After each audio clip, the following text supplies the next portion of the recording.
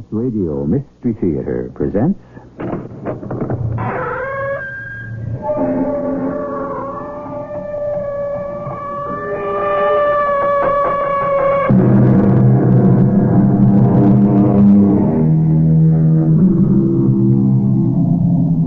Come in. Welcome. I'm E.G. Marshall.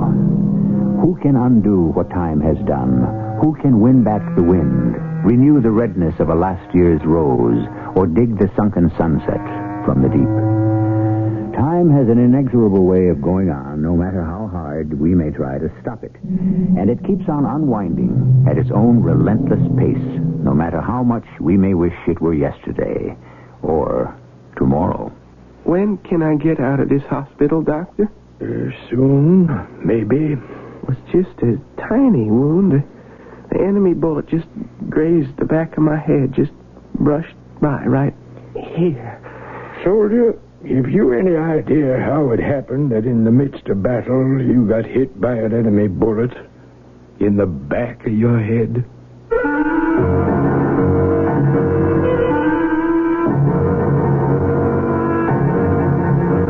Our mystery drama, A Long Way From Home, is based on a classic short story of Ambrose Bierce. It was especially adapted for the Mystery Theater by Arnold Moss and stars Russell Horton. It is sponsored in part by Contact, the 12-hour cold capsule, and True Value hardware stores. I'll be back shortly with Act One.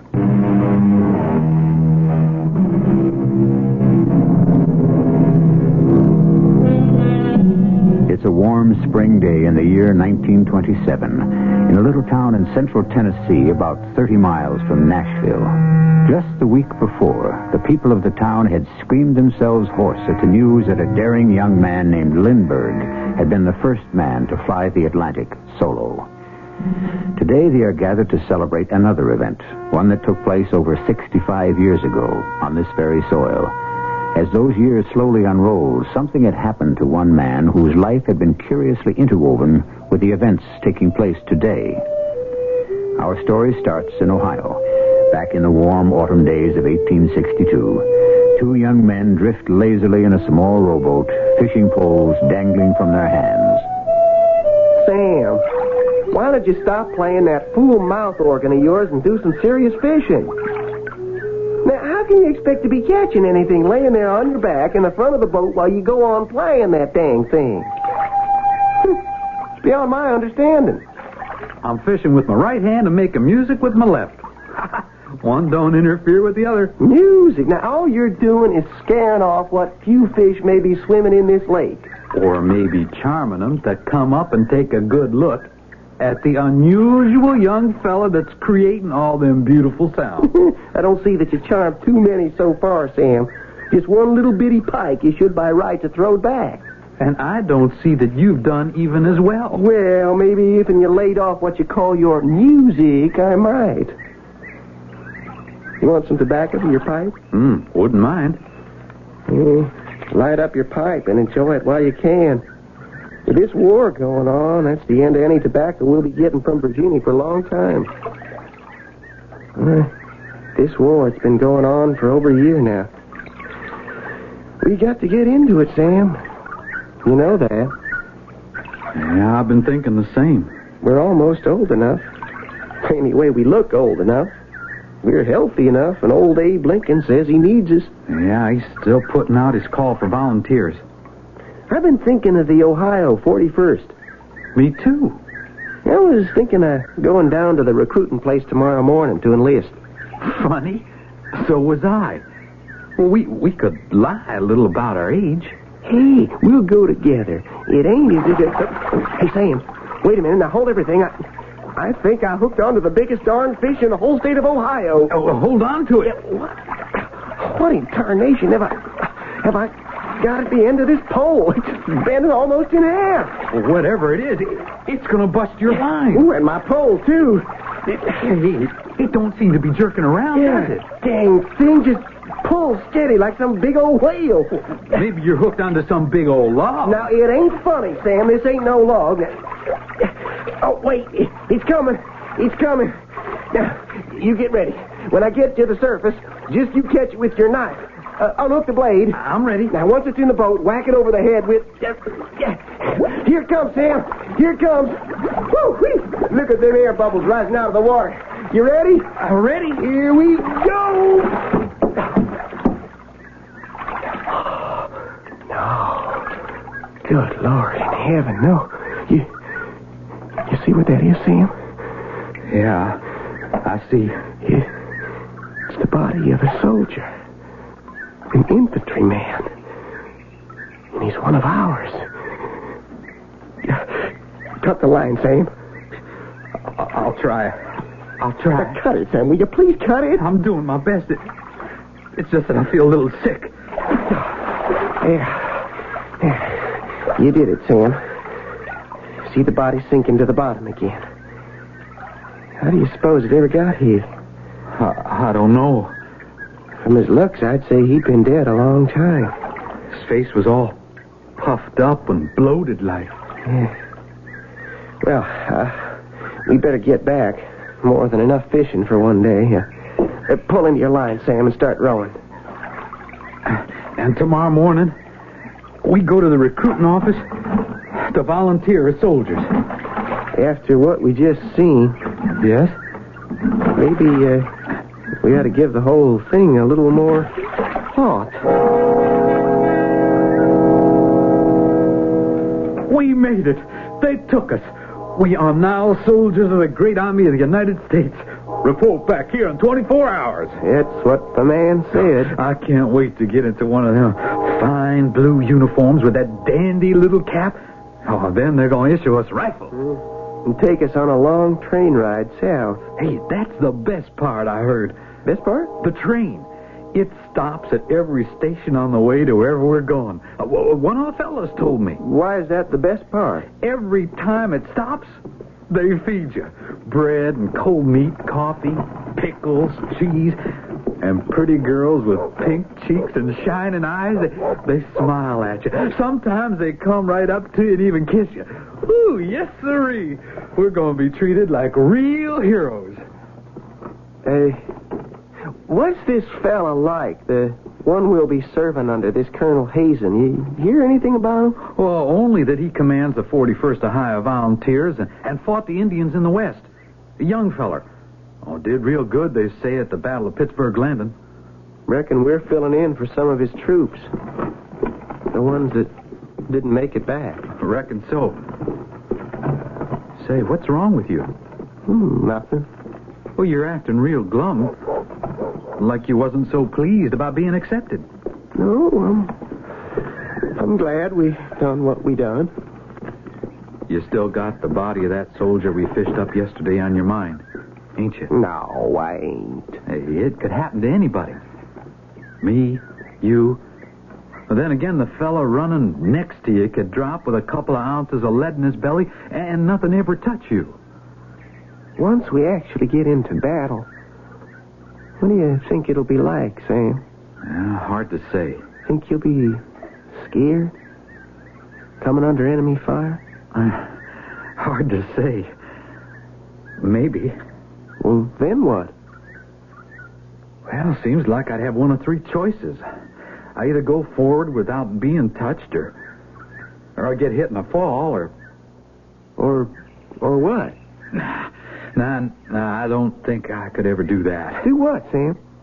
Turn around and run in the wrong direction. No, I just couldn't do that. How do you know you couldn't, Sam? How can you be sure?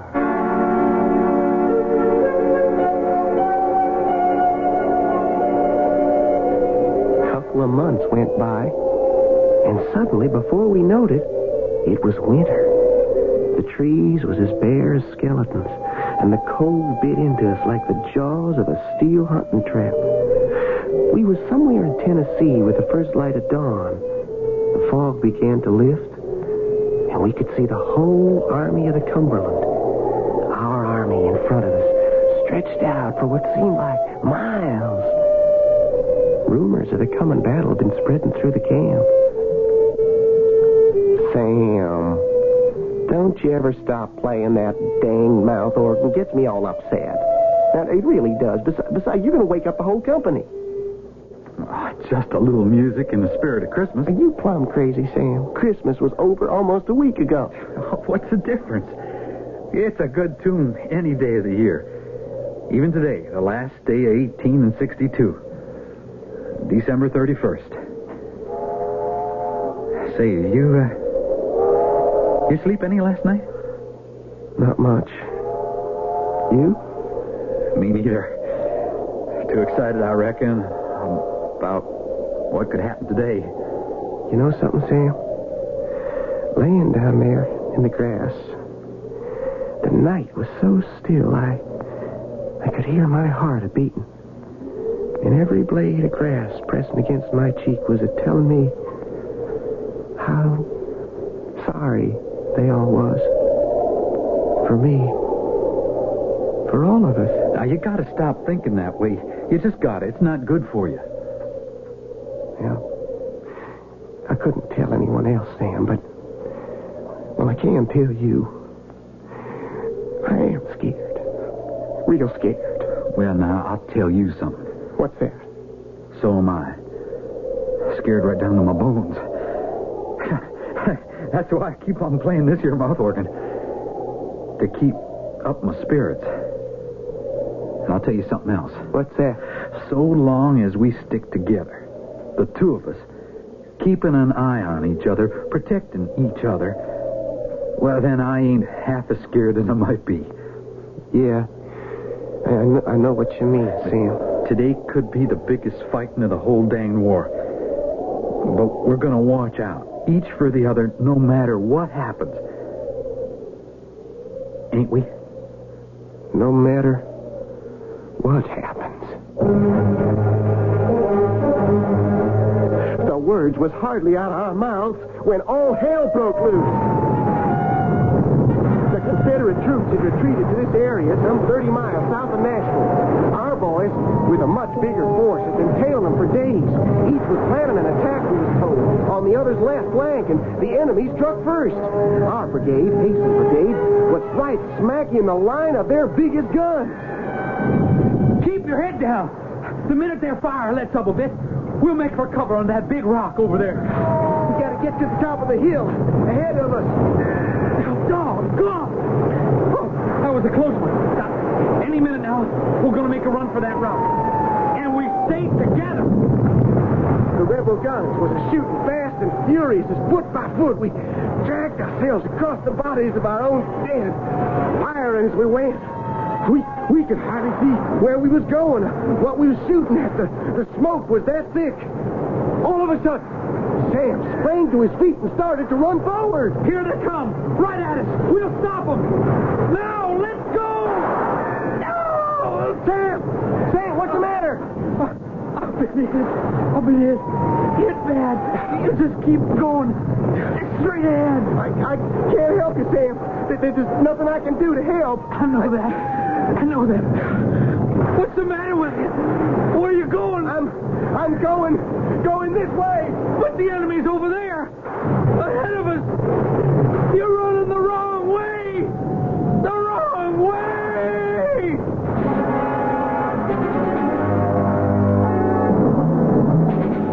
As his fatally wounded companion sinks helplessly to the ground, the young man ignores him, runs in a blistering sweat faster and faster back to his own lines. His eyeballs cracked like two hot stones.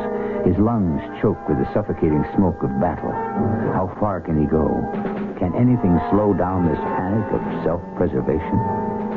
I'll be back shortly with Act 2. Have you ever stopped to think of the meaning of the word courage?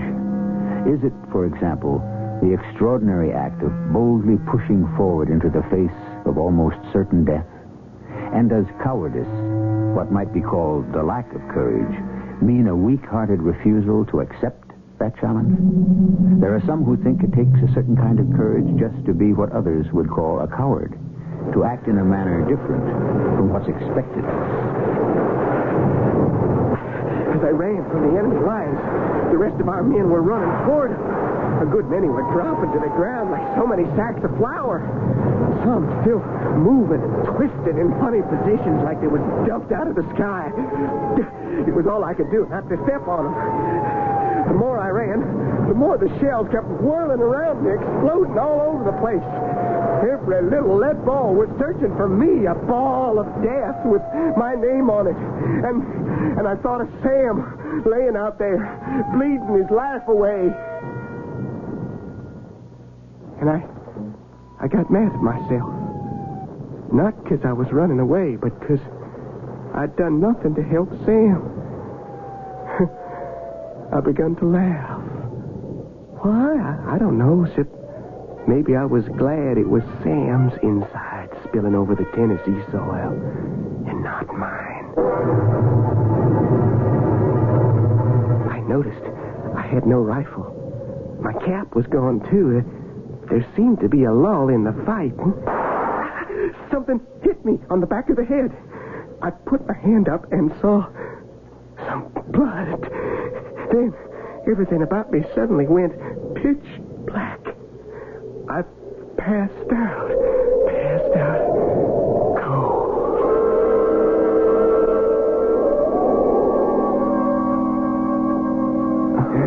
Hold still, young fella. Unless you want to lose an ear. Yeah. There we are. Who are you? What's going on here? The wound's beginning to close. The opening is healing very nicely. Well, where am I? Who are you? Major Armistead, surgeon, U.S. Army, in charge of this section. What section? Of this base hospital. Army hospital? Yeah, you're a very lucky young man. If that bullet had hit half an inch to the left or to the right, you wouldn't be here. What bullet, Major? The one that you got in the head during the fighting. But, we're taking good care of you. You're going to be all right. It was just a little wound, wasn't it, Major? I didn't feel no pain, just a little buzzing noise. Now, you get some rest, son. But I gotta get back as soon as I can. Of course, I understand. I gotta get back to my company.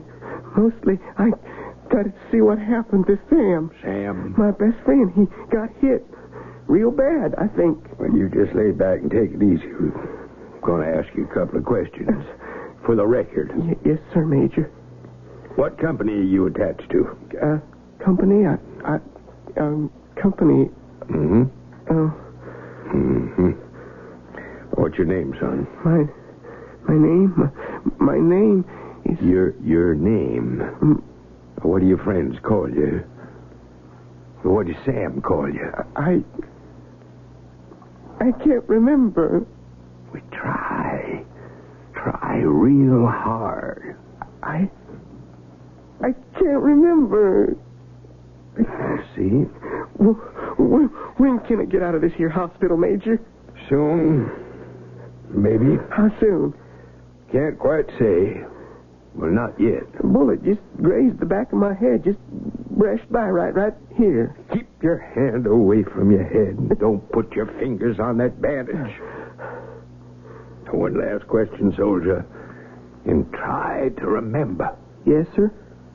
Have you any idea how it happened you got hit by an enemy bullet in the back of your head?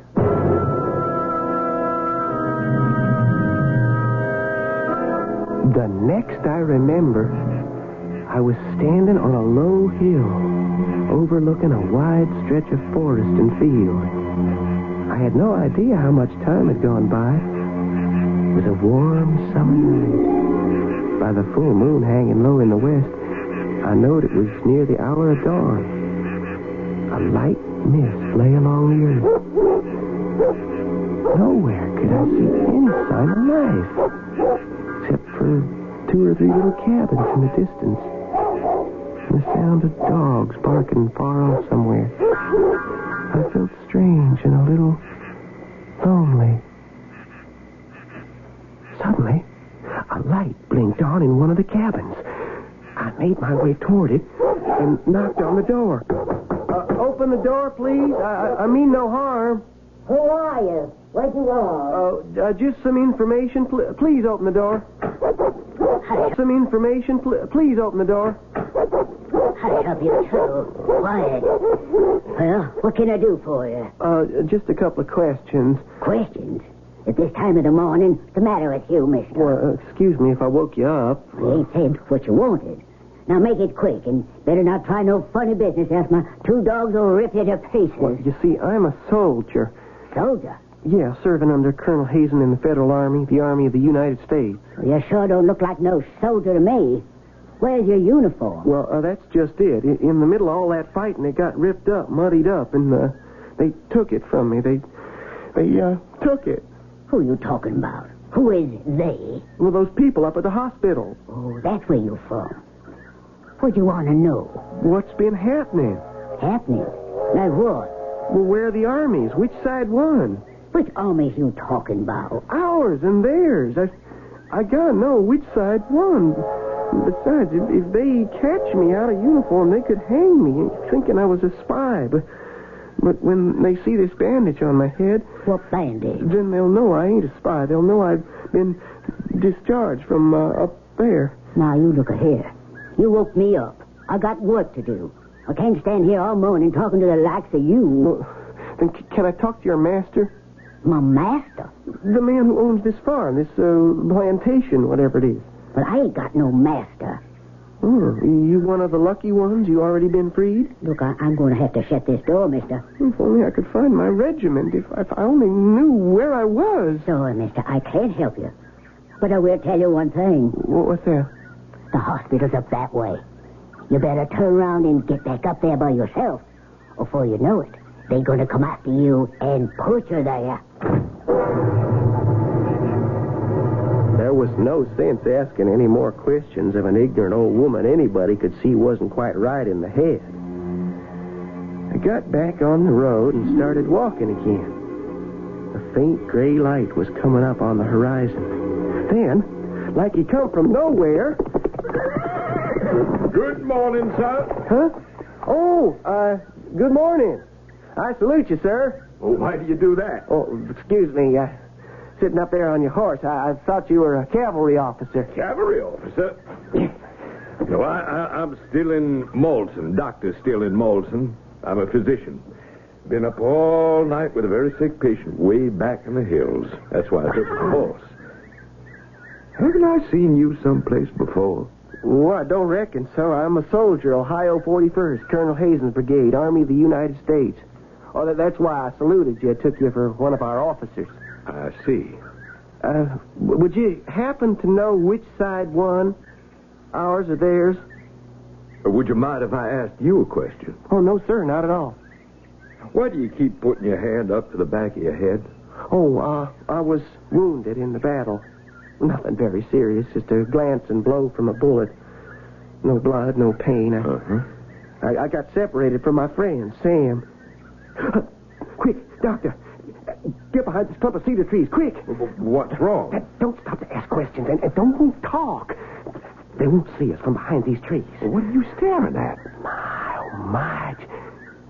Just look at them. Why, there must be hundreds and hundreds of them.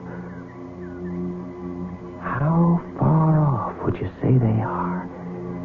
50 yards from where we're standing? 100? Just look at them horsemen coming along, riding in formation toward the north. And behind them, all them foot soldiers marching slowly in column, their rifles aslant on their shoulders, gleaming in the morning sun. And look there, following them. The cannoneers, sitting stiffly with folded arms, sitting straight up on the seats of the two-wheeled caissons that are pulling the cannon. And do you notice something very peculiar? We don't hear a thing. There isn't the slightest sound of a voice, of a horse's hoof, of a wagon's wheel, nothing. There they are, all moving in absolute dead silence. Why is that? Talk to me, Doctor. Say something. Well, what do you want me to say? Oh, Thank the Lord I hear you. I hear you and I hear my own voice. For a minute there, I thought I'd gone deaf. You know, Doctor, if them men are what I take them to be, we've lost the battle, and that's the Confederate Army moving north on to Nashville. To Nashville? Only I can't figure out why they don't make any noise. The whole danged army, men, horses, artillery, moving along, and not a single sound. Well, you know, some people think there could be an explanation for that. Well, there could? Uh-huh. Something called acoustic shadows. What's that? Well, now, if we were both standing on one side of that big oak tree over there and I was talking to you, Mm-hmm. and as I kept on talking, I circled the tree, there would be a moment or two when I would be on the opposite side of that tree where you wouldn't hear me. At least not hear me as well. The tree would be causing what they call an acoustic shadow, like a blind spot for the ear. It may be you don't hear the sound of those troops because we're standing in the path of just such a shadow. You don't hear them either, do you? No, I do not. Look, they're just about passing out of sight. Yeah, that's the end of them. I think it's all right now to come out from behind these trees, don't you? Yeah, I better get out of here real fast. They might discover me, take me prisoner. Oh, I wouldn't worry about that. Oh, why not? There could be others. No, just put it out of your mind. May I ask, if you'll allow me, a personal question? Just how old do you think you are? Well, 19, going on 20. Why? What's that got to do with anything? Well, I just thought I'd ask. I shouldn't have guessed that was your age. Well, let me take you back to the hospital. They'll be getting worried about you. Not till I know more about them troops we seen moving to the north. Now, what was the color of the uniforms? I couldn't make it out. Did you notice? Here, let me help you onto my horse, and I'll walk along beside you. Now, look. Was they wearing blue or was they wearing gray? Tell me. You gotta tell me. First, you got to take your hands off of me. Yeah, that's better. Was they wearing blue or gray? You're going to have to face the truth. They were wearing neither blue nor gray. Well, what are you saying? Nor any other color. There were no troops. Not one single solitary soldier.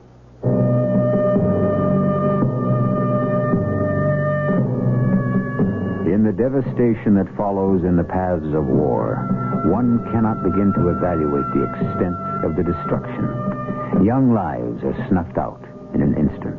Families are destroyed, and often minds, too delicate, perhaps too unready to withstand the shocks of war, collapse and are shattered as completely as any body can be broken, which may well be the case with our young friend.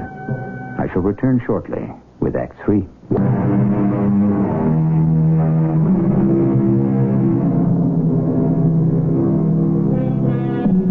In the year 1862, a young man and his friend enlist as volunteers on the side of the North in our country's most devastating Civil War.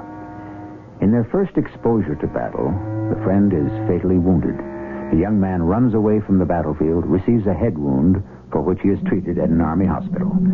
Sometime later, he finds himself wandering about the Tennessee countryside, trying to discover the whereabouts of his regiment. He meets a physician from whom he is trying to get this information.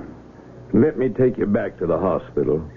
It's less than a mile from here. Well, why should I go back to the hospital? The head wound I got is all fixed.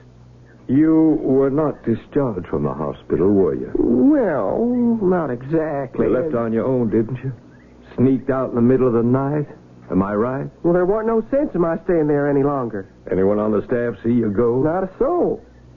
You walked out of the hospital before, haven't you? You won't tell nobody? Oh, trust me. I'm only trying to help. Well, once before. I walked out once before, and if they send me back, I'll do it again. Yeah, but why? I'm sure they treat you very well up there. Because I got to rejoin my regiment. Can't you get that through your head? I've done something bad, and I got to get back. Most of all, I got to find Sam. Let me take you back to the hospital. Here, You get up on my horse. Get your hands off me. Now, don't you dare touch me. Come with me. We'll take good care of you. I got a good idea how you be taking care of me. You just better take care of yourself. Please. I don't even believe you're a doctor. No, I ain't going back to no hospital, and you, sir, for all I care, you can go straight to hell. I left him standing there, and I went on anxiously down the road. It was still early, but I begun to feel the rising heat of the coming day. Kept looking about me on all sides for some sign of my company, any sign of Colonel Hazen's brigade. In some curious way, the surroundings seemed familiar, but there was a funny kind of fuzziness over everything. Something else was odd. On every side of me was fields planted real neat and careful. Not a single sign of the battle, not the slightest mark of war. Coming up right behind me was a little buggy with a bright red fringe around the top of it, drawn by a chestnut mare stepping along real proud. Oh, a very pretty young lady, 19, 20. She was at the reins. Morning. Which way you headed? Can I give you a lift? I was going that way. Oh, toward town. I guess just about everybody's going to town today. Jump up here beside me. I'll give you a ride. Oh, I appreciate your kindness, ma'am. Here, let me give you a hand. No, I don't need no help, ma'am. Thank you just the same. Where are you from? Ohio. Ohio? You're a long way from home, aren't you? Reckon so. That's a real pretty dress you're wearing, miss. And a very becoming bonnet. Oh, you like it? Thank you. You don't think I'm being forward for saying so? Oh, not at all. I'm very pleased. My grandmother would be just as pleased to hear you say so. Your grandmother? Mm-hmm. You don't say. This is her dress. Been in the attic for years. She let me wear it only because today is so special. Same with the buggy. Been in the family forever. My name's Mary Jo Campbell. Pleased to meet you. What's yours?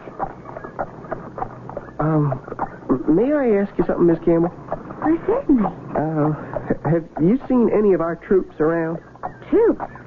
Oh, you mean for the celebration? No, I mean soldiers, Union soldiers, Federal Army. Union soldiers? Well, you can tell me if you have. I'm doing my best to find them so I can rejoin them. Oh, you're from back there, aren't you? Back where? The hospital?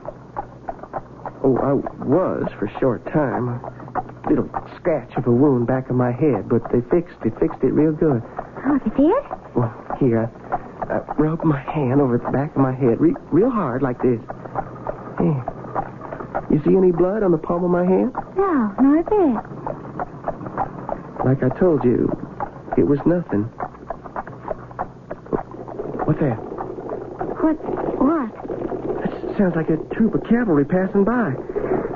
And that's the infantry. And the gun carriers of the artillery. And they are going north, headed for Nashville. That's the same army I saw back there. The silent ones, the ones I couldn't hear, only now I hear them, but I can't see them. Where are they? You see them, miss? No, I do not. But you did hear them, same as I did. Well, yes. Yes, of course I heard them. Oh, I'd give anything to know for sure whether they were our boys or theirs. Hear that? Well, I'm not sure. Listen. You know who that is playing? Sam! Sam, is that you? Where are you, Sam? Fishing with my right hand, making music with my left. Where are you, Sam? Toss me some of that Virginia tobacco, will you? I just hooked into the biggest darn fish in the whole state of Ohio. Hold on to it. Doing the best I know how. But you didn't. You didn't. I didn't what? You didn't do the best you knowed how. We promised we'd stick by each other. And you ran away. I didn't mean to, Sam. I didn't mean to. But you did. You left me there. and dozens of others on the battlefield to die. You saved your own skin by running away. I was scared, Sam. Scared to death. We was all scared. I'm sorry, Sam. Real sorry. You gotta believe me. Sorry? Sorry? I can't hear what you're saying. I'm telling you, Sam. I'm telling you, I'm sorry. I'm sorry. Take it easy. Everything's going to be all right. Oh, that's you, miss. I'm still right beside you. Oh, I reckon I must have been shot, and I thought I was seeing an old friend of mine. Maybe it was only in my head. I hope you'll excuse me. Of course. I never do like passing through this part of the road, even in broad daylight. Oh, well, why's that? Well, I always get the creep. A funny kind of cold chill every time I go by that old military cemetery. Over there on the right. Cemetery? Oh, sure. Getting kind of warm, isn't it? Well, that's to be expected. Tennessee this time of the year. In December? January? It's May. The end of May. May? Yes. January, February, March, April. That would mean I was up in that hospital for 5 months. 5 months? What's that, miss? That's not in my head, is it? No, that's the Army Band. All the way down from Washington, D.C.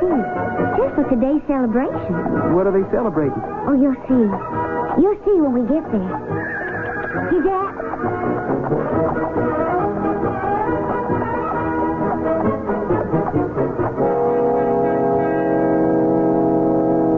It is fitting and appropriate that today, of all days, we pause to pay tribute to the valiant men who gave their lives in the courageous defense of their country. Who is that man up there on the platform talking? That's the United States Senator. We can all be pleased, I know I am, that you good citizens have had the imagination to come here in the dress, in the costumes, with the horses and buggies of so many of our grandmothers and grandfathers. It adds the color of a joyous celebration to the solemnity of the day. What's he talking about? Costumes? Listen. But this is, after all, a day of dedication, a commemoration of the more than 20,000 soldiers of both sides, North and South, who gave the ultimate sacrifice, who spilled their life's blood here on these very sacred grounds. And so, in solemn memory of the gallant men who served on those 3 bloody days, December 31st, 1862, to January 2nd, 1863. I was there. I was one of them soldiers. He's talking. You must be quiet. By order of the Congress of the United States, I hereby dedicate these 345 acres as a national battlefield and a national cemetery.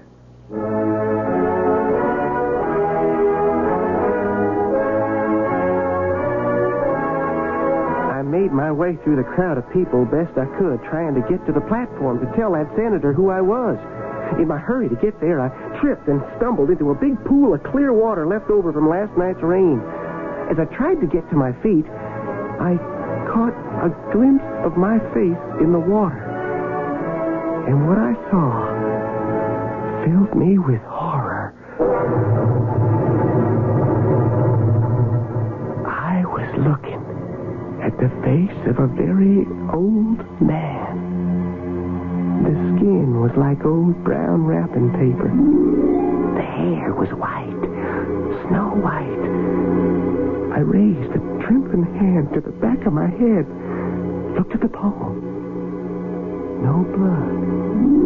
How strange, I thought, that a little bullet that just grazed the skin and a couple of days in the hospital could do this awful thing to me. Or could it be that I was in that hospital longer than I figured? Longer. Much longer. feel so sorry for him, Doctor. All the other Civil War veterans are gone, so far as we know. For him, Doctor. All the other Civil War veterans are gone, so far as we know. He was the last of them. Do they have any idea at the hospital how old he was? Well, this is 1927. The battle was on New Year's Day, 1863. That's over 64 years ago. If he was, say, 20 at the time of the battle, that would have made him about 84, 85. Do the hospital records show the nature of his battle wound? Well, we dug up the old records from the first hospital. He was admitted New Year's Day, 1863. A bullet had gone into a delicate part of his brain, too dangerous to remove. And so he lived all those years, 65 of them, all at the hospital, with a Confederate bullet sitting right there in his brain. By the way, Doctor, who was he? What was his name? We'll never know. No record of any name. Whoever he was, he either couldn't or wouldn't tell.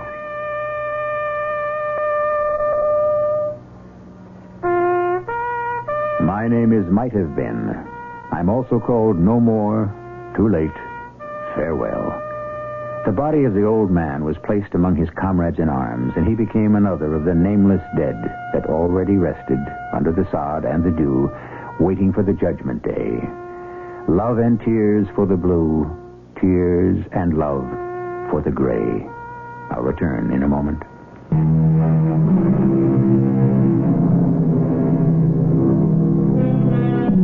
Today, in a little Tennessee town, the Stones River National Battlefield and Cemetery stands as a proud memorial to the more than 20,000 soldiers of both North and South who fell there on December 31st, 1862. The valiant soldiers of William B. Hazen's brigade are especially honored by a monument that was erected there in 1863 by the survivors of that brigade. And sleeping there peacefully among the over 2,500 unidentified dead may well be someone like the old man of the story you've been listening to. Who knows? Our cast included Russell Horton, Lloyd Batista, Evie Juster, and Arnold Moss. The entire production was under the direction of Hyman Brown. This is E.G. Marshall inviting you to return to our Mystery Theater for another adventure in the macabre. Until next time, pleasant dreams.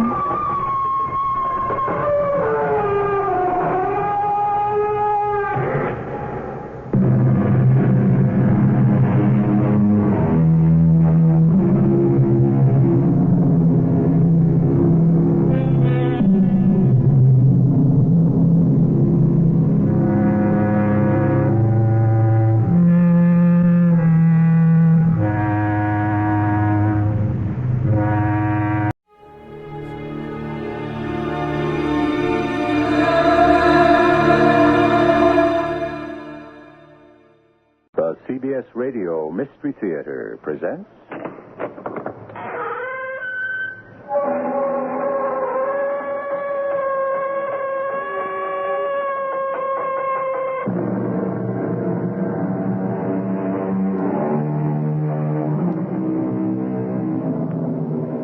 Come in.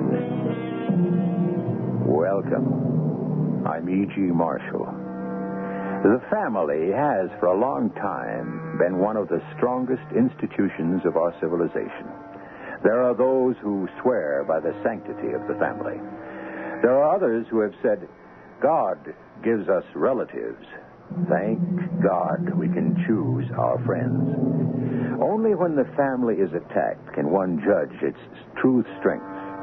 Either it falls apart and disintegrates, or it holds firm. Our story deals with such a test. Do you know anything about life after death, Ellie? You know, like reincarnation, how the dead sometimes come back to still another life? I don't believe in any of that nonsense. Please get to the point. Well, here, let me take off these dark glasses. Now, the eyes may look a little strange, but look into them. Tell me what you see. Oh, no.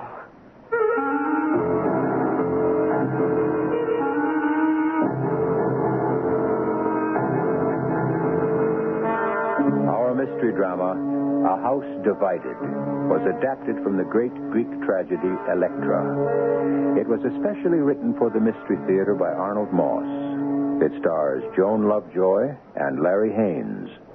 It is sponsored in part by Buick Motor Division. I'll be back shortly with Act One.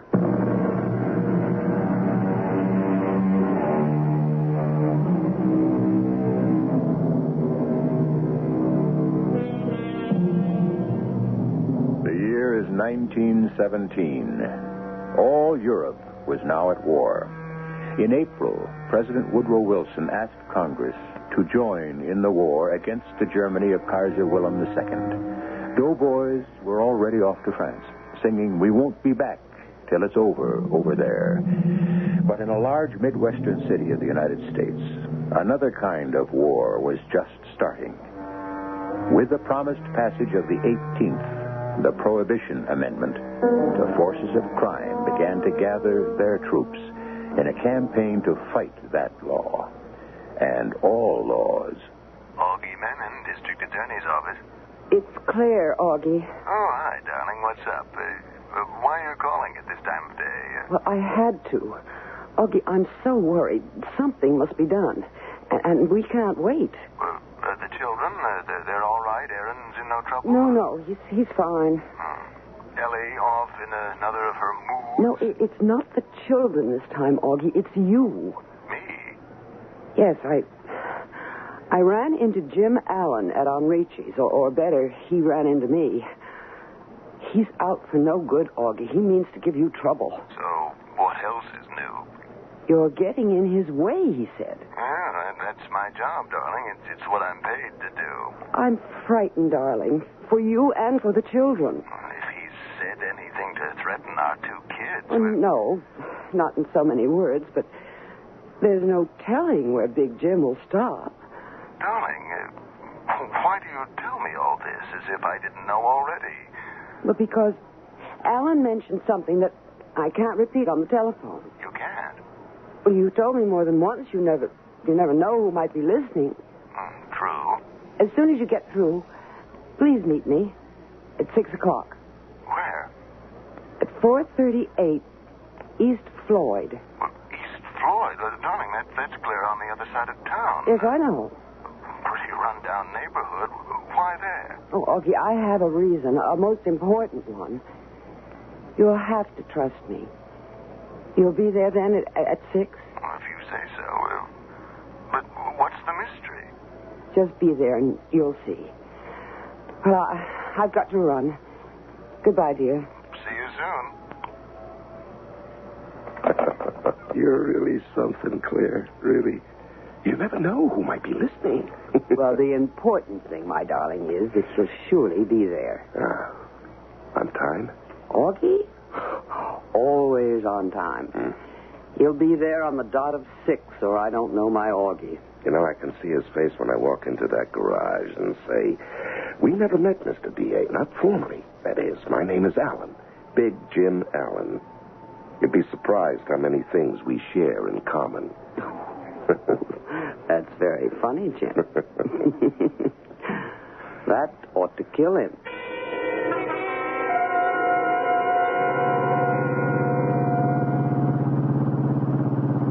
Slow down, Corey. It's that one over there, number 438. 438 East Floyd. Hey, what do you know? The old Hastings garage. Remember the time, boys? Yeah, I remember, Corey. Hey, look at all them broken windows. Not one person on the street, eh? Shame what's happened to the neighborhood. You know, there was a time Just keep the motor running. You bet, boss.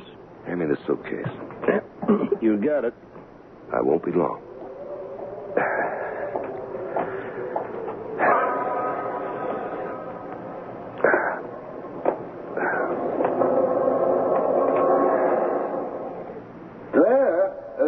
Claire, dear, is that you? Whatever made you choose... You're very punctual, Mr. Menon.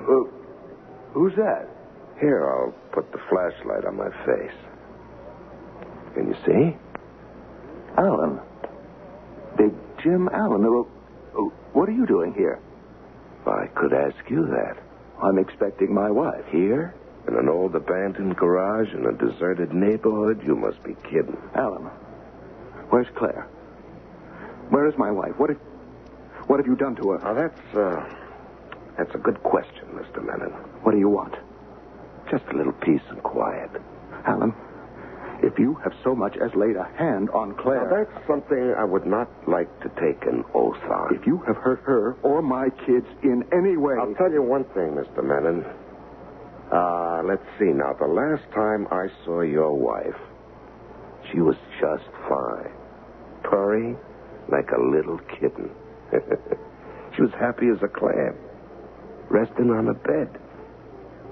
A bed at my address. You filthy liar. Take it easy, Menon. You'll last longer. Yes, she's been coming to my place for months. I don't believe you. Oh, no? Why don't you have the guts to face it? Claire is a beautiful woman. She deserves the best. And she doesn't think you're it. If indeed she ever thought so. You see, you're too busy being a DA to give her the attention she needs. So, she's hitched her wagon to a different star. You? Me. Just one more thing, Mr. DA. I've warned you time and again to keep your big nose out of my affairs. You wouldn't listen. But with this last one, the biggest liquor deal I ever pulled, you've gone a little bit too far. Alan, I haven't even My way of thanking you for Claire, you see, I'm not ungrateful, is to give you one last chance to get out of this town tonight. I get on a train or a boat, I don't care where you go. I just never want to see your face or hear of you again. And Claire? Well, Claire's a big girl. She makes up her own mind. As a matter of fact, she already has. Well, my children. Aaron, Ellie. Well, Ellie's 18, Aaron's nearly 20. They'll get along. Alan, you're crazier than I thought. My office has a file this thick on you with evidence, with proof. You are going to get your ears pinned back so far. You're wrong again, Menon. No one is ever going to touch me, ever.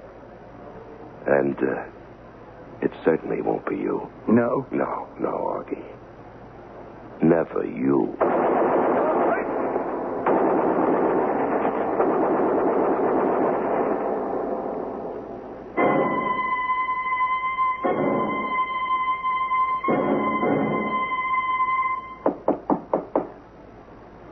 Ellie, open up. It's me, Aaron. Come on in. Door's open. Are you, all right, Ellie?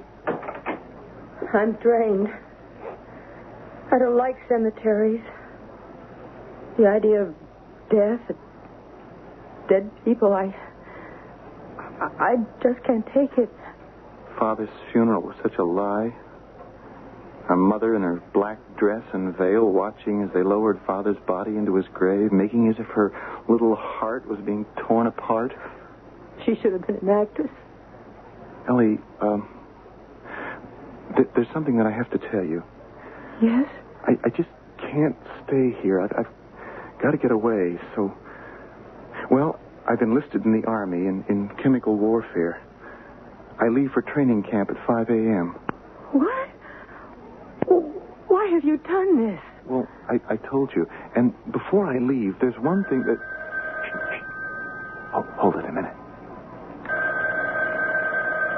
Open them up. Hello? Oh, your big girl is fine and dandy. Karen. She's picked up the phone on the upstairs landing. I want to hear this. I have no idea, Jim. What's on your mind? She's talking to her boyfriend. Big Jim The Allen. Hot Chocolate Club? What's that? Oh, a new one. Best speakeasy in town? Well, I'd love to go. 8 o'clock is fine. I'm sure that Ellie and Aaron will be gone by then. Right. Bye, dear.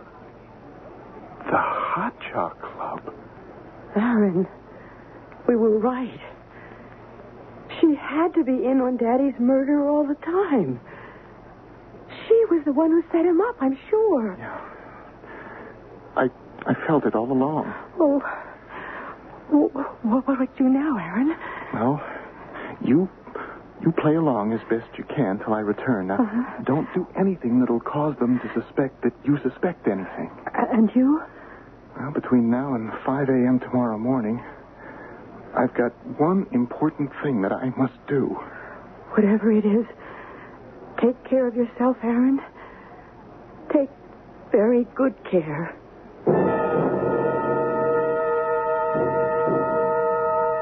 Corey, have you got the third stud for this dress shirt? There's one missing. I had it in my hand more than a minute ago. Hey, here you are, boss. Oh, fine. Hey, that reminds me of the time.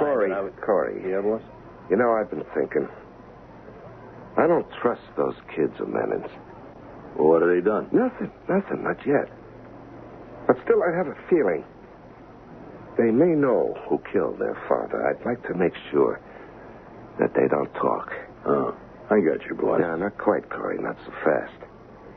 Now, first, I want that girl watched and guarded 24 hours a day. Ellie is not to leave their house unless you have a tail on her. No phone calls in or out without a tap. No shopping, no dating, nothing. Unless one of our boys is close behind. Yeah, she worries me. Yeah, I understand.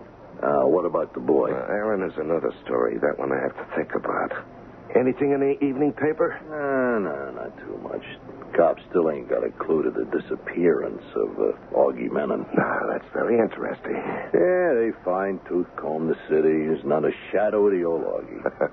It's amazing, isn't it, huh? Yeah. Lake Michigan gets very deep in parts. Cement goes down real quick. Oh, my coat, please. There we are. Now, I think I'm ready for an unforgettable night on the town with the most beautiful widow in the whole Midwest.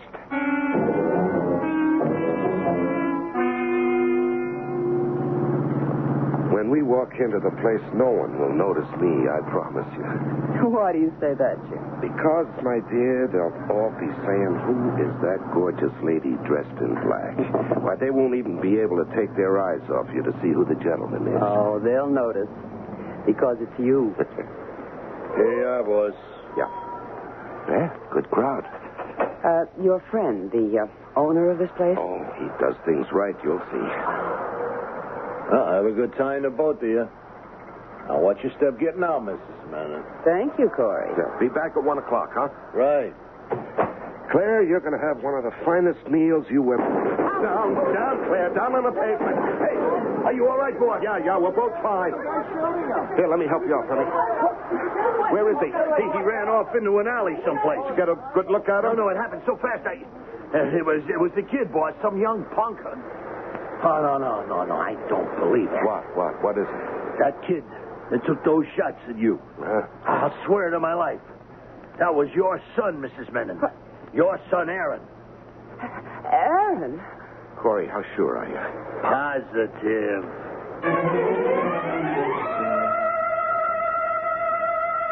The scriptures offer us two contradictory pieces of advice. One says, whosoever shall smite thee on thy right cheek, turn to him the other also. But in addition, we are told that we should exact an eye for an eye and a tooth for a tooth. It's obvious that neither Jim Allen nor Aaron Menon are prepared to turn any cheeks. That they both agree with the admonition in Genesis that says, whoso sheddeth man's blood, by man shall his blood be shed. I'll be back shortly with Act 2.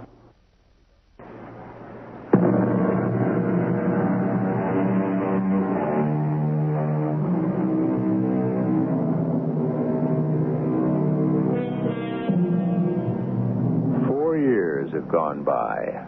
The doughboys who had gone overseas to make the world safe for democracy had come back to find that in their absence, Congress had amended the Constitution so as to make the manufacture and sale of alcoholic beverages illegal.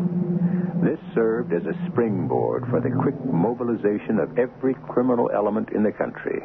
Among them, men like Big Jim Allen. It's the early 1920s now, and the Jim Allens are riding very high. Enjoying yourself, Claire? Oh, the most, Jim. Good. And I love your new friends. You know, I often think they're friends only because I serve and sell the finest booze in town. When my little fleet of motorboats scoot across the lake from Canada... You're a rum runner? They bring in only the best.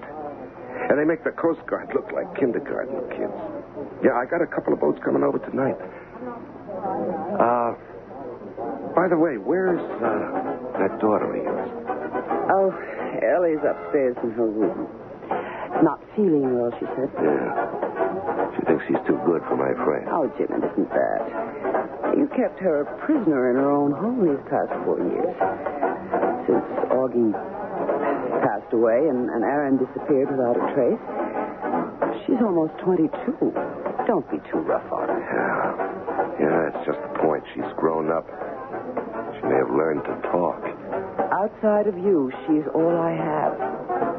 Go a little easy on her, will you? As to that other kid of yours, Aaron. wherever he disappeared to that night 4 years ago, it saved his life. You know, if he'd stayed here in town, it wouldn't have been for long, even though he is your son. I know that, Jim. And if he's ever stupid enough to show his face in this city, well, hey, come on, let's see how I take to this new dance. What is it called again? The Charleston, dear, the Charleston.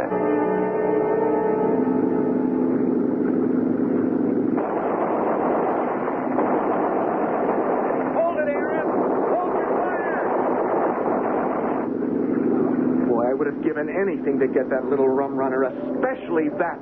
Aaron, the Coast Guard can't win them all. Tonight the fog's as thick as soup. We can't even see what we're shooting at. It isn't any easier when they run without light. Yeah, I know, Pete. And that's what these rum runners count on to bring their booze across the lake. You know that. What was so special about this one we missed? That was one of Big Jim Allen's fleet. So? You win a few, you lose a few. You know, like you in the Army. Woo-hoo. You were lucky. Yeah, I guess. How many operations did they tell me? 5. 3 years of them, huh? Hey, why don't we go below for a cup of coffee? I'm freezing. Hey, good idea. I shouldn't have brought that up. Sorry. No, I don't mind. At least not anymore. When that big tank of poison gas exploded in my face back there in those French minefields, Pete, I was so close to death, they just about gave me up. My hands, my face, burned almost to the bone. I nearly lost my eyes as well. See, that's why I wear these dark glasses.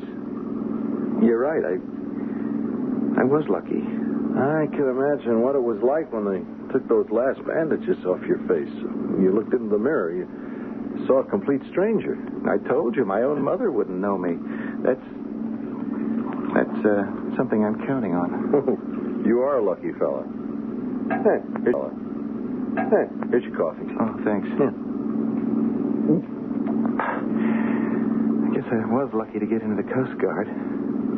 You see, Pete, there are certain people around here who think that the Aaron Menon that they once knew is dead. Disappeared into the war someplace. They haven't heard from him in 4 years, so he must be dead.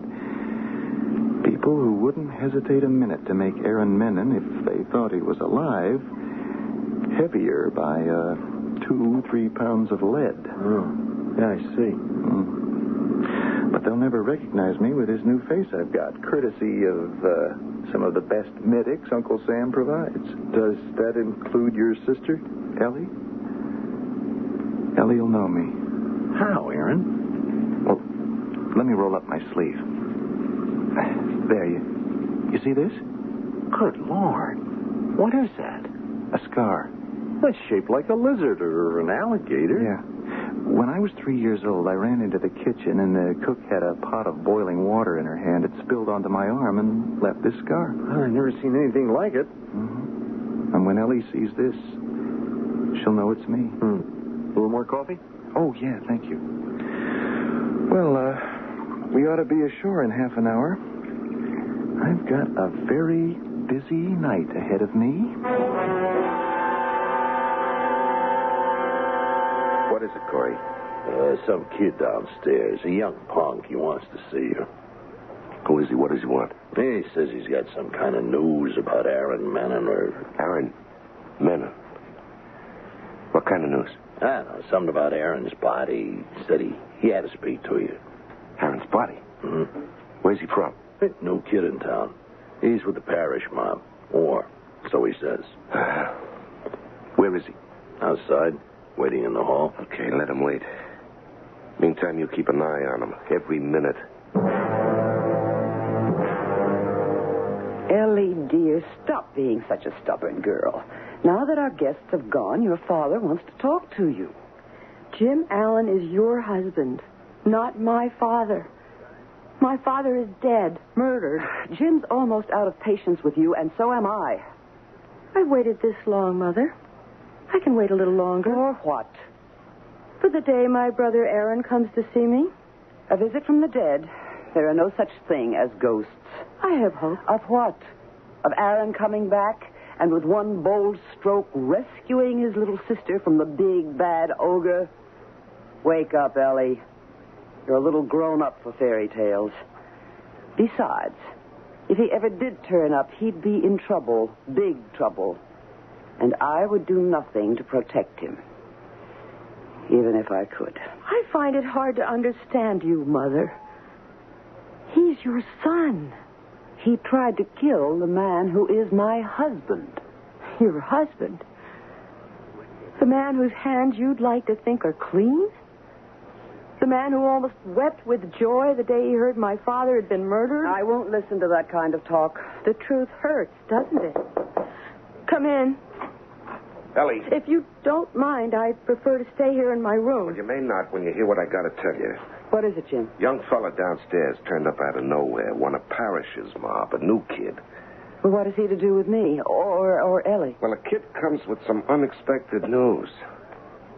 Aaron, he says, is dead. He says he was killed. That's news? Not the way you think. Not in the war, but here, right here in town. I don't believe it. Yeah, this morning. The kid was in on it, he says. Well, where is the body? Yeah, exactly what I asked. Well, they've got it stashed away someplace. The viewing price is $5,000, worth every cent of it, to know that Aaron is really out of my hair forever. Even if it's true, that still leaves one of us, Mr. Allen. Yeah, how well I know. Meantime, we'll make a little date with the young man downstairs, Buddy Cummings. A date to witness the remains of your late but unlamented brother, Aaron. Claire? Yes, Jim. Come on downstairs. Oh, Ellie, I think you might find it interesting to talk with this young fella, too. So won't you join us? This once? I think I will. Mr. Allen, we've got the body. Identification unmistakable. Mm-hmm. How can you be sure? Well, you know about the scar on his right forearm? Yeah, I do. Well, then, you won't be disappointed. Jim, if you don't need me... No, I think we've done all we have to. You coming, Ellie? If you don't mind, I'd like to stay and talk a little more with Mr. Cummings here. Be my guest, as always. Mr. Cummings? Yes? Just who are you? Where do you come from? Does that make any difference? What do you know about my brother Aaron? Where's his body? The living are not usually buried.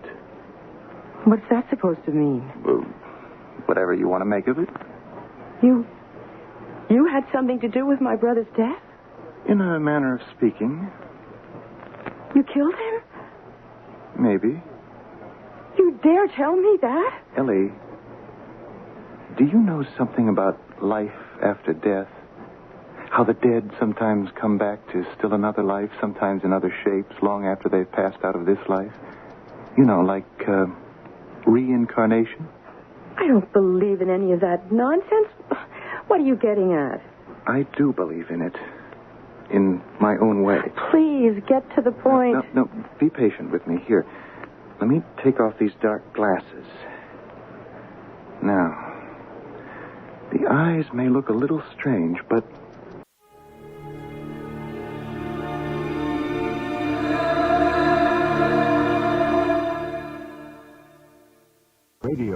Mystery Theater presents...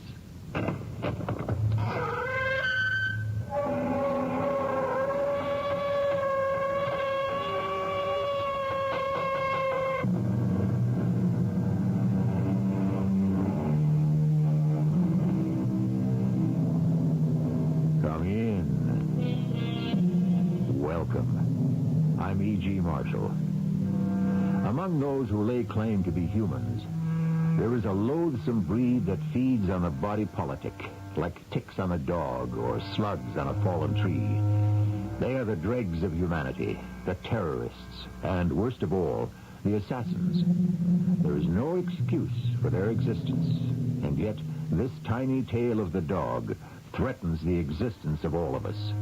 And in our tortured world, their number multiplies. If you hurt my wife in any way, I swear I'll get it. You two, lady. I warned you. Both of you. Turn around again, Four Eyes. My glasses, you knocked them off. You won't be needing them. Turn around. Please, Jerry, do what he says.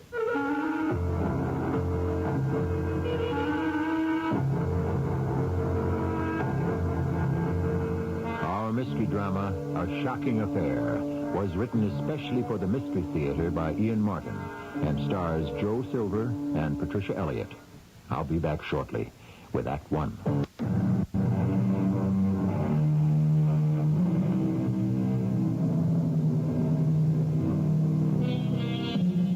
Few of us in our protected world have ever come face to face with the subculture of violence that rocks it more and more violently day by day.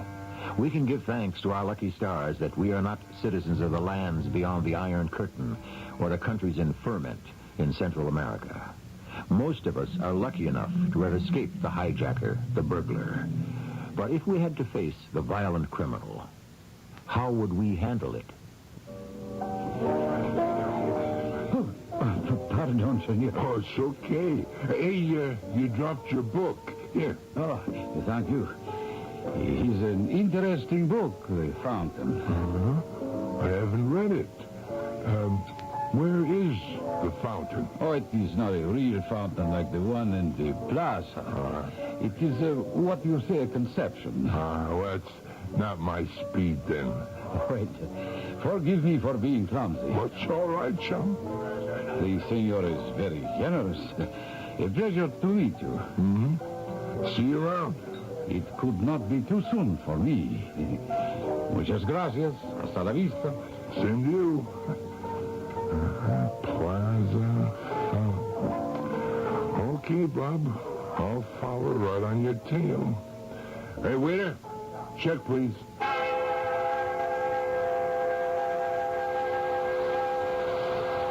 Don't look around, senor. I know you're there.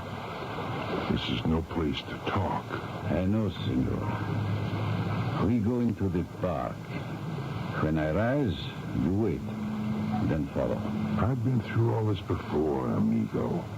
You are sure you were not trailed? Well, I wasn't born yesterday.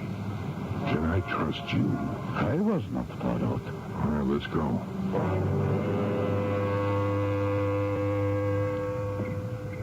We can talk here on the bench. Okay, I'll buy it. It's open enough and deserted. You bring the money? Here in this paper bag, the money. $25,000? See. Unmarked bills, broken serial numbers? This money has been well laundered. You'd better be. Well, you can be sure. You have not asked me about the down payment. I checked my bank in Geneva. They have your deposit. If they didn't, I wouldn't be here. Of course. Now, the second 100,000 better be there as fast, once I deliver. The second 100,000 will be paid, and promptly. Once you deliver. You can count on that. Now, who do I take out? General Ferdinando Albeniz. Yeah? Who's he? He is the leader of the insurgents of El Portabel. That little Central American banana republic? You insult my country. All right. How am I going to recognize this joker I'm going to waste? I have pictures of him, blow-ups. You can study them. Here. Okay. Now, when does he get here? Tomorrow night. Where does he land? We don't know what airport. Security will be very tight. Where's he headed? To a house on 5th Avenue. You know his route there? No. Then what? There will be 2 days of conferences at the house. Then he returns to El Portobello. Under the same heavy security, huh? No advance plan. That is right. So we have to take him at the 5th Avenue house? I would think. Now, you just let me do the thinking, huh? We got anybody inside that house? Only me, senor. Yeah? What's your function there? I am a footman, a sort of valet to the general. My uncle, the man who owns the house, has made for me a job to make a living. Yeah. But he is a small man next to me. He is a traitor, and I am not. Yeah, well... And General Ife is plotting with my uncle and other refugees like him to take over the country again by force of money and foreign arms. It is not to be permitted. Okay, amigo. Let's just cut the political junk, huh? For me, this is strictly a job. You pay me, give me your cooperation, I get it done. Okay? I need some things. Such as? The layout of that 5th Avenue mansion. In particular, the rooms where the general will be living. See, I can't get you that. Transportation? Well, can't you use cabs? No. New York cabbies have long memories. So, transportation will be provided. I can do that myself. Tomorrow is my day off. Good. I can phone you wherever you are. Negative. Nothing direct till I know my skirts are clean. Then how do I get in touch with you? Give me a number. I can't risk you calling me where I am. Okay. You call me, I'll give you a number. I want to hear from you by 8 tomorrow morning. What is the number? 555-8794.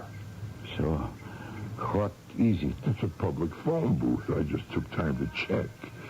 If I don't hear from you then, the deal is off. Just ask for Mill.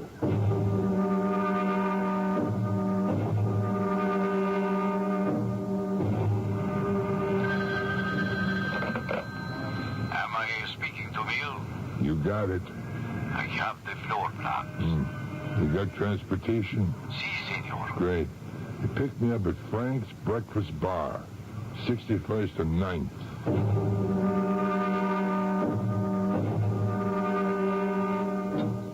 Well, they make pretty good eggs here, huh? You want to join me? No, the coffee is enough. Okay.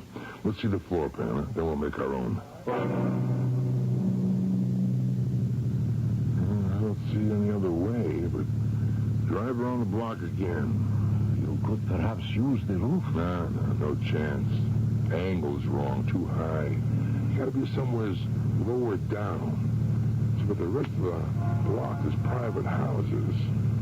I gotta be in the apartment building facing the back of the 5th Avenue mansion. Could you not use the park? Well, how am I gonna make a stake out there? I know the angle's bad. The shades are always drawn.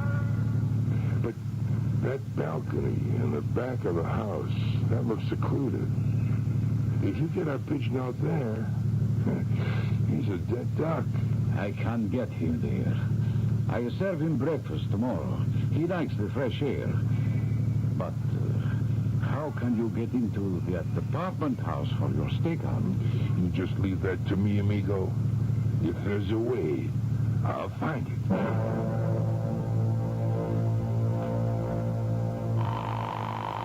Hello? Hey, don't tell me. First shot. Sam Shane? Who is this? An old buddy. Milfram? Not you again. That's the way it goes, Sam. You don't run out on your past. Now, what's a senior partner in a big law firm like yours doing answering the phone? I guess I'm going to be sorry I did. This is a private line. What do you want, Mill? I'll let you off easy this time, Sam. An apartment building, 4260 Madison. Any apartments vacant on the 6th, 7th, or 8th floors? How would I know? Oh, you got the connections. I expect you to let me know by 3 this afternoon. How long do you think you can keep squeezing me, Mill? The rest of your life, if you want one. Otherwise, I could turn you in for... Okay, you got me where you want me. Now, How do I get back to you? You don't. I'll call back at this number 3 o'clock sharp. You better be there. 4260 Madison. What are you doing, Judy? I'm just labeling all the baggage, Jerry. Why do we have to label them? Didn't the cruise people provide all that junk? Sure, all kinds of stickers about where we're going and the name of the ship and the cabin number. Just nothing about where we come from. Supposing our baggage got lost on the way home. Solid thinking.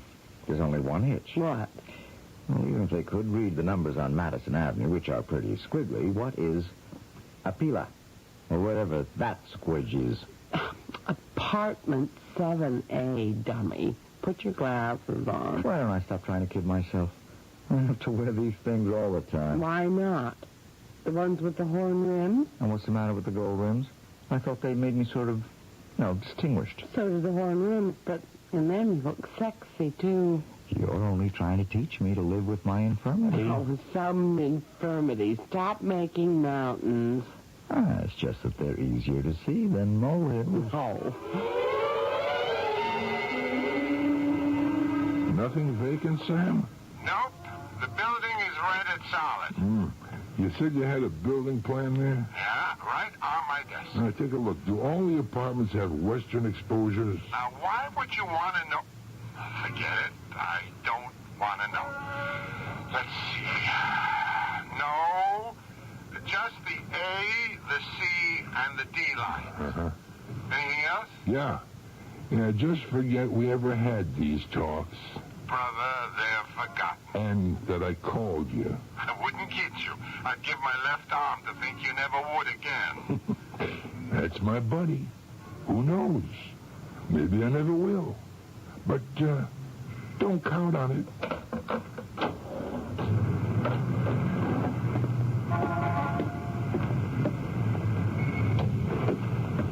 Well, senor? No dice. No empty apartments. Now what? Well, maybe your general has a charmed life. If I can't find a spot... Hey, wait a minute. What is it? Cool it. See there? There's a man and a woman coming out of the front door of that apartment building with a lot of baggage in him. See, the doorman's going down to the corner looking for a cab. Well, what do you know, senor amigo? Maybe we get a break. What are you going to do? I never told you I was an Eagle Scout. I'm going to try to do my good deed for the day. Oh, it's disgraceful, Jerry. The limousine should have been here half an hour ago. No, we're not going to wait for him. We can't miss the plane. I hope the doorman can get us a cab. Listen, I'm not taking any chances. You watch the baggage, and I'll try up at the other corner. Yes, but what if George gets one? Wait, pick me up there, or I'll be back. Miss? Yes? You look kind of lost. Can I help you with your baggage? Oh, thank you, but there's no way to help me. The limousine stood us up. Can I get you a cab? My husband's gone one way and the doorman the other to try to do that. I hope we don't miss the plane. Oh, you're taking a vacation? A cruise. Hey, sounds great. Where you going? But 2 weeks in the Caribbean and Central America. Oh, there's the limousine now. Jerry? Look, since you're walking in his direction, would you mind telling my husband we're all set to leave? He's the tall one with the trench coat and the glasses, right down the street. Sure. I'll be happy to tell him you're leaving. What were you talking to the lady about? Oh, just arranging for the use of her apartment as the perfect spot to knock off your general. You told her? I told her nothing. She told me everything. Start the car. There's a lot to do in case tomorrow is G-Day. What do we have to do? We have the perfect stakeout. Now, all we have to do is figure out how to get access to the apartment and how to take in the equipment I'll need.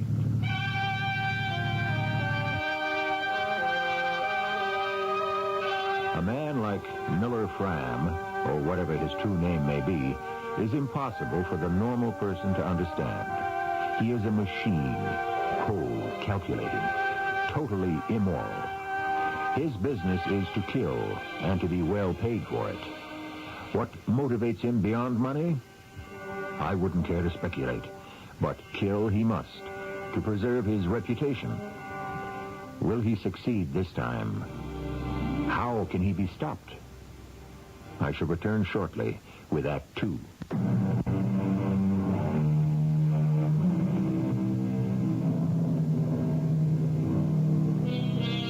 In the time since we left him, Miller Fram has made many purchases, squired by the nervous young man who has been appointed as his go-between. Now, in a motel room on the Post Road, just outside the limits of Greater New York, he is unhappily assisting in the preparations for an assassination he was sent to arrange, but had never expected to participate in. Well, how's a plaster of Paris? There is too much for one small ice bucket, senor. Sure. That's why I got several. Hey, what's your name? Jaime. Jaime? Okay, Jaime, come here. Si, senor. I want you to take this. What is it? That is the stock of the greatest sharpshooter gun in the world, the Mannlicher 756. The stock? Yeah, I stripped the rifle so I can smuggle it in, right? Right. Well, look, pick up that crutch. Si, senor. See, now, this is the barrel of the rifle, wrapped carefully in cheesecloth and oiled. It slips right into the leg of this crutch, see? Take off the rubber foot there. Good, good. Now we just slide it in there. Slide it in till it's rammed home and... hand me a rubber foot. See? See? Now it's secure. Now, you know what this is? It is a gun sight, I think. The finest telescopic lens made. You know where this goes? No, senor. Right inside the arm of the crutch. Neat? I see you have thought of everything. It's my business. Now, the tripod to steady the gun goes in the other crutch leg. The breech, firing mechanism, trigger, hammer, all inside the other armrest. Now, I'll show you why I'm wrapping this ace bandage around my leg. Here, give me that gun stock. Here, senor. Now, look, see, I'm binding it right to my leg with the bandage, okay? Now, when I'm finished, we're going to use that plaster of Paris to make a cast over my whole leg. But, senor, what is the reason for all this? Well, how can I get into a security apartment house unless I have an obvious reason? I'll be visiting one of the doctors in the building. But how do you know the apartment number? You think I helped that dame with her bangs because I'm a Boy Scout? I read it off the tags. Estupendo. But how do you get in? If there's a locked door I can't open, I still gotta find it. Okay, Jaime, let's make that leg cast.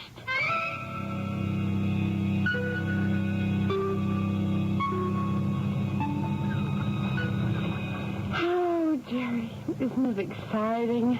Yeah. Nothing like the prospect of a long sea voyage to give you butterflies. Oh, I only wish we'd get started. Only an hour late. It's after 4. What's holding the ship up? Search me. Maybe some VIP is late. Waiting always makes me so nervous. Want to go down to the cabin and do some unpacking? Well, we need some clothes for dinner anyway. I don't think it'll do any good. When I came up here on deck to join you, the steward still hadn't delivered our bags. You don't think anything could be wrong, do you? What could go wrong? I don't know. I'm just getting fidgety. I'm trying to think of all the things maybe we forgot to do before we left the apartment. Come on, honey. We're headed for a 2-week honeymoon in the Caribbean. We waited 3 months to take. That's all we should be thinking about. Come on. I'll go buy you a glass of champagne. So we're ready to toast bon voyage when we sail.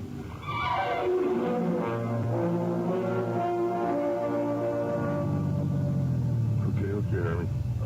I'll get out here. I'll walk around the corner. You want me to wait? No, you go straight to the phone booth and wait for my call. As soon as I'm in, I'll call you with the number of the phone in the apartment. As soon as I'm in, I'll call you with the number of the phone in the apartment. Why do I need that?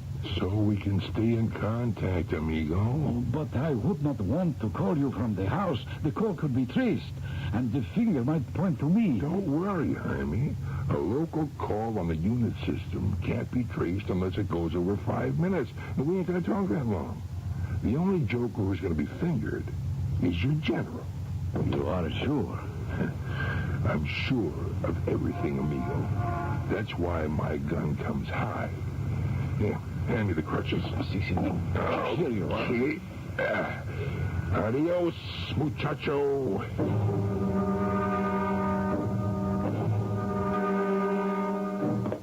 Afternoon, sir. Can I help you? No, thanks. I'm beginning to get used to these things.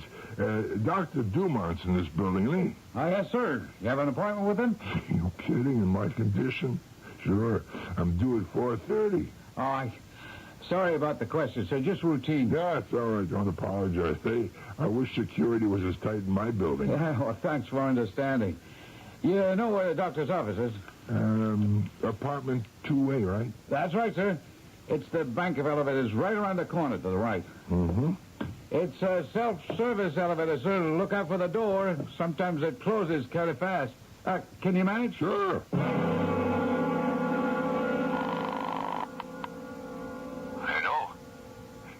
Hello. This is Jaime. Just wanted to be sure, amigo. What took you so long? Did you get in all right? It was a cinch. Door wasn't even double locked. But why didn't you call right away? Because I had things to do. Check out the joint, case the Fifth Avenue house. The stakeout is perfect. Can you see the windows of the General's suite? It is the only one with the balcony. Yeah, it's perfect. I'm right in line, a couple of floors above. I got the rifle all lined up already. You know, it's a real cozy little pad. Plenty of food in the fridge, plenty of booze in the bar. Well, the less time I spend here, the better. And I have no more time to spend, or I will be late for work. Check. Sooner you get back to the house, the better. Senor, you must not miss. I never miss. When you call, let the phone ring once and hang up. And wait exactly 1 minute and call back. I'll pick up on the third ring and you identify yourself. Why so complicated? I want to be sure it's you, Jaime. This is supposed to be an empty apartment, right? I take no chances somebody might find out it ain't.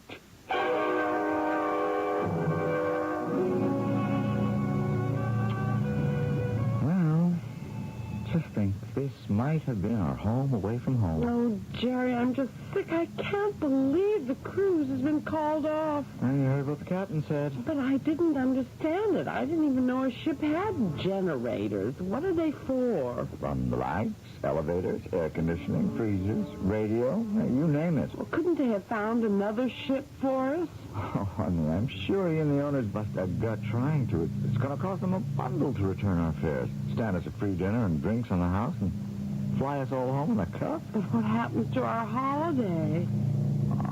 We waited for 6 months for this one. We can wait a couple more till I can book us another cruise. Well, it's a good thing they never brought up our bags, so we never unpacked. We fly back tonight? Why? Don't you want to? No, I'm so tired and let down. I just don't know what I want. No, that's not right. I guess now I can't wait to be back in our own apartment with nobody else but you.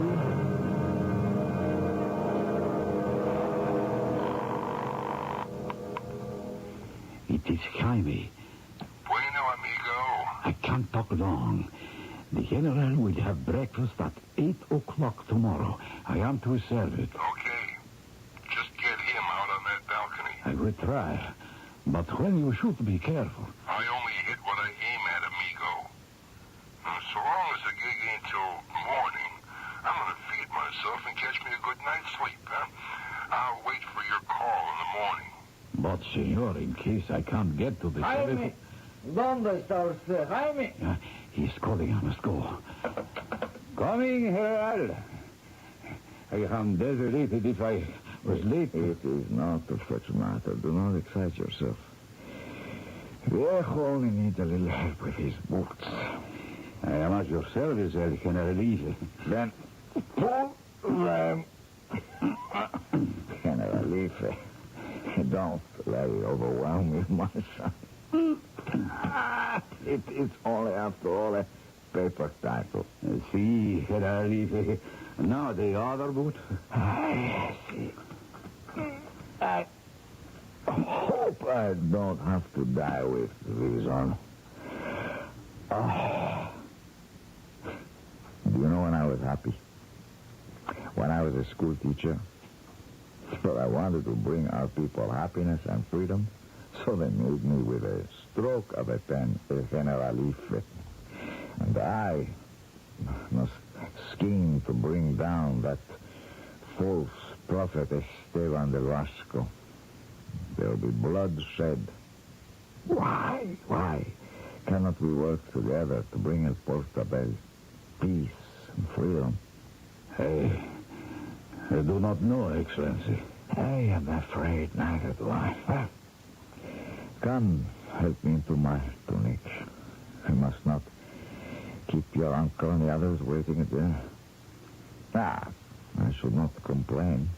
Here, at least, I need not fear the assassin's bullet. Well, Mr. and Mrs. Fuller, this certainly is a surprise. I thought you were gone for 2 weeks. Yeah, I guess everyone did, including us. Oh, what happened? Oh, something happened to the ship, George. The cruise had to be canceled. Oh, what a shame. I'll just put your bags by the elevator and get someone to help you upstairs.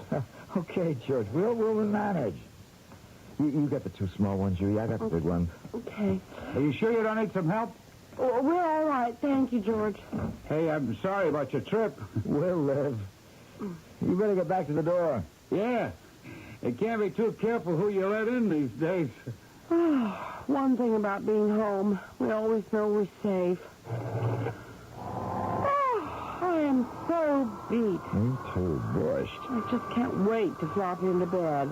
Look out for me. I'm the next body behind you. Let's go. Oh, you got your keys? In the crook of my hot little finger. Once I drop the bags. Well, all you worried for nothing. The top lock was closed. Now for number 2. There. Go ahead, hon. Can you get the lights? I got them. Oh, I'm so sad about our trip, but it is nice to be safe at home. I'm with you.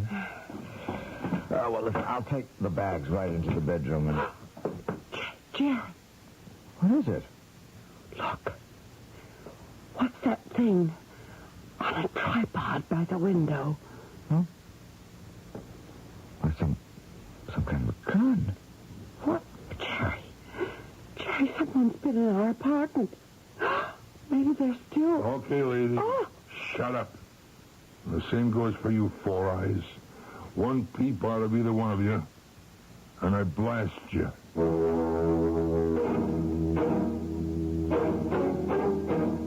Now, don't pretend that all of you listening haven't thought of a moment like this. Your blood running cold at the thought of an invader in your home. Feeling your heart begin to pump and race just at the idea. But here, Judy and Jerry Fuller face reality. The nightmare is real. I shall return shortly with Act 3.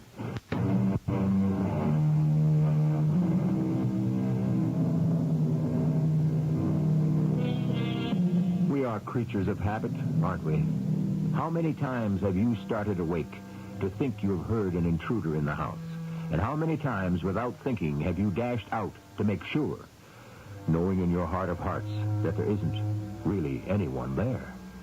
But suppose for one heart-slipping instant there was someone there. Someone dangerous with a gun who threatened all your safety and security. What are you doing here? That's what I'd like to ask you, lady. We live here. This is our apartment. You're supposed to be off for 2 weeks on a cruise. How did you know that? Oh, Jerry, that's the man who offered to help me with the bags this morning. Hey, you got a good memory for faces. Well, never mind that now. What brought you back? The cruise was canceled. The ship had mechanical problems. No. That's just too bad. For all of us. Now, look. If it's money you want... I want something, I take it. Now, that ain't the problem right now. The problem is, what am I going to do with you two? Well, look, why don't you just take whatever you want and go? We won't interfere. Oh, no. It don't work that way. See, you don't get rid of me. I got to get rid of you. Huh? We won't be any trouble. Yeah? Well, we'll make sure of that. Come on. Into the bedroom. Ladies first. I want you close to hand. Turn on the light, lady. Yes. Okay, just keep your backs to me. Oh, please. Please don't shoot us. It's not for me. It's my baby. I'm pregnant. Judy. Keep your voice down, lady. I told you. I don't want no trouble here. If you hurt her in any way, I swear... Are you two, lady? I warned you. Turn around again, Four Eyes. My glasses, you knocked them off. You won't be needing them. Turn around. Please do what he says, Jerry. Okay, Judy. Are you... Shut up. You killed him. I told you to keep your voice down. Your hubby's all right. I only stiffed him. Is there any scissors? Yes, my sewing basket under the TV. Get him. Yes, sir. What do you want with him? You'll see. Haven't you got him yet? Here they are. All right, keep him. Give me a hand with the bedclothes. To do what? Pull them off. Now, just take the top sheet, okay? Yes. All right. Now, make a cut along the edge every 2 or 3 inches. What are you going to do? I ain't gonna. You are. You're going to rip up that sheet in strips so I can tie the two of you up. There you are, lady. That ought to keep you from going anywhere. Did you have to tie something? Look, I promised Let's not kid around, sister. I can't take any chances. Well, at least couldn't you let me take care of my husband? It's nothing. Just broke the skin a little. Just lie back on the bed there beside your hubby and relax. You see? There. He's asleep already. What do you mean, have a concussion? I don't like the way he's breathing. No, he's breathing. Count your blessings.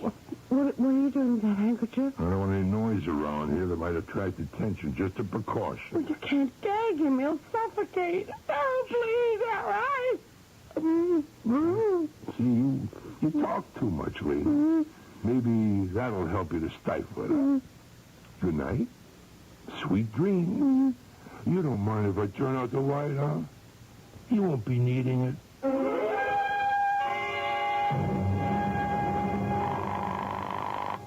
Hello? Sam? Who is this? Mill. Figures. What is it this time? I need wheels. When? By 5 this morning. Better say 4 to be safe. I want to thank you, buddy, for the way you leave me so much time to come up with things. You got time. It's midnight. 4 hours. What kind of wheel? Nothing special. Whatever your boy picks up, just so it ain't flashy. It's got to have keys. Where do we deliver? You don't. Just park it on Madison, opposite 4260 Madison. Huh? Put the keys under the seat. How do we let you know the car is there and what make it is? You don't. I call you back. What are you up to, Mill? You could read it all in the papers by the afternoon editions tomorrow. But then I'll be long gone. I love you like a brother, but do me a favor. Don't come back.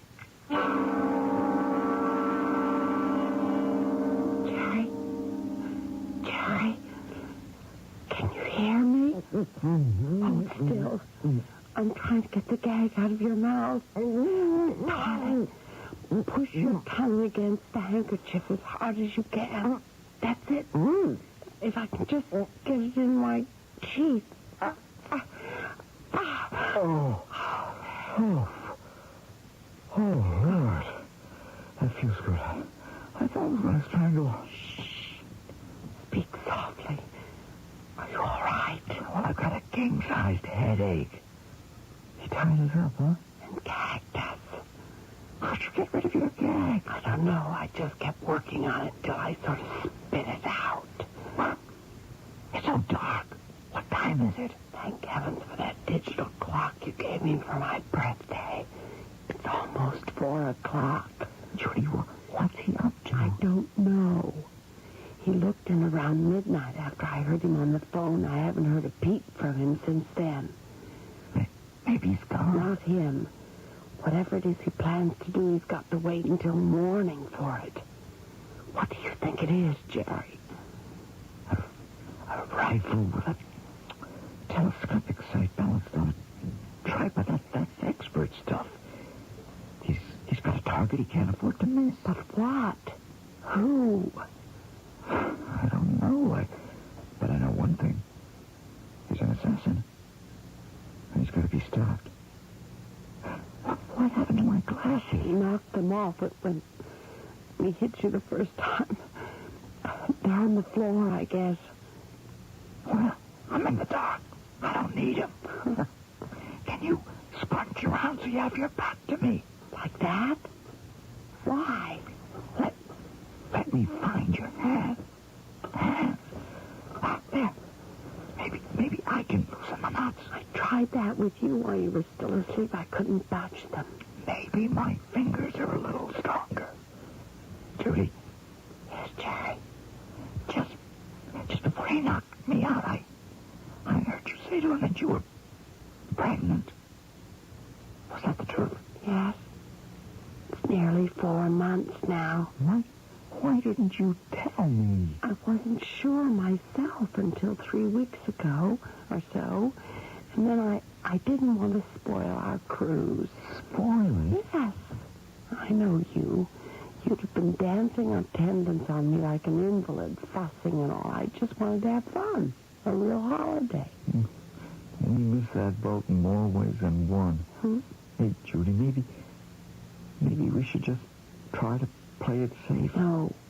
We can't just sit by and do nothing and let a man be shot down in cold blood. Maybe he deserves it. I don't want to take a chance on your life. Don't kid yourself. If that man out there assassinates whoever he's after, we'd be the next ones to go. He can't afford to let us live. We can identify him. Yeah.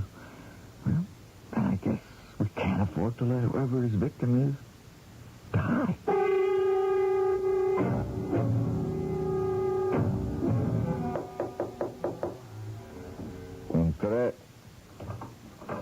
Buenos dias, General.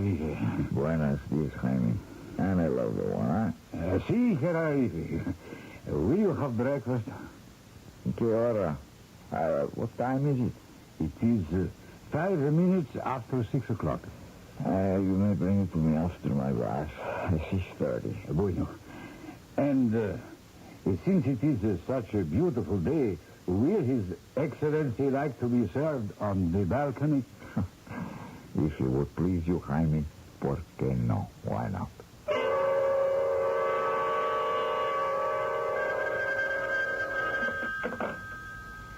It's Jaime. Okay, Jaime. What's the word? He will be out on the terrace this morning. What time? 6:30. Good. 6:30, he will be killed. I want that second $100,000 deposited to my account number in Switzerland by tomorrow night. You must do the job first. Once the pigeon is delivered, he is a dead one. What's he doing? He's on the phone. What's he talking about? The man he's going to kill. We have to move fast. It'll be at 6:30. We haven't much time. I know. Your head's still numb? No, the feeling's coming back. Where are you going? Did you get that salt out in the bathroom? Yes, but I couldn't find any sort of a pail. I used the wastebasket. Now, look, while I'm getting this, take the scissors and cut off the lamp cord to my bedside lamp, the long one, right up by the fixture. Be sure to unplug it first. Okay. Now, where's the salt? Oh, here it is. I've got the lamp cord. What can I do now? We have to separate the wires for about 3 or 4 feet and then strip the ends. Oh, you'd better do that, Jerry. I can't see the ends. Oh, you'd better do that, Jerry. I can't see without my glasses. Now start in, and as soon as I do this, I'll try to help. Do what? I'm going to soak the floor rug just inside the door with this salt water solution. Why? Salt water. High school chemistry, good conductor of electricity. Now, let me see that wire. Here. Okay. Now, give me the scissors. We can strip it a little bit more. What are you going to do with it? One strand gets tied around the doorknob, and the other lies on that wet floor there. Then what? We pull the plug on the air conditioner and stick the lamp plug into the 220 socket. Then we coax the assassin in here the moment he opens the door and steps on that wet rug.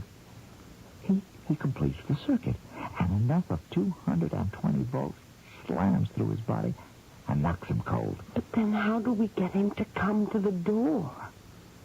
Well, the one thing he's afraid of is attracting attention. Noise.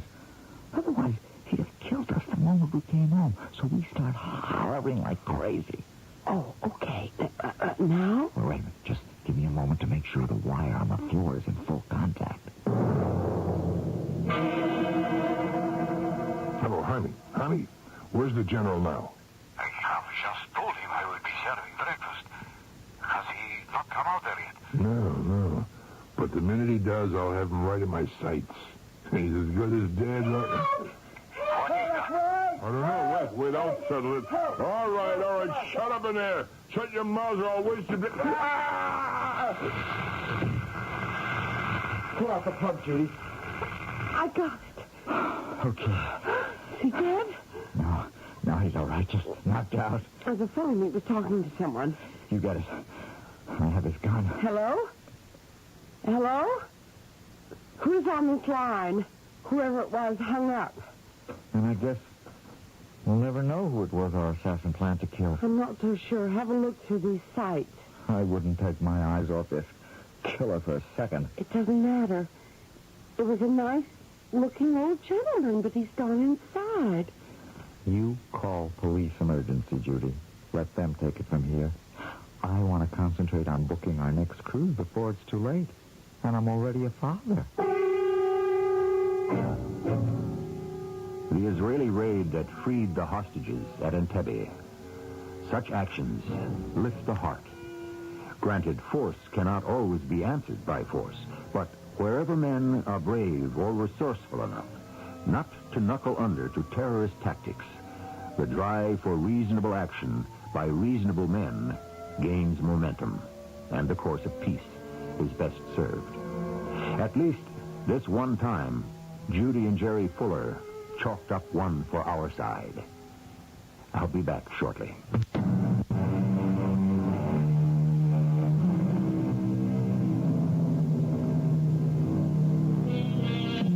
One note of caution. The bolt of electricity that arced through the assassin's body didn't kill him, but it easily could have.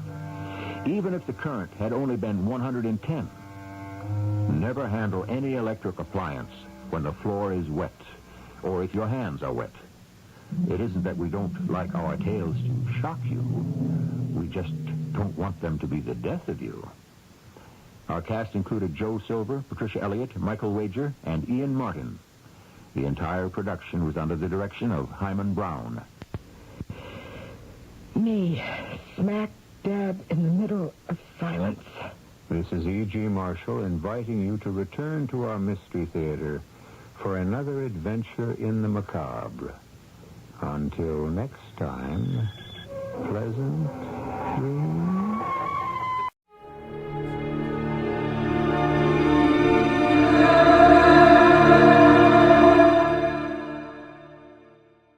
The CBS Radio Mystery Theater presents...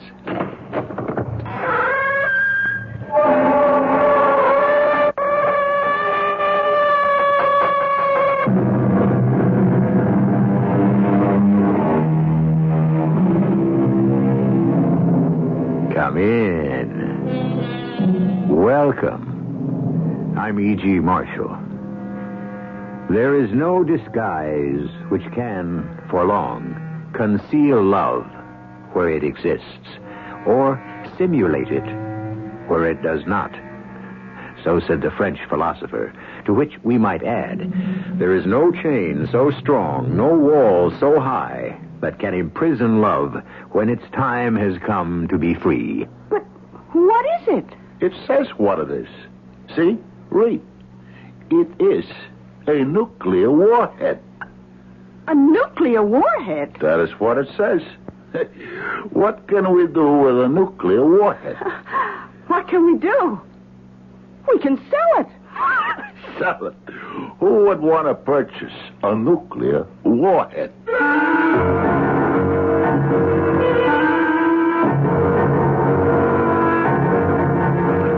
Our mystery drama, A Drink with Dionysius, was written especially for the Mystery Theater by Sam Dan and stars Fred Gwynne. It is sponsored in part by Buick Motor Division and ARM, Allergy Relief Medicine. I'll be back shortly with Act One.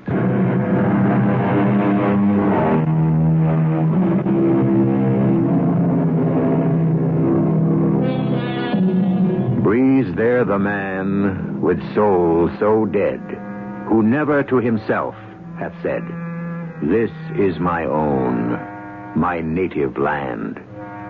I'm not sure. These seem to be such cynical, skeptical times, so alien to honest sentiment, so impatient with the traditional values. But perhaps it's all a pose. Perhaps underneath, as the songwriter said, every heart beats true under red, white, and blue. Well, our mission today is to examine the heart of a most unlikely patriot, one Sprinkles Magoon. And his story shall be told by a man who is both his best friend and his worst enemy, Detective Sergeant Francis K. Flummer. I wouldn't say I was Sprinkles' best friend. And since Sprinkles himself was his own worst enemy, I'm going to fall short there, too. What you could say, without fear of favor, is that Sprinkles was a crook. And I'm a cop. So from time to time, we'd meet in the way of routine business. Hello there, Sprinkles. I do not believe we are acquainted. How you feeling? I don't know anything. What's doing? I have not heard anything. I have not seen anything. All right, Sprinkles. How are they treating you?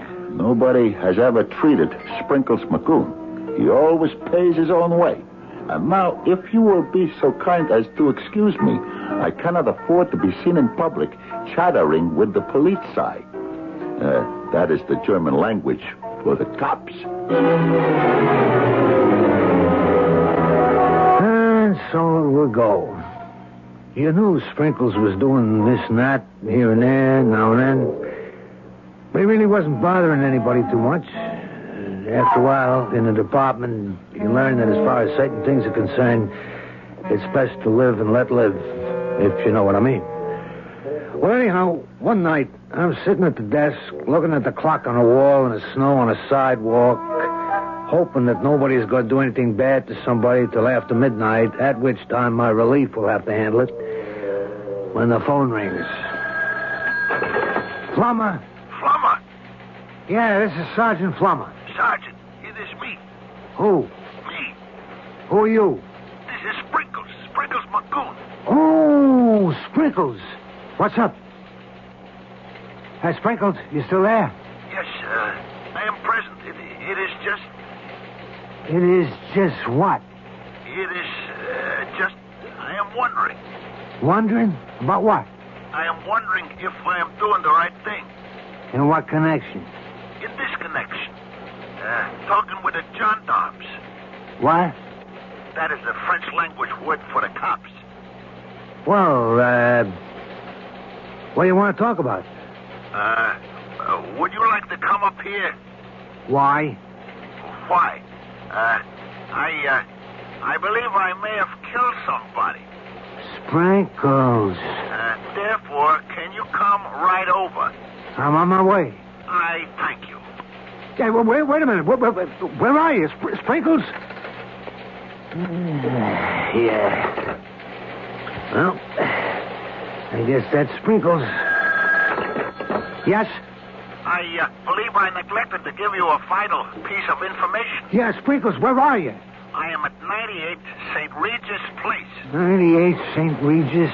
Apartment 10B. Sprinkles, what's going on? It is big, Sergeant. Very big. Huge.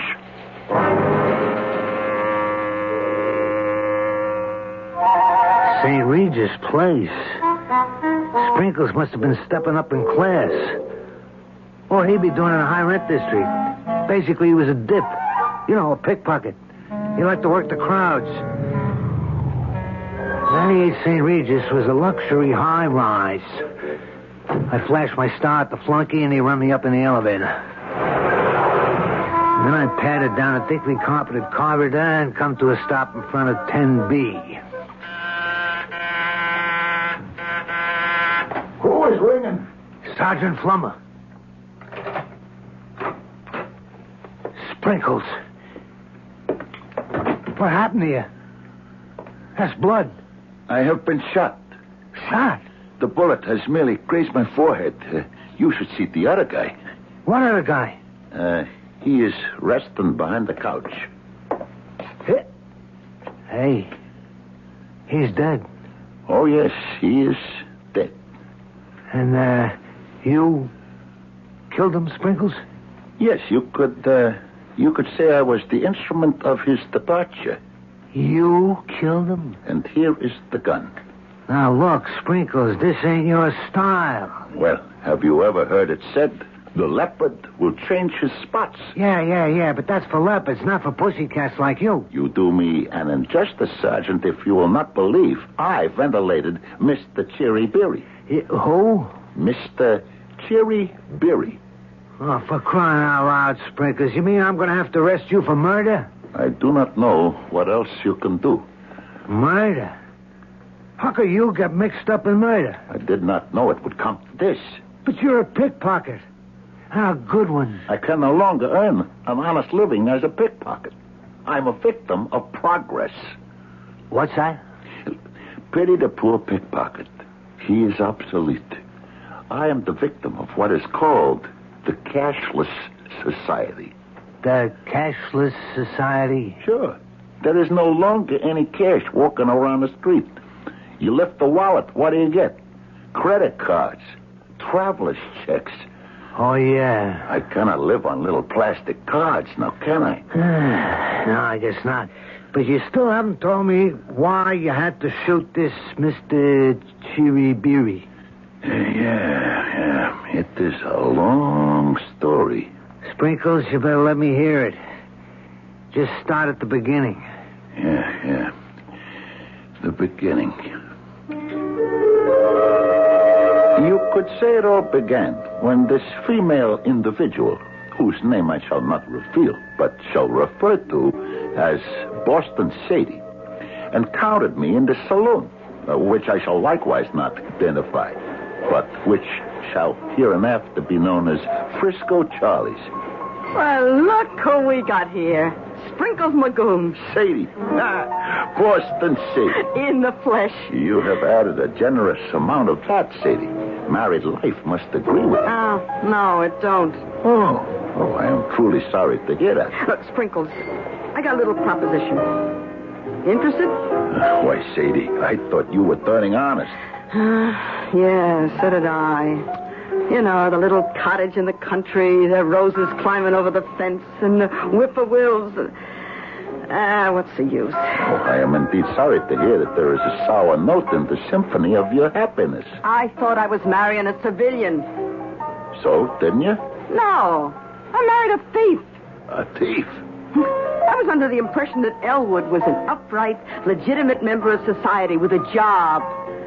He's not an honest thief like you and me and the rest of us. He's the worst kind. The worst kind? He's a closet thief. Oh? He wants to steal, but he don't have the nerve. Oh, that is bad. Oh, I thought it'd be a new life for me. But on the wedding night, he said that he was... Sadie, are you sure you would like to discuss this intimate matter with me? He said, darling, I have a confession to make. Are you sure you want me to listen? He said, dearest, I want you to show me the ropes. He said that? Yeah, all my life. He said, I always wanted to be a crook, but I didn't know how. Please, my dearest, teach me. And did you? Oh, there when all my dreams are going straight. But when you love a guy... Oh, yeah, love. I said to him, Angel, you can't just go out and become a thief, especially at your age, 35. True. If you possess the calling, it shows itself in early life, like ballet dancers, violinists. Yeah, I said, what do you want to be? A safecracker, a pickpocket? You got to first become an apprentice. That is the truth. You got to work and study day and night. How I remember. But if that's what you want, I guess I can support us while you learn. And just where is he attending school? Oh, he don't want to quit his job. Oh, but How can I quit the job, he says. I got vacation, sick leave, hospitalization, and in 20 years I get a pension. Well, those are extremely powerful arguments. But he ain't happy. So, what is going to take place? Well, I figured out how he could get some action in the place where he works. Hey, good thinking. And just where is he employed? On an army base. Wait a minute. I do not understand. What is there to steal on an army base? Cannons? No, but you're close. Close? Pistols. Oh. Well, Oh, what do you say, Sprinkles? What do I say? I say, regretfully, no thank you. 45 caliber automatic. I am allergic to firearms. I am a peaceful citizen. Plenty of guys are in the market for a nice, new, shiny 45 caliber automatic. I just remembered I have this appointment. Oh, come on. You don't have no appointment. But I do, with a psychiatrist. Sprinkles. And maybe you'd better see one, too, also, if you believe you can steal guns from an army post. But I figured how to do it. Then permit me to wish you the very best of luck. But it needs you, Sprinkles. Me? It needs your fingers. My fingers? Yeah. We know who carries the keys to the room where the guns are kept. I am sorry, Sadie. No, listen. There's nothing to it. I even talked it over with Mumbles Pennyfeather. Mumbles? You have no idea how anxious Mumbles is to get a hold of some of that hardware. But, Sadie, I do not... Mumbles said to me, we were sitting right at this table here. He said, you know who'd be right for a job like this? Sprinkles Magoon. Mumbles, so he's always had an exaggerated estimation of my talents. Sprinkles, your end, I guarantee, $5 grand. $5 grand? I used to pick that up in a good week, Sadie. Look, it's waiting for us in a carton in that army storeroom. It's packed with 45 caliber pistols. How do we get it out of there? You don't worry about that. You just get the keys. What are you telling me, Sprinkles? You got yourself into a caper to knock off some pistols from the army? They do have a lot of them, Sergeant. You know, you would think with all those atom bombs and all, they would not require any more small firearms. However... Never mind that. Did you actually steal the guns? Yes. How? I don't know. I only know what I did. And what did you do? I stole the keys. The keys. Yes, no matter how carefully and closely guarded an object may be, there is always the key that opens the lock, that secures the door. Therefore, one must also carefully guard the key. It also follows that one must also carefully guard the person who has access to the key. And one must also carefully guard all those who... what you see, where this goes? Somewhere there has to be a weak link. There is. And the chain snaps in Act 2.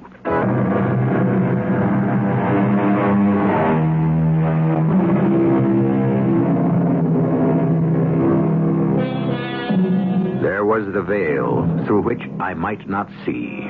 There was the door to which I found no key. Such was the lot of Mr. Edward Fitzgerald, the poet of the Rubaiyat. Perhaps he might have found the key had he been fortunate to enlist the cooperation of our own Sprinkles Magoon, an expert at finding things, especially when they happen to be in someone else's pocket. We go forward. Now, Sprinkles, we have to proceed in an orderly fashion, you understand? Without a question, Sergeant Flummer. Right. This Boston Sadie arranges to cut you into a scheme to swipe some .45 caliber pistols from an army base, right? You are correct, Sergeant. Now, where's this guy on the floor, this very dead guy, come in? He does not come in just yet. He don't? No. It is still too early for him to make his appearance. All right, Sprinkles, where are we? We are still in Frisco Charlie's Bar and Grill. I am still engaged in conversation with Boston Sadie, talking the pros and the cons, the alsos and the maybes. What you are saying to me is that all I have to do is get the key, right? Is that what you were saying? That's the whole grand opera. All you gotta do is get the key. And where does that key happen to be? In somebody's pocket. Namely? Lieutenant Melvin McBride, also known as Moonface. He had the key to the gun room. You got the picture down, Pat. You lift the key, you make a wax impression, then you slip the key back into Moonface's pocket. You follow this? I follow, but I do not know if I like where it is going. Oh, you're going to love it. You'll see. Now, we'll get the box with the guns, bring it to you, and you make the delivery to Mumbles. Pick up the cash, and we're home. But they will know the guns are gone the next day. How will they know? What, don't they check up on his situation? Sure, but Thorleaf is the inventory clerk. And who may I ask is Thorleaf? My husband.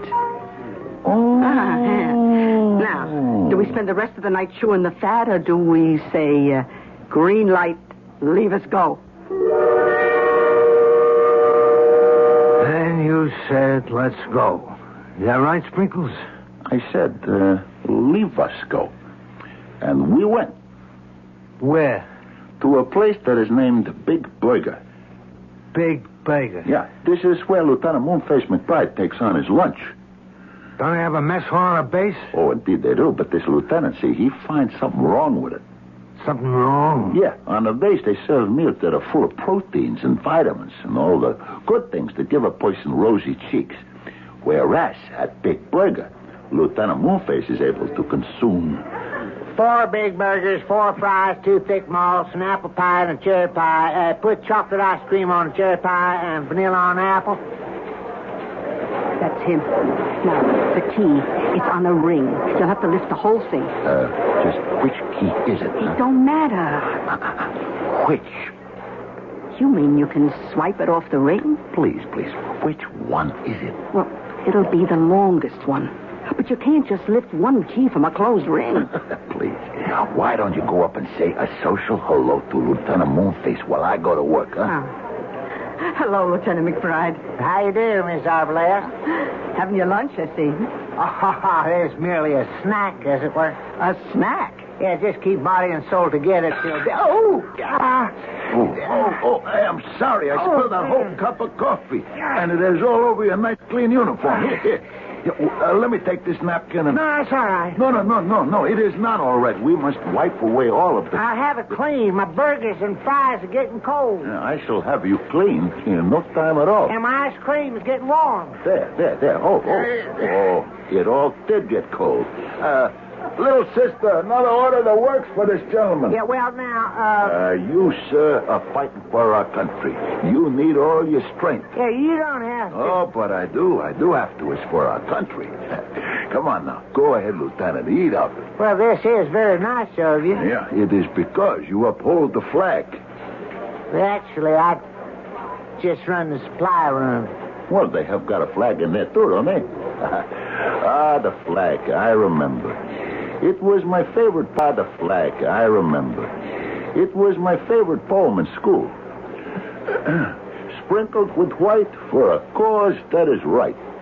Sprinkled with blue for hearts that are true. Sprinkled with red for those that have bled. The undying story of our own old glory. That's a very noble sentiment. I would recite that poem so much they gave me a nickname. Sprinkles. Well, it has been a pleasure to serve you, Lieutenant. Enjoy your lunch.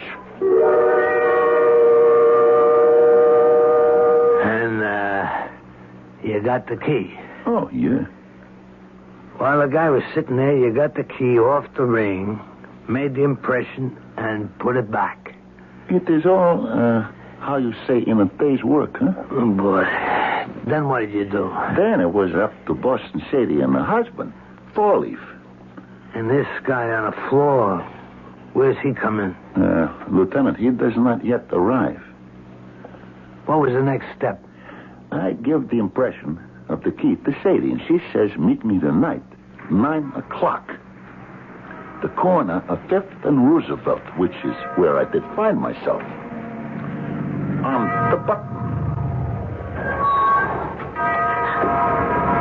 Sprinkles. Sadie. It's all yours. What is? A carton in the trunk. Now, you take the car. You got a Mumbles place. He's expecting you. You give him the guns. He gives you the money. You come back to my house, and we split. Hey, you got the guns, huh? Oh, it was shooting fish in a barrel.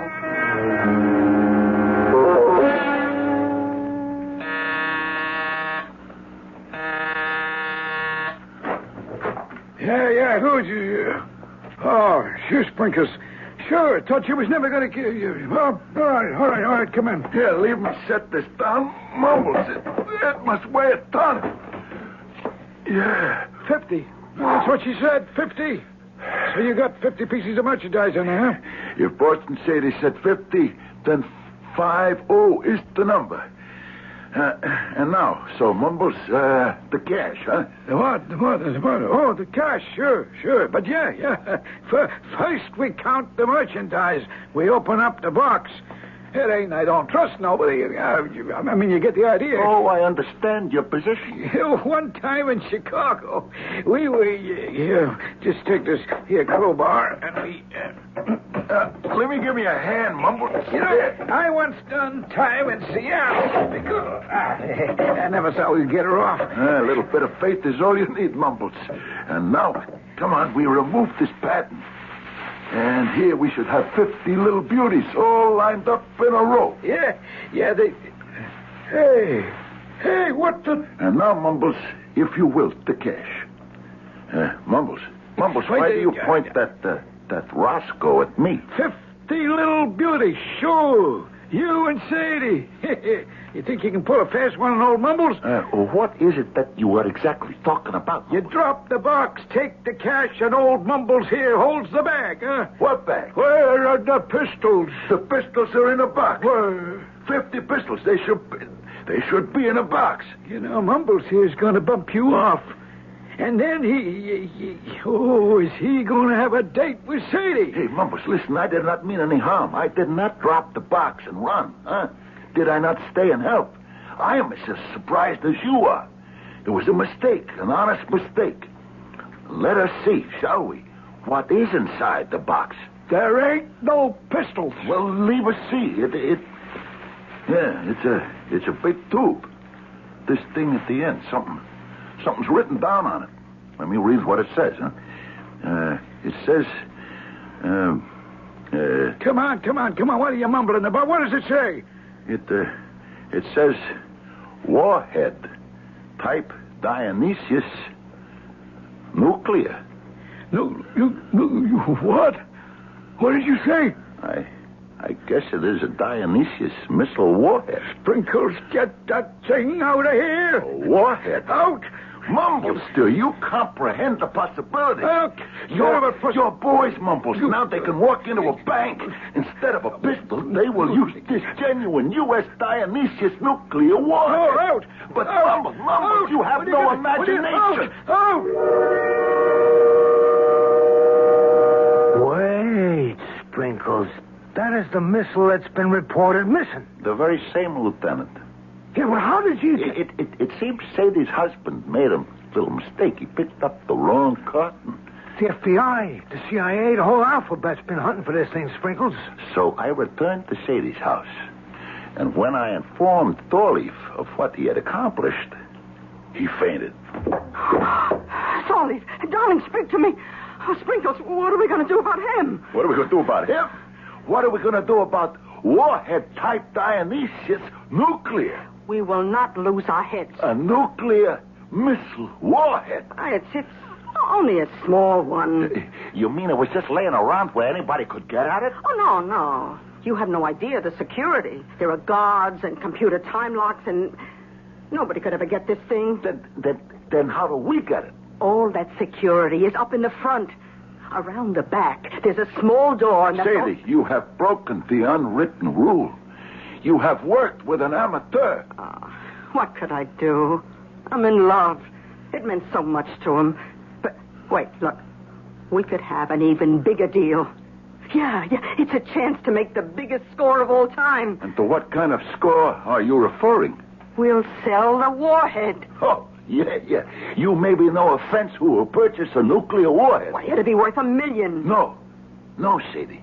Leave me inform you as to our immediate course of action. Wait, Sprinkles. We shall take the warhead back to the Army base and leave it on the doorstep like it was a newborn baby. Look, Sprinkles, you gotta listen to me. Did I not already listen to you? Were you not gonna steal 50 pistols for us to... This time we're gonna make a fortune. I do not think so. We are gonna sell this warhead.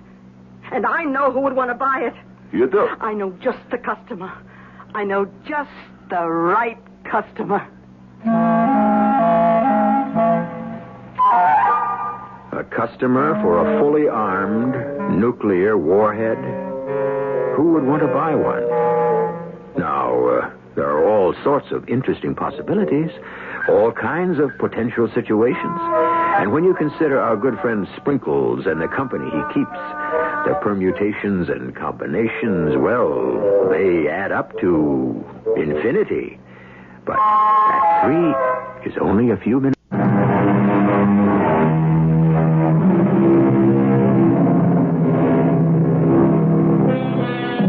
There is no substitute for hard work, said Mr. Thomas Alva Edison. And of course he was right. Those who choose to chase easy money soon find themselves working harder and harder to catch it. And somehow it just keeps eluding the grasp. As Mr. Sprinkles Magoon, our protagonist, has discovered. I know who'll buy a missile. Who? Who do you think? An enemy agent. What? You heard me, an enemy agent. But Sadie... But Sadie what? I do not think it is right. Why not? Well... They'll pay a big price. Sadie, money is not all there is to life. Oh, I agree with that 100%. And this is a sacred thing, Sadie. How do you know? Well, I figured... Look, I just figured it out. Look, either it's a secret thing or it ain't, right? Well, yes, right. Well, if it ain't a secret, then the enemy already knows about it and there's no harm done, right? Right. And it's okay to sell it, right? Yeah, right. But what if it is a secret? Then we cannot sell it. Then we have to sell it. We do? Oh, sure. I'm afraid I do not see why. So we can make sure there will be peace in the world. How does that work? Well, you see, the enemy will now know what kind of secret weapon we got, what it can do to him if he steps out of line. What's going to happen if he tries to mess around with a good old United States of America? You see? Oh, Sprinkles. How else is he going to know how important it is for him to behave himself? I've done many a job in my life, but this is the first one I ever done that was going to help my country, too. And, Sadie, just where are you going to discover an enemy agent? Oh, that shouldn't be a problem. Don't you read the papers? The country's full of enemy agents. It's just a detail, you understand? Sooner or later, we're bound to find one. And did you find one, Sprinkles? Yes, Lieutenant. We found Mr. Cherry Berry. The dead guy on the floor. The exact self-same person, Lieutenant. He's an enemy agent? I fear you are correct. Well, how did you get to him? They say the country's full of enemy agents. They could be right. But enemy agents are like taxi cabs. There's never any around when you need one. Then where did you get this, Mr. Chiribiri? Well, you are no doubt aware of the French language expression, cherchez la femme. Oh, yeah, I think so. It means you should always look for the dame.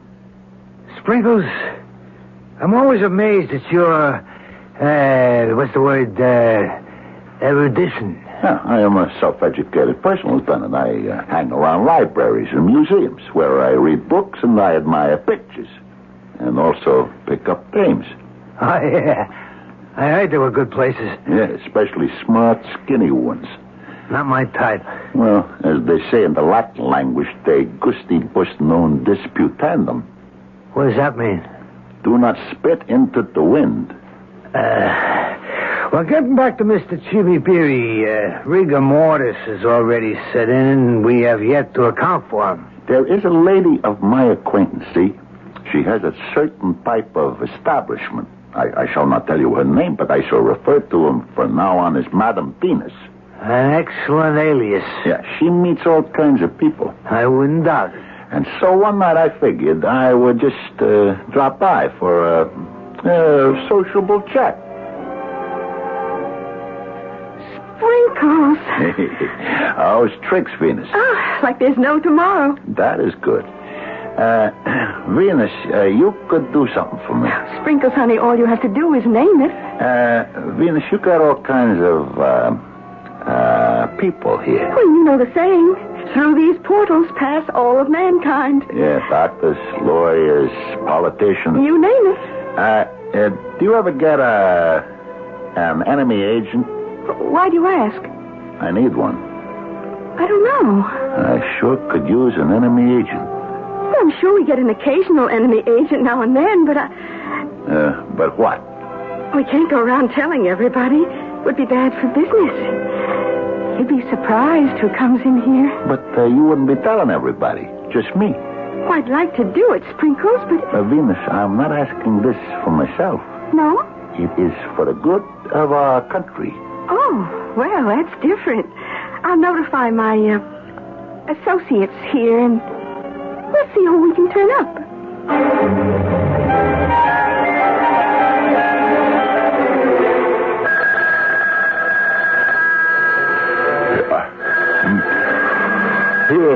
What? No. Yeah. This is Mr. Sprinkles Magoon. Oh. This is Sprinkles Magoon, yes. We have connected. Hey, do you know what time it is? It is 3:30 a.m. Well, what is it you want? I am the person you have been looking for. The person... Does the name Madame Venus mean something to you? Yeah, sure. And you have something for me? I would have something for you if you would have something for me. I understand. One hand must wash the other. What have you got? I have got a nuclear warhead. What kind of nuclear warhead? A U.S. nuclear warhead. Is that not sufficient? No, we have so many. Tell me what one you have, and I shall see if it is worth my time and trouble. The one I have is called the Dionysius. The Dionysius? Are you sure? That's how it's labeled. Now, how much you going to pay for it, huh? How much? Wait. Wait for what? Wait till I consult my price list. Let me see. Here. Dionysius, $10,000.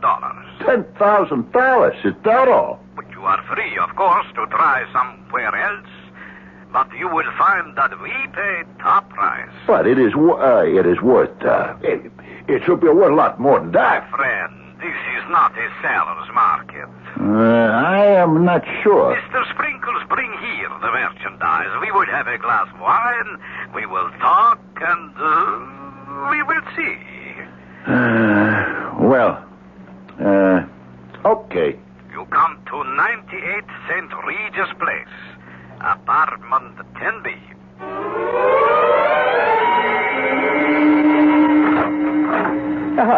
Come in, Mr. Sprinkles Magoon. I am Mr. Chiriviri. I am pleased to meet you. Now, let us see what you have for me. Here it is, just what I said. The Dionysius warhead.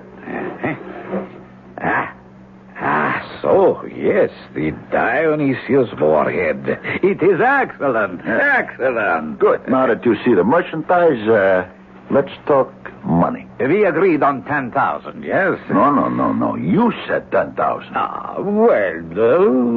15. 20. Too much. It is not your money. True, but I must not exceed my budget. You give a little, I will give a lot. Leave us make it 17.5. My soft heart, it will be the death of me. Sold. My friend, you have done well for yourself. Cash. Yes, of course. Let me count it out for you. I'm sorry, I cannot take a check. I understand. 1,000, 2,000, 3,000. How convenient it would be if I could use a credit card. But I do not suppose it would be practical. 17,500. There you are. Thank you very much. Now, a glass of wine. I never touch the stuff. Then, Mr. Sprinkles, I bid you good night. And may we do more business in the near future. I do not think so. Oh, have you any complaints about how you have been treated? No. It's not that. It's just I am not in this business. Oh, I see. I only show you this little item for one reason. I understand. For money. No. Do not delude yourself. That money was just for expenses. Well, then why have you sold me the warhead? So you can learn what it does. And this will make you think twice about getting funny with the United States of America. Mr. Sprinkles, to begin, we already know what the warhead does. You do? Of course. The Dionysius missile, named after the ancient god of wine. It is fired into a concentration of advancing troops. It explodes and sends fumes of pure whiskey in such great strength that the soldiers fall to the ground in a drunken stupor. Is that what it does? But of course. And you know it all the time? To be sure. Oh. And this will help us to conquer your decadent democracy. Not just hold on. Yes, we shall bring you true freedom, full liberty, complete justice. Wait a minute. And anyone who does not like it, we shall put him against the wall. Rat-a-tat-a-tat-a-tat-tat.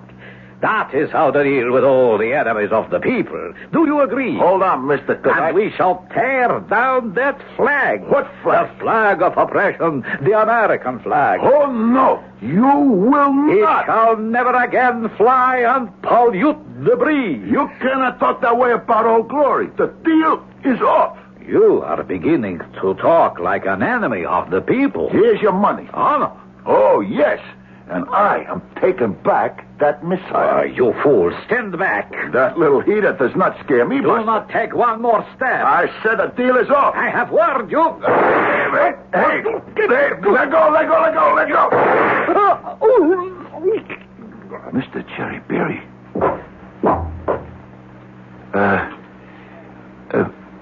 Mr. Cherry Berry.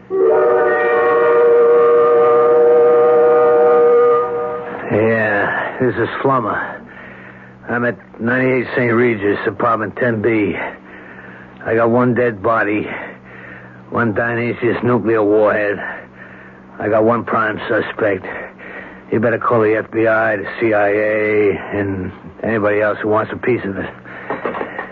And that is my story, Sergeant Flummer. Yeah. Sprinkles, I have to arrest you for the murder of Mr. Chibi Beery. And I'll have to inform you that as of now, anything you say could be used against you. Thank you, Sergeant. Sprinkles, how did that poem go again? Sprinkles, how did that poem go again? Sprinkled with white for a cause that is right. Sprinkled with blue for hearts that are true. What's this? You never read about the murder? You never read about Sprinkles and a missing warhead? I'll tell you what happened. The big wheels decided to hush it up. And then somebody figures maybe Sprinkles isn't a dip. but is a member of one of the security outfits and don't want to blow his cover. Anyhow, Sprinkles is out on the streets, alive and well, and either lifting wallets or trapping foreign agents. Take your pick.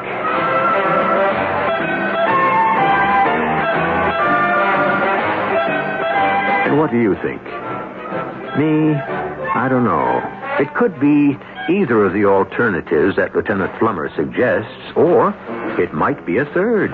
Who knows? One thing and one thing only is for sure. I shall be back in just a short while.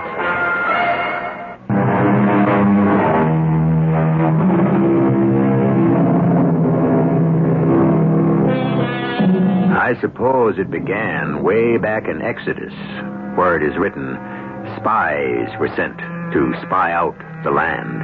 And we've had spies ever since. Spying, as you know, is supposed to be a serious business, and therefore, that is really what's funny about it. Our cast included Fred Gwynne, Robert Dryden, Bryna Rayburn, and Ian Martin. The entire production was under the direction of Hyman Brown. And now, a preview of our next tale. You collect pictures of old homes, don't you, Ben? Yeah, I like them. They give me a sense of... continuity? Yeah, and stability. Yeah, here we are. Oh, wow, it's beautiful. That's a beautiful house. Yep, that's a pretty good engraving. All it lacks is a figure in the foreground to give it a focal point. Well, there is a figure in the foreground. No, wrong. Oh, there is, really. Take a look. How about both Diane and I? Let me see. There. You see? Next to the path. The figure of a man on his hands and knees crawling towards the house. I swear. I swear, too. When you showed me the engraving, Ted, there was no figure. Well, maybe you just glanced at it. No. We looked at it under the light. There was nothing in the foreground. Well, there is now. A man furtively crawling across the lawn toward the porch. Radio Mystery Theater was sponsored in part by ARM, Allergy Relief Medicine, and Buick Motor Division. This is E.G. Marshall inviting you to return to our Mystery Theater for another adventure in the macabre. Until next time, pleasant dreams.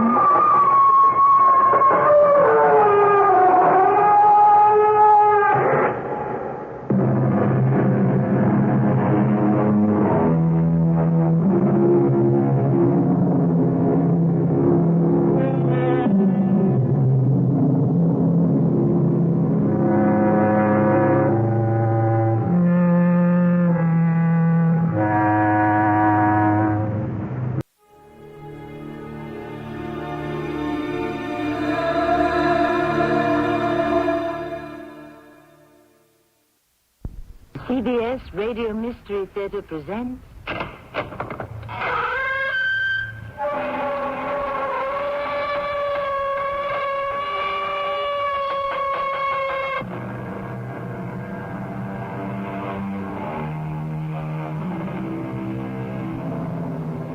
Come in. Welcome. I'm Tammy Grimes. In the zoo... in the house of the giant primates, there is a mirror with bars over it, as though it were a cage. It is the last cage that you see before you leave. There is a sign over this mirrored cage that reads, "The most dangerous animal in the world." You are looking into the mirror, and you see yourself. Two such creatures are facing each other in the center of a prize ring. 1 minute and 10 seconds left in round 8. Nobody expected the fight to last this long. Tiger Vincent has pounded the ex-champ mercilessly from the first bell. Why doesn't the referee stop the fight? He's down. The ex-champ is down. The referee waves Tiger to a neutral corner. Wait a minute. Something is wrong. The doctor is coming into the ring. What is it? What did he say? He's dead. Max Thompson, the ex-champ, is dead.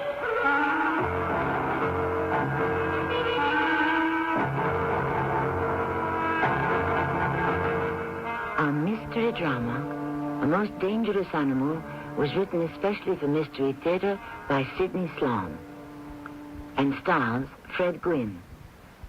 It is sponsored in part by Cat's Paw, Heels and Soles. I'll be back shortly with Act One.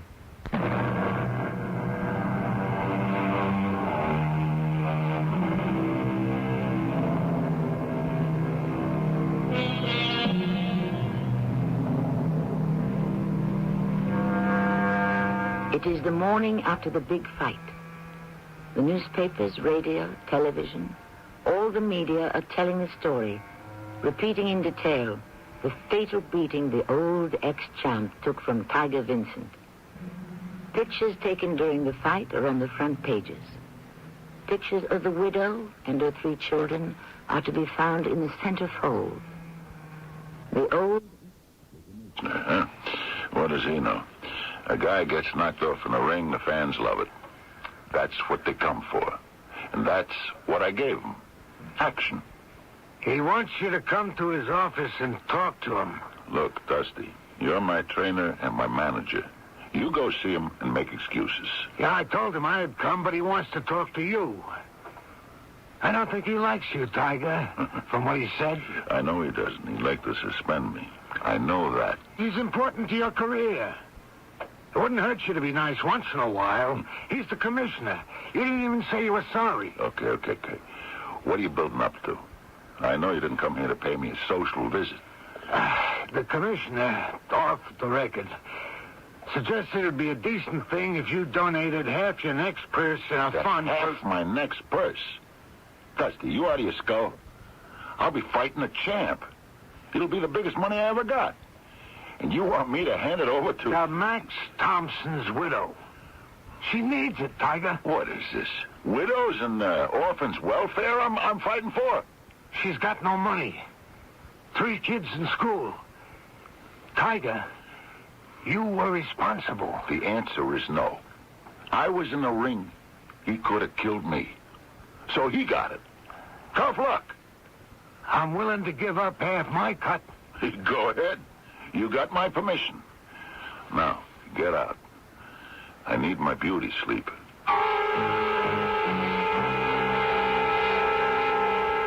Commissioner, I haven't really had a chance to talk to him about it. I'm working on him about your suggestion of giving half the money to a fund for the widow. Yeah. Well, thanks for calling, Commissioner. Goodbye. Come in. Hi, Dad. Oh, Lori, baby. Come in. I thought you and the kids were down in Texas. You never said nothing about coming east. Yeah, well, I had to come.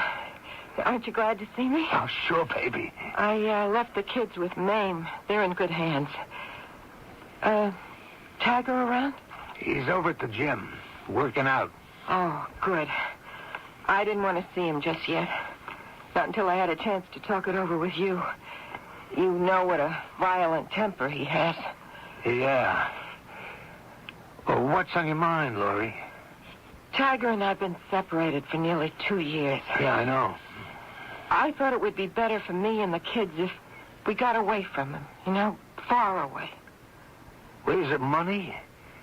Because I don't need much to live on, and you with the 2 kids... Dad, you're giving me enough.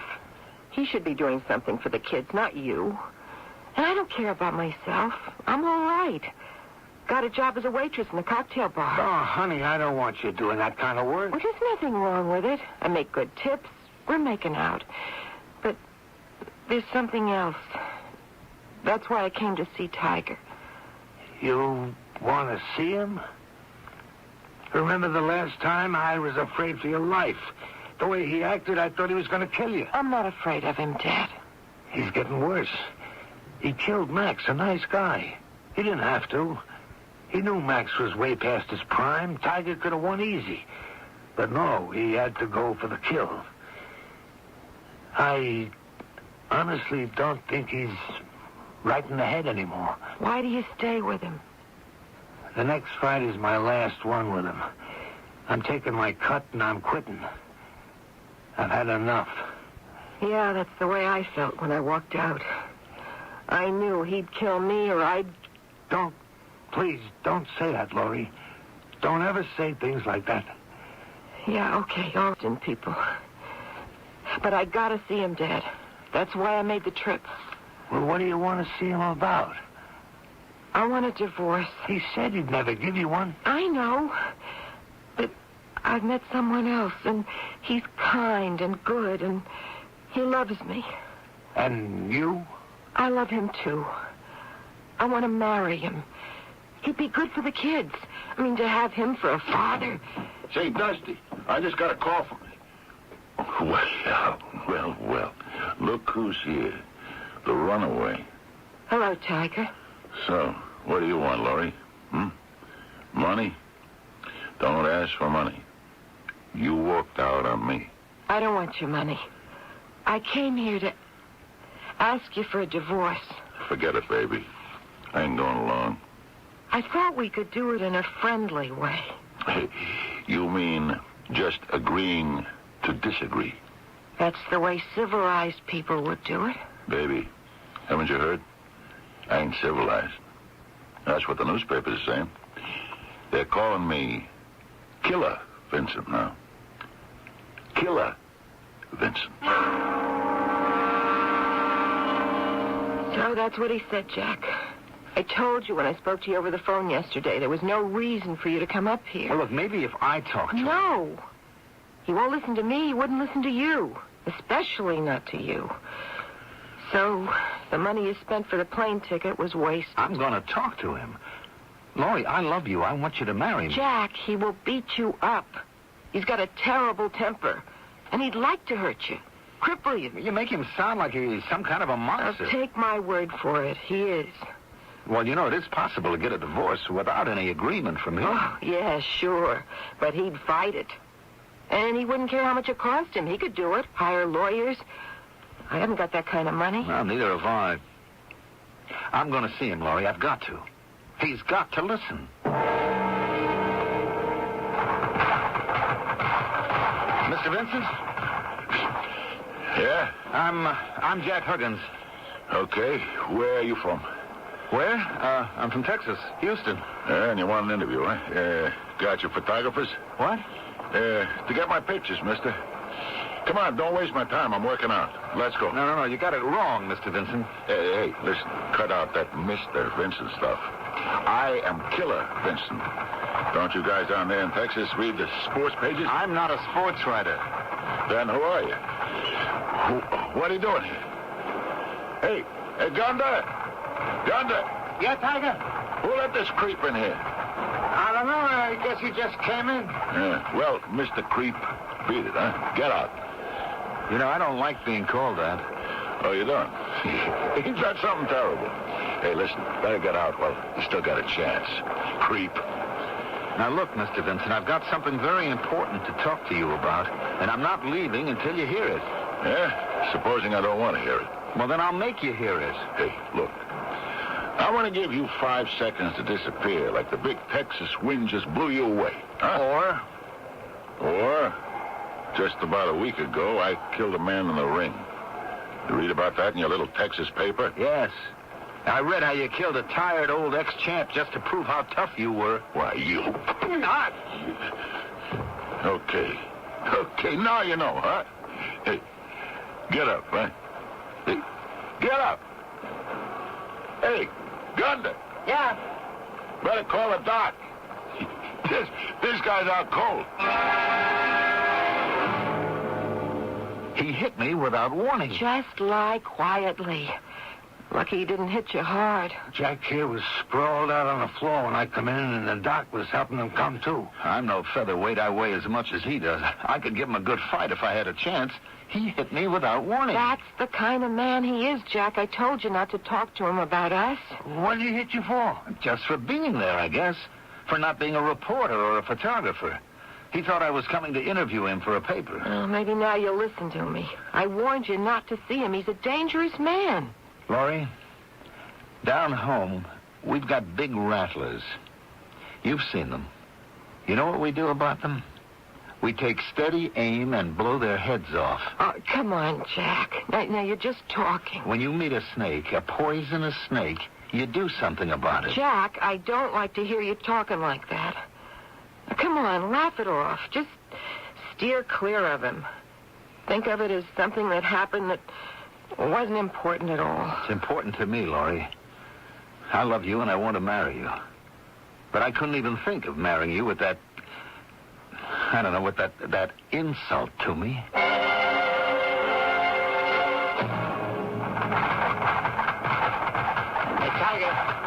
Tiger. Yeah? You told me to tell you when he came in. He's here? Just went into his office. Okay, Governor. Thanks. Oh, Tiger. I just got here. Yeah, no, I want to talk to you, Dusty. I want to talk to you, too. Good, then we can get it off our chest. Right?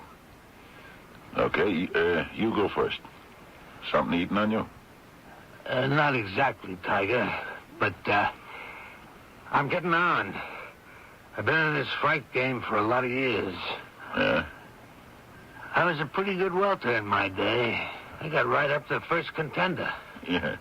Then Harry Kipps busted your jaw and busted your chances for the title. Yeah, that's right. So I quit. Number one contender, and I quit. Retired. I knew when to quit, Tiger. I went along teaching guys like you how to handle themselves in the ring. You never had anybody as good as me. And you know it. That's right. No one like you before. Nearly 4 years, isn't it? I found you a little punk. Okay. I heard that story. I'm getting sick of it. I just want you to know that after I win the championship, you're out. I see. After you let me finish, I was going to tell you the same thing. My last job. I'm taking my cut. It'll be a big one. And I'm retiring. Well, then it works out just fine. I've been talking to Big Bill Braden. What? Him? I don't like the way you said him. He's a crook, Tiger. A syndicate mobster. Yeah, well, he's going to be my manager. Oh, and another thing. You're going to find you haven't got such a big hunk coming from the next fight. Well, what do you mean? I know how much it's going to be. That was all worked out before when we signed the contract. Bill Braden is getting the manager's cut, Dusty. Oh, come on, Tiger. I was dependent on that. In 4 years, I never made much with you. Well, I was okay. I didn't mind. I was bringing you along. Ah, shut up. This was going to be my one big take. You're going to get your trainer's money. Peanuts. I can't retire on that. That's all you're going to get. And if you ain't happy with it, tell Braden. See if he'll give it to you. And that's all? That's all, old man.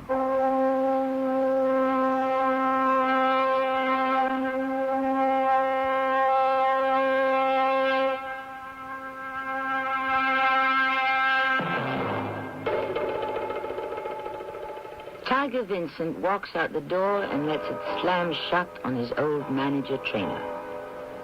The old man sits looking into space, seeing all his plans for his future crumbling. He knows that Tiger Vincent can do as he pleases and get away with it.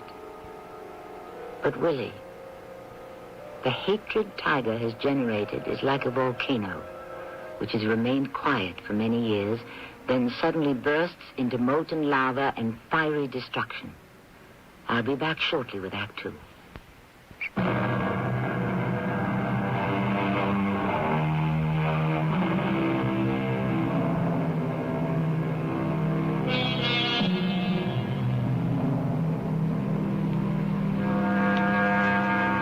It is a week before Tiger Vincent fights the heavyweight champion for the world title. The sports sections of the newspapers report that the betting is 8-5 in favor of the contender. Killer Vincent, they're calling him, and the word is going around that the killer will win by a knockout in the 5th round. All this gossip has disturbed the boxing commission, And Dusty has just gotten a call at his little office in the gym. You think what, Commissioner? Well, I don't care where you hear those things. It isn't true. The fight next Saturday night at the sports arena is going to be on the up and up. As Tiger's manager, I give you my word that I... What? Where'd you hear that? Bill Braden. Yeah, well, he don't come into the picture till I resign. I'm still in charge. When? Right after the fight. Yeah. Thanks for calling. Hey, Dusty, who were you talking to? Oh, Tiger. I just heard the end of the conversation. Who was it? The commissioner. Yeah? What did he want? Tells me there's lots of talk about the fight being fixed. Where'd you hear that? Around. You know how that kind of talk gets around when the bottom man gets a higher percentage in the betting? Who says I'm the bottom man? Oh, come on, Tiger. When you win the championship, then you'll be the top man. Right now, you're still second. Yeah? Right now, the champ's manager knows I can beat him. Beat the champ? How? He just knows, that's all. The champ's over the hill. He told you? No, but he told someone else. And that someone else is Big Bill Braden. Shut up. I never said that. I don't believe it. It just seems to me a little funny that the champ's manager should be spilling out to Big Bill. What's so funny about that? He's a businessman. Braden's a businessman. Just talking business. Like maybe you should take a dive and let the champ win? Is that it? I told you before, keep your big mouth shut. Sure. I always thought he was smart. He's going to be good for you, Tiger. Real good. You want to know how it's going to be? How? It gets out that the champ isn't looking so good in training, right? Like he's overtrained, stale. His sparring partners are able to get him. One of them catches him with a lucky left and he goes down. This gets out. It's supposed to be a secret, but... The press hears about it. Yeah. When they ask the champ's manager, he says it ain't true and he laughs about it. Get it? Smart. But they all know something is wrong in the champ's camp. Is that clear? Like a dirty window. What? Oh, nothing. Go on. Yeah. Well, the whole idea is to get everyone thinking that the champ is... Gonna lose the fight. Yeah. You know what this does? Mm-hmm. Sends up the odds on you to win. I'm 8-5 right now. By Saturday, it could be 9-5. Maybe. By Saturday, it could be 9-5. Maybe 2-1. Hey, this is a great idea. The champ and his manager bet on him to win. This makes it look kosher. And you and Big Bill bet on the champ, too?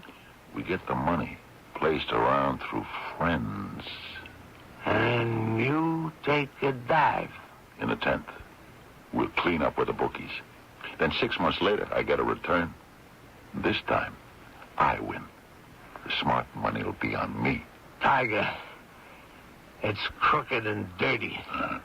Your scheme makes me sick. Okay. So what are you going to do about it? I don't sing, Tiger. I just personally don't like it. You know, Dusty, I've been thinking you should get a break. I'll tell you what I'm going to do. I'm going to give you a cut of the betting. That'll be bigger than the manager's cut. No, thanks. I'll get by without it. Thanks, just the same. Mouth shut. I told you that. You know what could happen if... You don't have to tell me. I know everything there is to know about your new manager.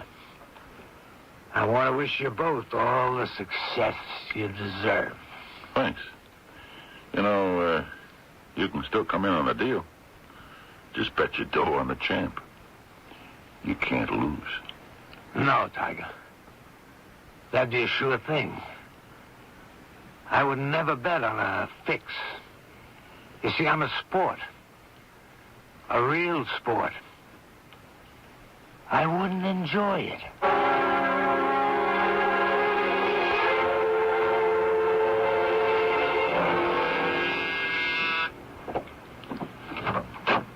Jack.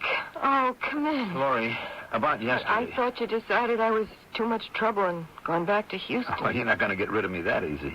Where were you? Just looking around. What does that mean? I was sort of watching Tiger Vincent from a distance. Following you? Oh, you might call it that. Just looking for my opportunity. Oh, Jack, what kind of nonsense are you talking? I'm waiting for the chance to give him back what he gave me. Then you'll be happy? When I see him laid out after I hit him. Laid out? What does that mean? Just what it sounds like. I'm going to lay him out like a dead gopher. Jack, do you love me? Darling, I told you that 1,000,000 times. Tell me once more that you love me enough to forget all this childish revenge stuff. Laurie, I love you, but you're not going to deprive me of the satisfaction of taking a poke at him. A poke? Right on the jaw when he isn't expecting it, the way he did to me. Oh. And you promise to run after you do it? How about some lunch? Nearly 12:30. No, thanks, Danny. I got a couple of little errands to do, but I'll be back later. Was there any more word from him? No. I tried to get him on the phone, talk to him, break him down, but I can't reach him. Can't your father talk to him? Not much chance there. He told Dad he was through as his manager. Fired him? You mean just before the championship fight? Yep. And not only that, he isn't going to give him his share of the fight money, the manager's share. That's the dirtiest... Hey, that reminds me. Anything arrive here for me? Arrive here? Yeah, just a couple of things that I had sent up from home. I didn't want it sent to the hotel where I'm staying. Nothing came? I see. Let me know as soon as it does, huh? Sure. I gotta run now, Laurie. I'll be back later.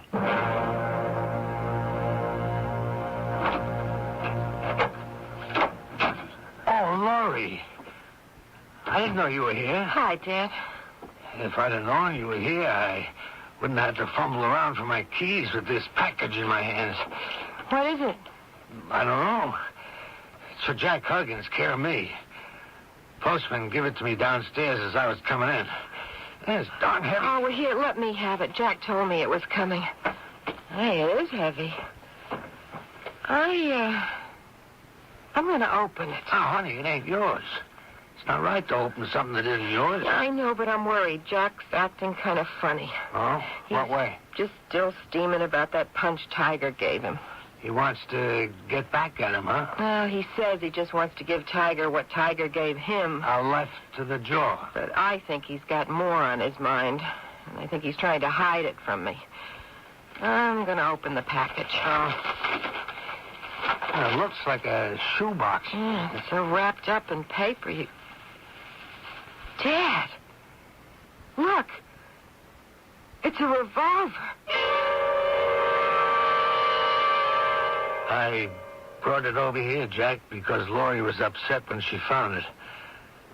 What fool idea did you have to send in for a revolver? Oh, I don't know. It was a foolish idea. Yeah, I know that now with my hands on it. Look, I could never use it. You better explain yourself to Laurie if you want to get back into good standing with her. I hope she listens. Tiger Vincent isn't your problem, so stay away from him. Getting mixed up with him can only cause trouble. Is Laurie at your place now? Well, she was when I left to come here. You think she'll talk to me? Well, let me go home first. I'll smooth things over. You come up in about half an hour.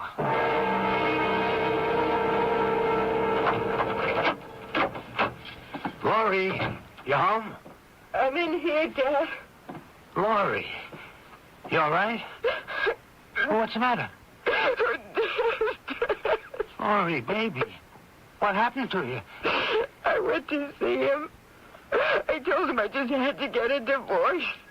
Then he got real angry when I told him I wanted to marry Jack. Now, don't talk. I'll go down and get you some ice cubes and a towel and bring that swelling down. I got cubes right here. He said he won't want you when I get through making you ugly. And he began to hit me. He pushed me out into the hall. Then I ran down the stairs. I didn't take the elevator. I was so ashamed for anybody to see how I looked. Those bruises you to the hospital. Nurse, I'm here to see Laurie Vincent. I'm sorry, but visiting hours are over. Please, I must see her. She's my fiancée. Jack, I'm glad you got here. And the nurse won't let me see Laurie. I came right over. Listen, Jack. He hurt her real bad. But don't you make a fuss. She's upset enough already. The doctor's given her something so she'll sleep. Laurie? Oh, honey. Oh, don't look at me, Jack. She'll be all right. As soon as that swelling goes down. Oh, Laurie, honey. I love you. Oh, Jack. I'm glad for something.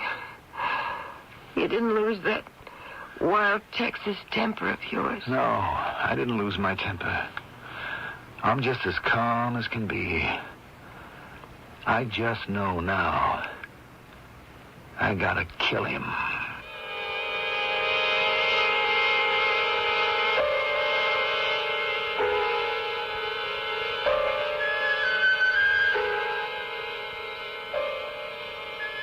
Laurie tries to reason with Jack, but he won't listen.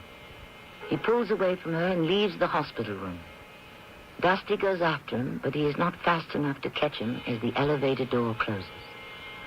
Now Dusty is torn between two opposing thoughts. He hates Tiger for what he has done, but feels that Jack's contemplated action is wrong. There must be another way, he thinks, as he turns and slowly walks back to his daughter's hospital room. I'll be back shortly with Act 3.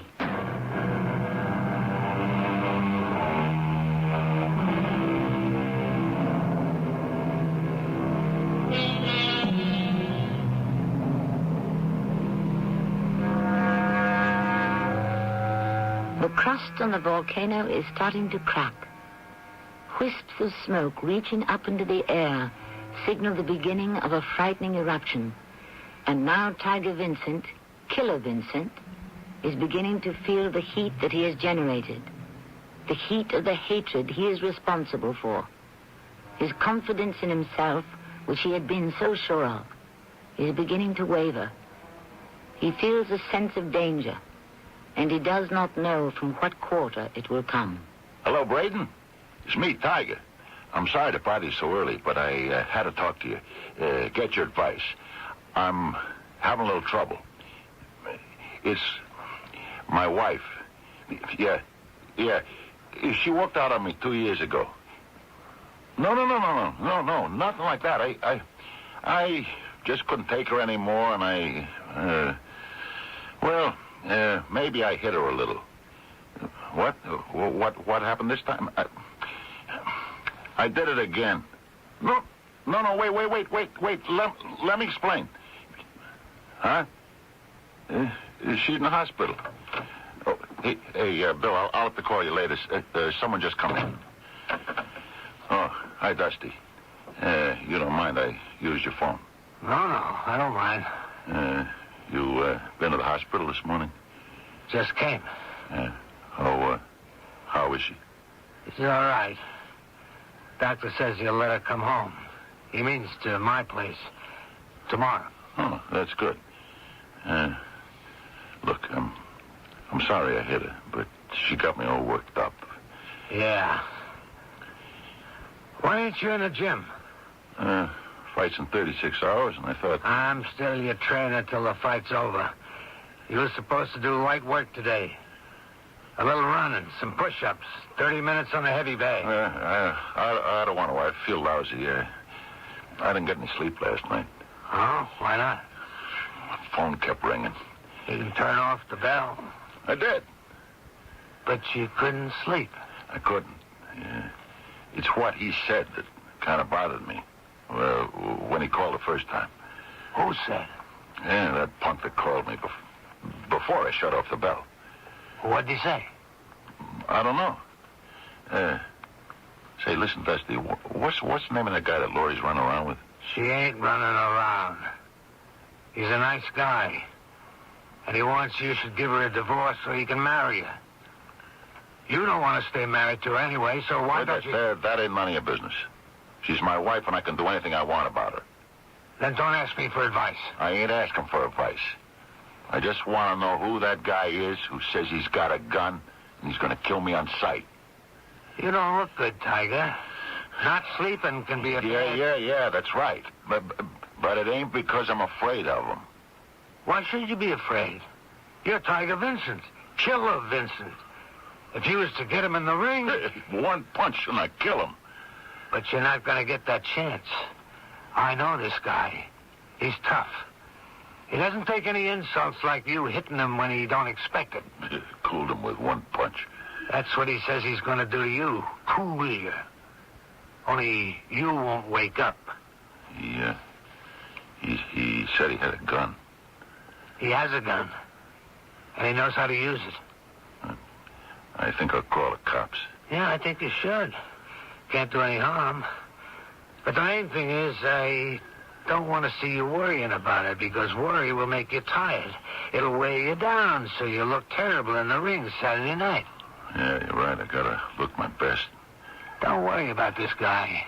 Right. I won't worry. Why should I worry? Maybe he isn't a good shot anyway.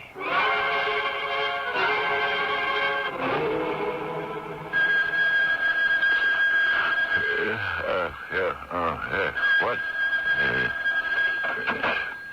Yeah. Hello, killer. I'm going to get you tomorrow night. 5th round. What? Tomorrow night. 5th round. 50 guns will be pointed at you, killer. You're through. Tomorrow night, killer. 5th round. Your last round. Your last. 50 shots in the 5th round. All of you, killer. You'll die in the 5th. 5th round in the 5th. Stop him. Stop him, stop him. Stop him before he kills me.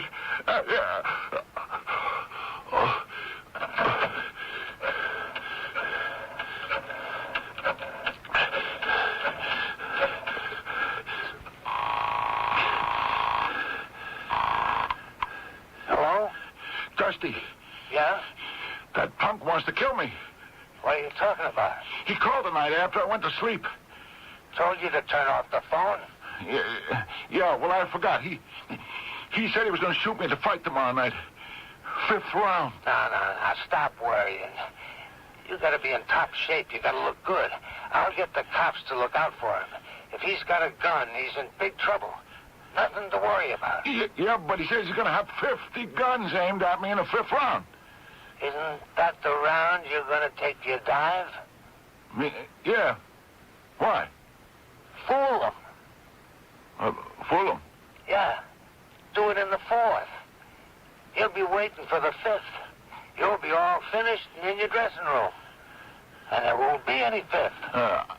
I don't know, Dusty. Big Bill's got it all set to happen in the 5th. Okay. Do it your way. Good night. No, wait. Yeah, you're right. We'll change it to the 4th round. Thanks, Dusty. Don't mention it. Good night. Have a pleasant dream. Hello? Jack, it's going to be the 4th. You got it? I got it, Dusty. Everything's set.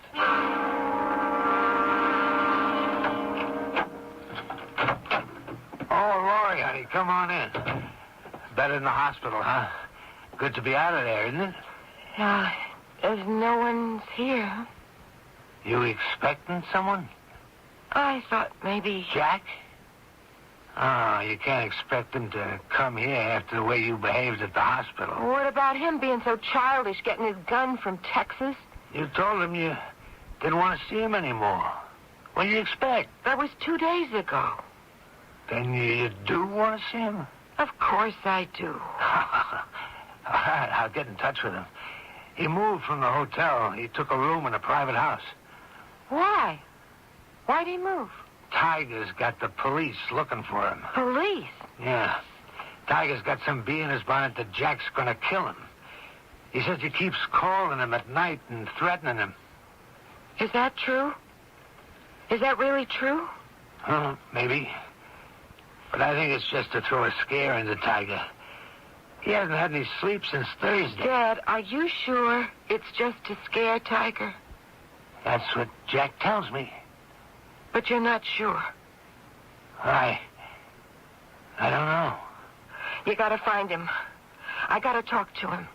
Well, I'll try. But I don't have much time. This is Saturday, and the fight's at the arena tonight. There's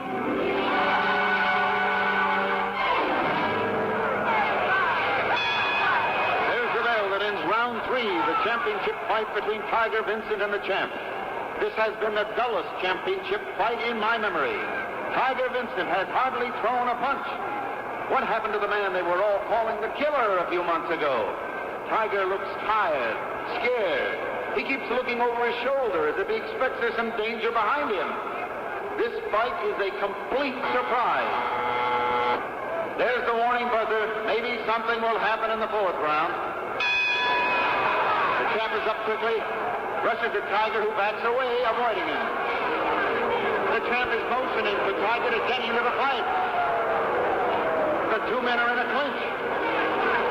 The referee is having trouble breaking them apart. Tiger is holding on. Now the referee has them apart, and Tiger is looking over his shoulder again. He is scared about jumping. Tiger is down. He's laying on the canvas, covering his head. He wasn't hit by a blow. He just went down. It sounds like someone was shooting off firecrackers. The referee is confused. He waves the champ to a neutral corner and is counting. 6, 7, 8, 9, 10. The fight is over. It's been the most unbelievable experience of my career. A championship fight with hardly a punch thrown.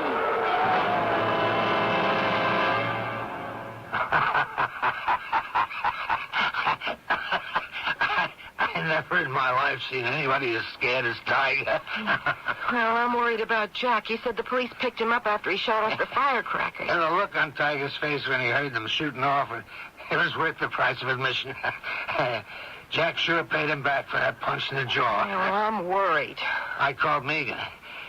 He's gone over to bail him out. Could it be a serious charge against? Oh, maybe that's him. Oh, Jack. Oh, honey. Hi, Lori. As soon as you're free and can open your mouth, I'd like to talk to you. Oh, yeah, Dusty. Hi. What happened in court? Oh, Megan got me out on $500 bond. You gonna jump it and run back to Texas? Only if Lori comes with me. Well, I don't think there's much worry on that account. Megan says that he can get the divorce easily. Says that after Tiger hit Lori like he did, it's a cinch. Lori? Oh, Jack. I got some more news for you. The commissioner called me. Got some more news for you. The commissioner called me early this morning. About the fight? What else? Did you tell him about the fix? The Tiger was supposed to look like he was winning, and then... No. I said I don't sing. And I meant it. The commissioner said he was declaring it no contest. Does that mean that nobody won? That's right. And the bookies aren't paying anybody. What's more, Tiger's been suspended indefinitely. I think we paid him back. You paid him back. No, Dusty. You took the gun away from me. And substituted firecrackers. I got a smart old man.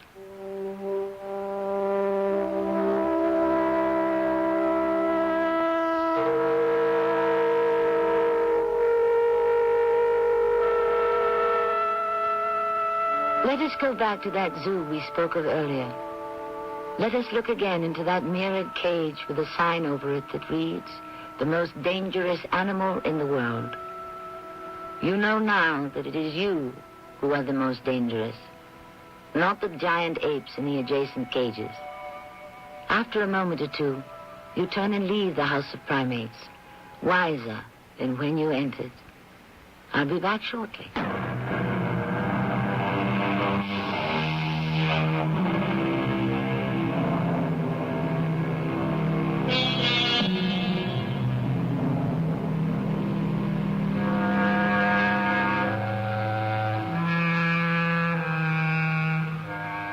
Dusty, the old fighter, manager, trainer, stood at one of the gates of the airport to bid his daughter and his soon-to-be son-in-law goodbye. He kissed Laurie, shook hands with Jack, and was about to go when Jack produced a third flight ticket. You're coming with us, Laurie said. We need you. And your grandchildren need you. Say yes. Dusty just nodded. He was unable to speak. Our cast included Fred Gwynn, Robert Dryden, Terry Keane, and Mandel Kramer. The entire production was under the direction of Hyman Brown. And now a preview of our next tale. I suppose mostly we just sat around and talked. About what? Oh, this is truly delicious soup, Chandrelal. Do you suppose I might have some more? Never say you to a native servant. You must always say thou. Why? Shall the empire totter on its foundation? Oh, talk to him any way you please. My dear Samantha, why are you angry? You pretend you don't know why I'm angry? That makes me angrier still. Suppose you tell me why you're angry. I'm angry because once again you're up to your old tricks. Which one? Once again you're out to take what belongs to me. What am I supposed to be taking this time? James. James? Yes, Sophia, James. But you won't get away with it, I'm warning you. You will not take James away from me. I'll do whatever I have to stop you, even if I have to kill you. This is Tammy Grimes, inviting you to return to our Mystery Theater for another adventure in the macabre. Until next time, pleasant dreams.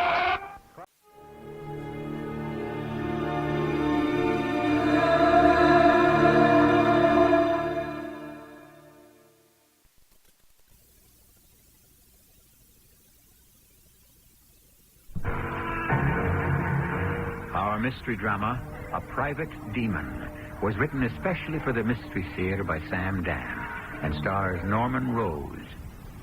It is brought to you in part by Ace Books.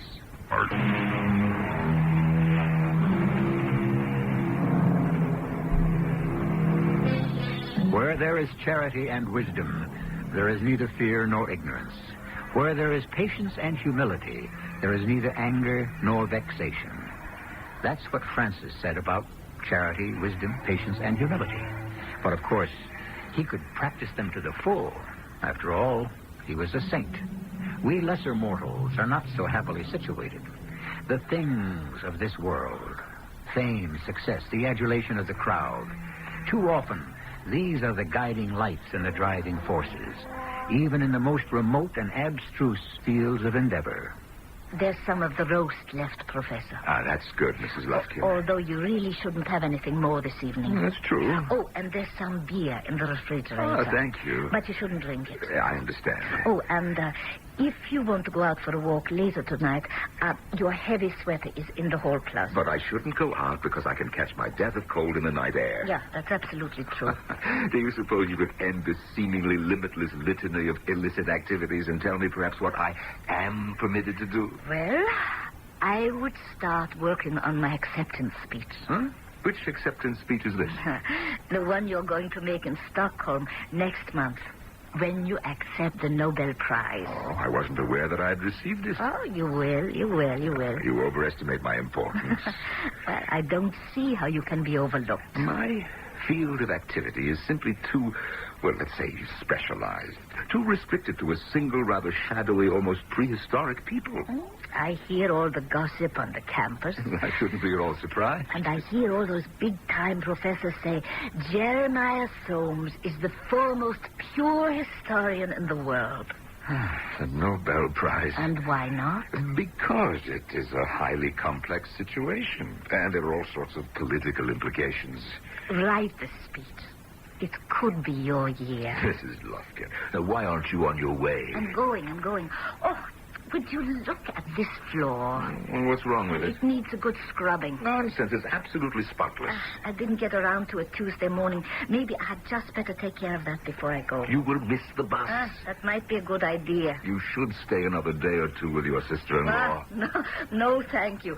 One night with my late brother's relic is more than sufficient. Good night, Mrs. Lufkin. Good night, Professor. Oh, and don't get into any mischief while I'm gone. Mischief? Me?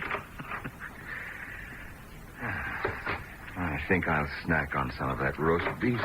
Oh, Professor. Why, Mrs. Lufkin, back already? Oh, I almost forgot. Yes.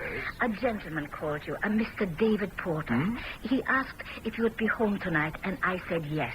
He said he would stop by to see you sometime after 8, and I said it would be best for him to make an appointment. He said it was a most vital matter and that it couldn't wait, and then he hung up. A Mr. David Porter? Do you know the gentleman, sir? I never heard of him. I don't know how I came to forget that. I don't know either.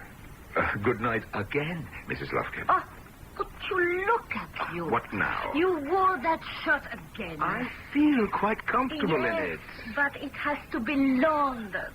Now, please, don't wear it again tomorrow.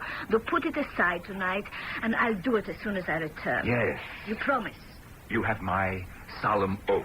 And now for the third time, good night, Mrs. Lufkin. Good night.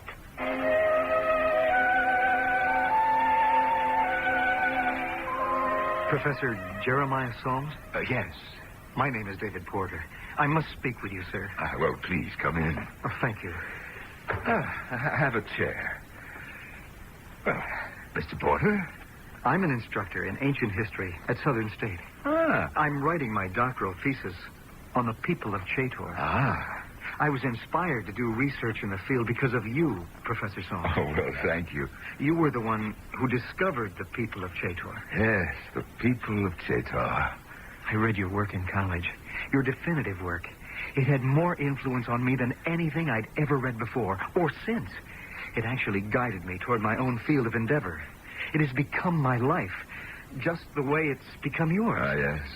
The people of Chator, a little-known, dimly perceived tribe who appeared briefly at the very early, perhaps even the false dawn of history, and then disappeared, leaving behind a few artifacts from which you, sir, have so brilliantly constructed their daily lives. And you have those artifacts here, in this room. The flint knives, the axes, the drills, the bowls. May I? Oh, yes, of course. They were meant to be touched. And the little serpent carvings. Yes. Chator. Meaning serpent. Yes. They would be serpent people. Yes, Professor. You are the discoverer of the people of Chator. And you were the leading authority. I was the leading authority, Mr. Porter? There's talk of a Nobel Prize, isn't there? Mr. Porter, exactly what have you come here for? You were my idol. You inspired me. Because of you, I found my life's work. I couldn't wait to do my thesis. And so I went there, into the incredible desert wilderness that lies between Iran and Afghanistan.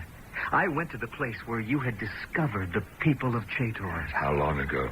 How young I was. And these were the people who formed the link between the late Cro-Magnon and the earliest modern man. Is this what you have come to tell me?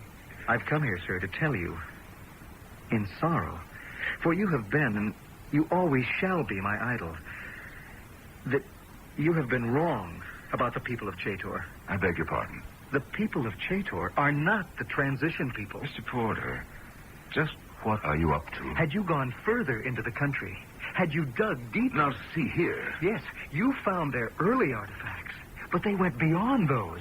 They developed these. And what, may I ask, is that?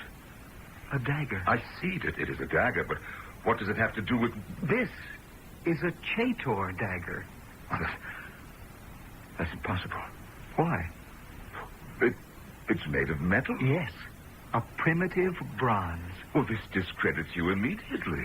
The Chator were a late Stone Age people. You are convinced they emigrated south and west and were wiped out by the stronger tribes they encountered in Asia Minor. That isn't true. Sir, I see no need to prolong this pointless discussion. Read my notes. I have neither the time nor the inclination to humor every charlatan who barges in here. I challenge you. I say they went north and east. They never died out. Their descendants still live in the remote fastness beyond Karakum. Oh, that's nonsense. Why are you afraid? Read these. You'll see.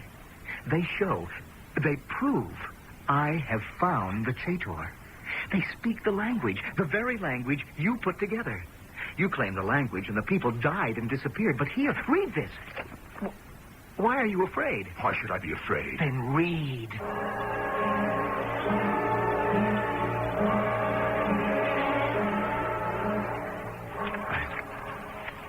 I do not believe a word of this.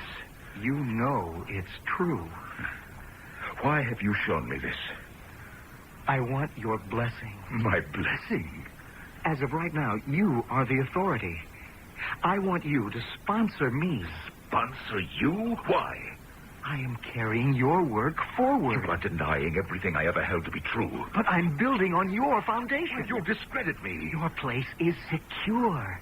But now you must yield to men who have gone beyond you. It happens to all great discoverers. Darwin, Freud, Einstein. Yes, but not yet. Not now. Not this year. Wait till I'm dead. Professor! This dagger destroys me. This bronze-bladed dagger destroys me. Why did you have to find it? Because it was there. Why did you have to bring it here and show it to me? Because I wanted you to be the first to know. The first to know that I'm disgraced? Professor, that isn't true. Oh, I could kill you. What are you I saying? could kill you with this dagger. I could kill you. The work of a lifetime. Professor, you've gone mad. You stabbed. I'm bleeding. Help me. Help. Help you? After what you tried to do to me, I'll help you. I'll help you.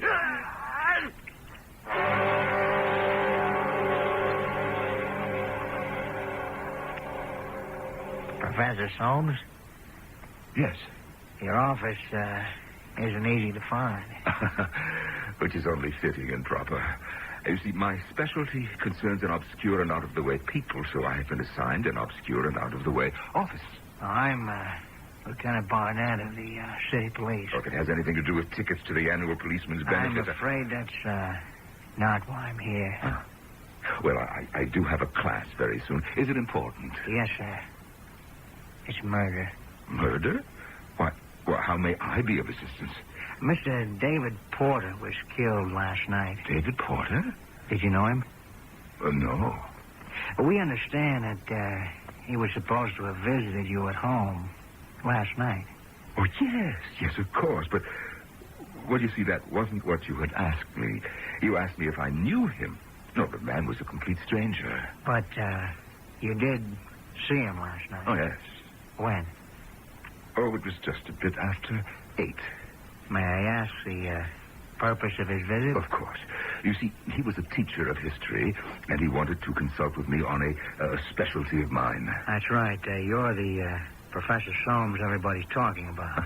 Everybody? Well, there was a piece in the papers about you being up for a prize. No, that's the merest speculation. But what a shot in the arm it would be for this old town, huh? Well, anyhow, you'd never seen this David Porter before, huh? No. Do you mean that after he left my house last night? His body was found in his car. Was parked just off exit 18 on the interstate. What had happened to him? He was stabbed to death. Oh, no. We figure he stopped to pick up a hitchhiker. Whoever it was killed him. How horrible. Everything he had on him was gone. His watch, his ring, his wallet. His wife says... His wife? Yeah, he was married. It's kind of tough on her. She's going to have a baby. Oh. What time would you say he left your house? Well, it was well after 9. Yeah, and by 10 o'clock he was already dead. That's when his body was discovered. Oh, I feel so badly, Lieutenant, so badly. I don't think that I can ever forgive myself. Why? What'd you do? No, it's for what I didn't do. I don't understand, sir. Well, you see, he had come to me with a perfectly ridiculous hypothesis. And I'm afraid I dismissed him out of hand. Well, it's unforgivable, but I'm afraid I laughed at him. Professor, if it was ridiculous, like you say it was, what else could you have done? Well, I might have been kinder to him, Lieutenant. Just a little bit kinder.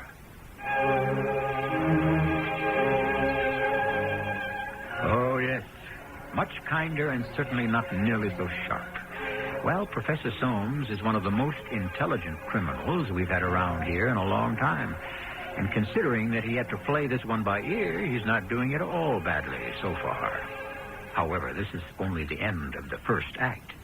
Got it.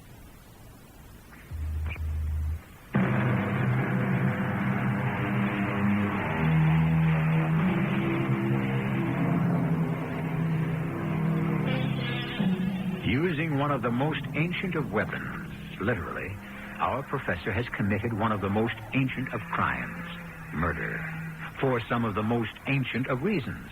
A, jealousy, which is why Cain killed Abel, and B, for the protection of one's turf, which is why Romulus killed Remus. Things are not really too much different today, are they? Oh, Mrs. Lufkin, you're back home already, I see. Yes.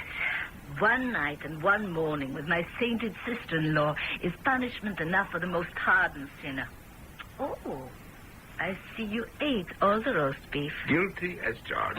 And you drank all the beer. You were not here to preach temperance, Mrs. Lufkin. And you also disapproved of my housekeeping, Professor Holmes. How can you say such a thing? It's obvious. You actually scrubbed the floor. What? Who did? Well, you can see for yourself.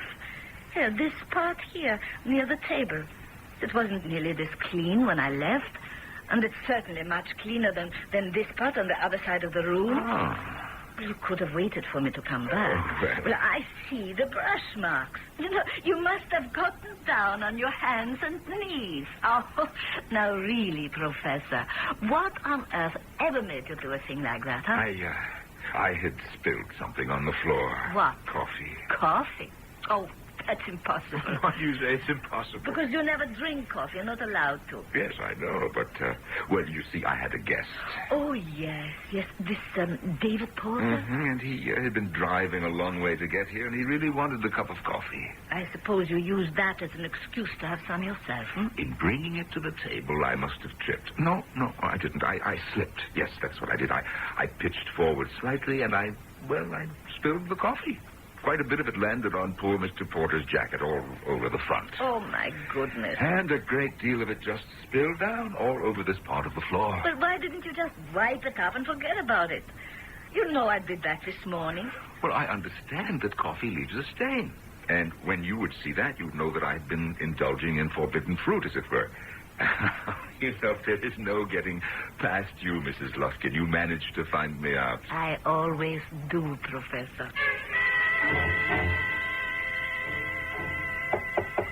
Yes, Mrs. Lufkin? Professor, there's a detective downstairs to see you. His name is Lieutenant Barnett. Oh. I suppose it's about that terrible thing that happened to that poor Mr. Porter the other night. Yes. To think I'd spoken to him on the phone just a few hours before he... what sort of person was he, Professor? No, a nice enough young man. It's a pity. I told the officer that you were very busy, but he insisted on seeing you. Oh, it's all right. I don't understand. What does he want to bother you for? Tell him that I'll be down directly, Mrs. Lufkin. Yes, sir. I'm sorry to bother you again, sir. You know that's odd. I've heard that so many times. I've read it in so many novels. The detective always says that. Well, you know what they say. Life imitates art. Yes, I'm sure.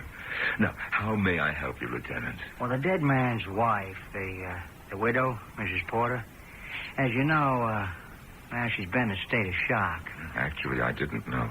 But it's understandable. She said that her husband had come here to see you on some scholarly matter. Yes, that's right. I believe I told you that. When we found him in the car, everything of value had been stripped from him. I remember that you had mentioned it. His wife said he had an attaché case. He used it to carry his papers.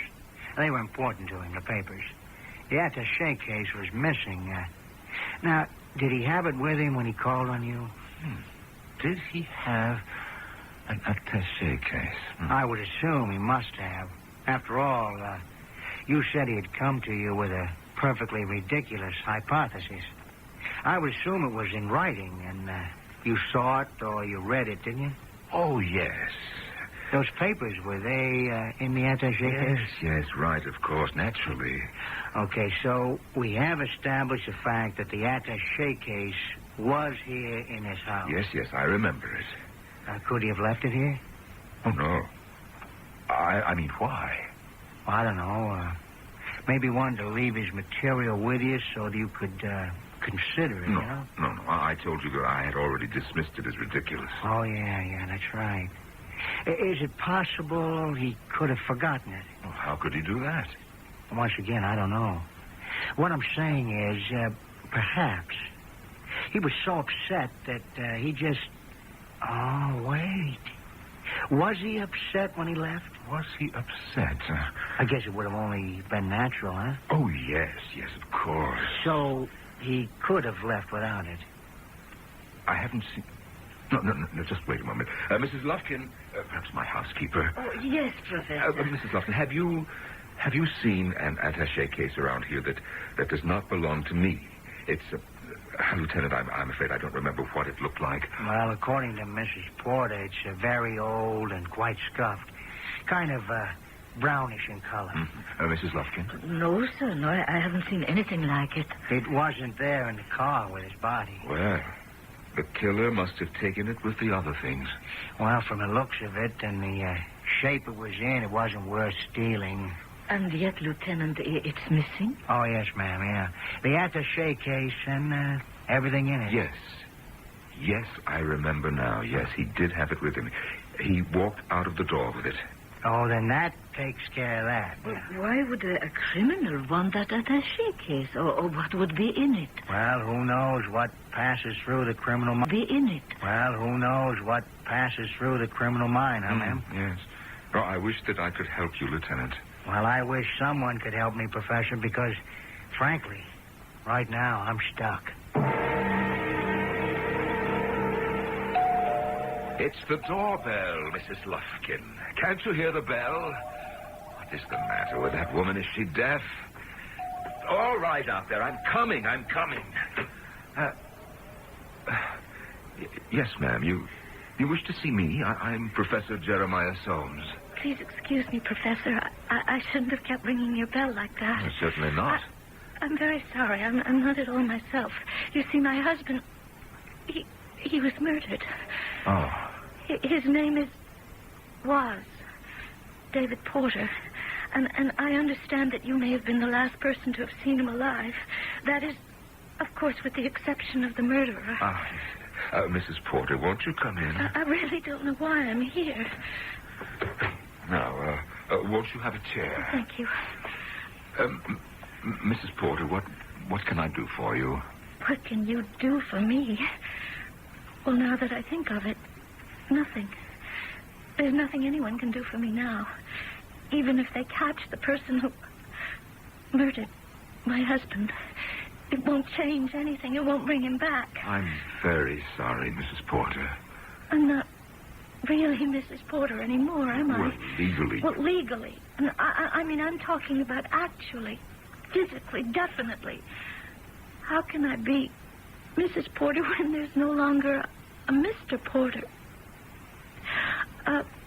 You had a talk with him the other night, didn't you? Yes. What did you think of him? I mean, as a scholar.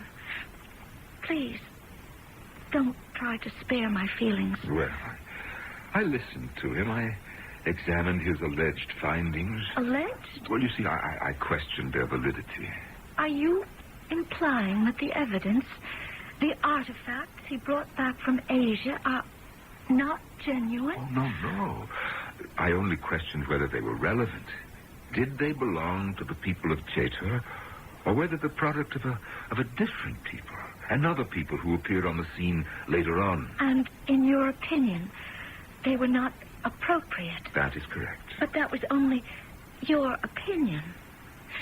You know, ever since he read your earliest book about Chaytor, those people became his, well, I could say, his reason for existence. I'm flattered. We went to the site of ancient Chaytor on our honeymoon. Can you imagine? We traveled north with the mosquitoes and the dust and the rocks and the biting winds. And every day, he would see something else. He would find something else. And we reached that place where, according to you, the people of Chator were supposed to have turned west and south. Yes. But he said to me, look, what if they didn't? That's ridiculous. They did. Well, I'm only telling you what he said to me. And so we kept going north. He was looking for the trail of the people of Chator. There is no such trail. Yes, that's what he was beginning to think after a while. And then he found it. What did he find? The dagger. A Chator dagger made of bronze. There is no such dagger. But he showed it to you, didn't he? That's what he came here for. Just a moment. He showed me a dagger? With the serpent carved on the hilt. He was deceived. Now, he knew that he had found the trail. That dagger pointed the way. And as we went north, we saw the carvings and the cave pictures, all with that serpentine design. I tell you, he had deceived himself. He was in a daze. He was a man who received the shock of tremendous revelation. And he said to me, Soames is wrong. He is wrong about the people of Chator. Your husband simply did not know what he was talking about. He said, I have it here. We can go home now and publish. But first, I must show it all to Soames. Yes. Yes, he did. He showed it to me. Oh, believe me, Mrs. Porter, I tried to be nice to him. I tried to let him down as gently as I could. Like a fool, he came here.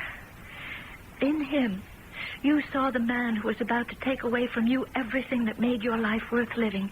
It hit you. It struck you like a bolt of lightning, and in one sudden, uncontrolled spasm of fury, you killed him. Mrs. Porter, what are you saying? Professor Jeremiah Soames, I accuse you of murder. How could I have murdered him? You killed him with that dagger. The dagger that would have cut you down from your pedestal. What did you do with the dagger? Mrs. Porter. Mrs. Porter, how can you ever hope to prove such a monstrous accusation?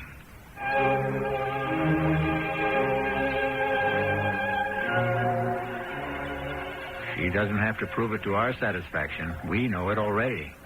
But we don't count. First, she'll have to convince the police, and then a jury. But of course, she would have no problem at all if she could manage to convince a certain person, and you know who that person is. That will be the business of Act 3.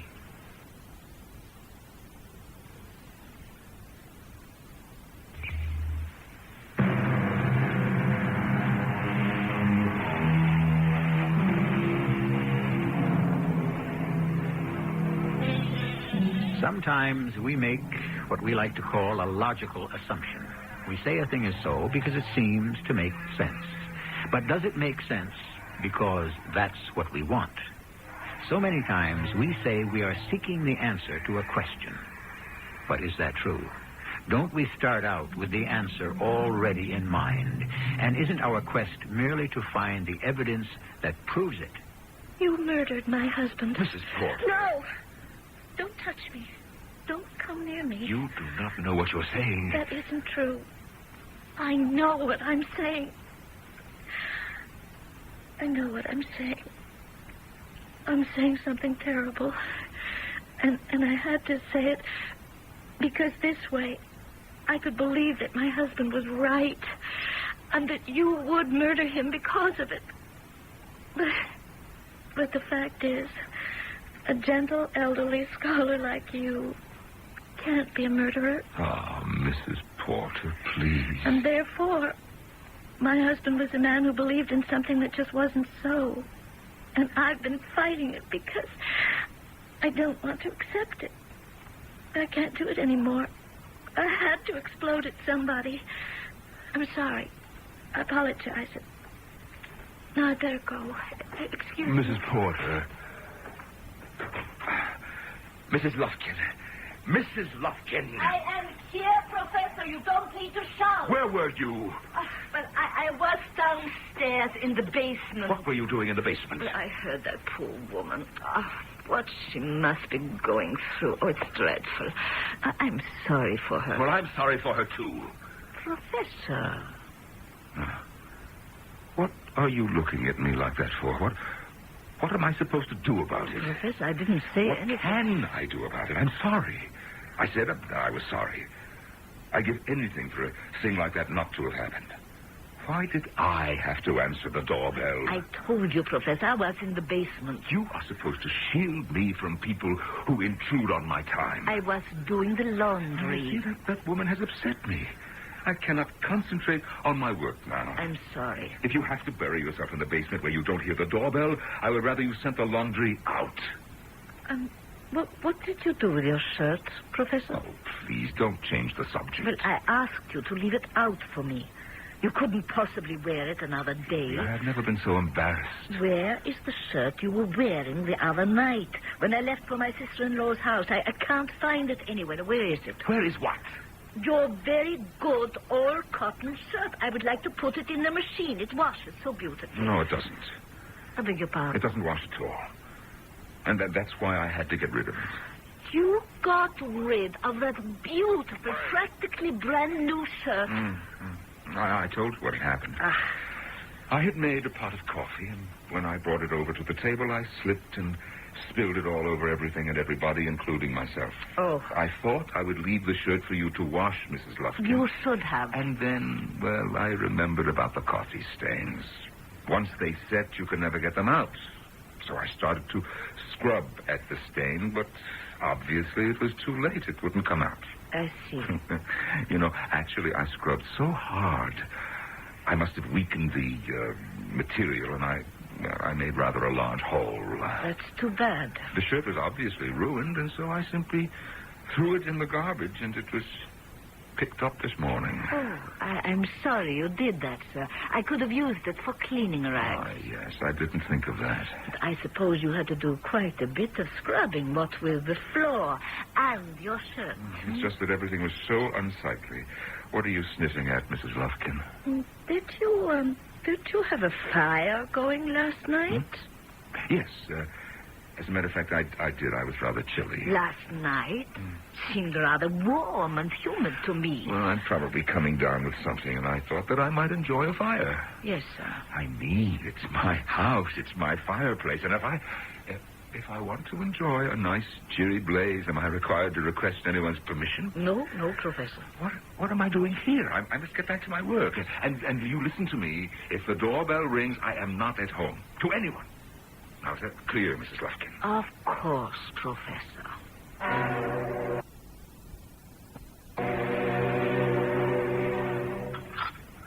You haven't touched the veal, Professor.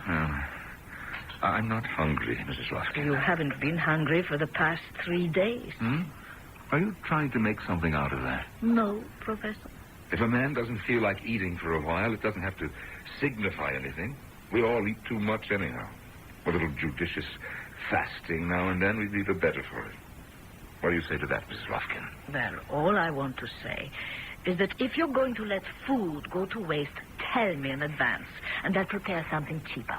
The hunters and gatherers of Chaytor, you know what? They would grab a handful of wild wheat from the stalk, and they would munch on it as they traveled.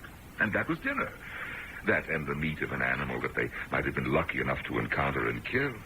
Yes, fruits, nuts, berries. I could serve you fruits and nuts and berries, Professor, but I'm not sure I can go hunting for meat. Mrs. Lufkin, I must ask you not to look at me like that. Well, I wish you would describe the look, and I will take pains not to assume it any longer. You are siding with her. Her? That woman. His wife, Mrs. Porter. You are taking her part. You think that I treated her badly, huh? No, I thought you had been placed in a very uncomfortable position. You thought that I had been cruel to her. But what was I to say? To do? You know, she had actually accused me of murdering her husband. Now that's ridiculous, isn't it? But tell me, Don't you think that that's absolutely ridiculous? Yes, Professor, yes, it does sound ridiculous. Yes. Now, I'm going upstairs. I have work to catch up with. Oh, aren't you going to take your mail upstairs? Oh, there's a card from your friend in London, Dr. Hodges.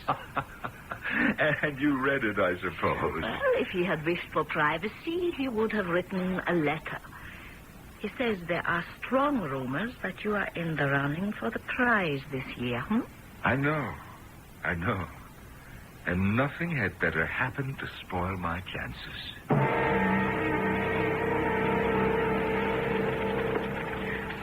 Lieutenant Barnett. Yes, ma'am. Come in. Sit down. You, look familiar. My name is Mrs. Muriel Lufkin. Oh, yes. Now I remember. You're, Professor Soames' housekeeper. What can I do for you?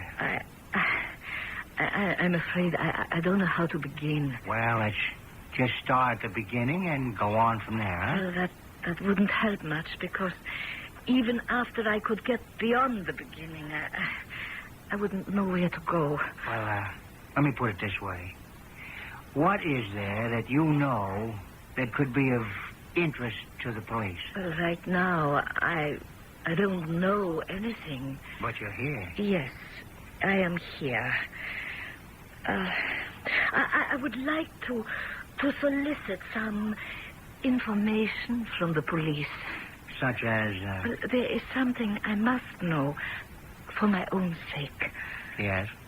Lieutenant, when the body of David Porter was brought to wherever they bring bodies, I would imagine that there were some blood stains on his shirt.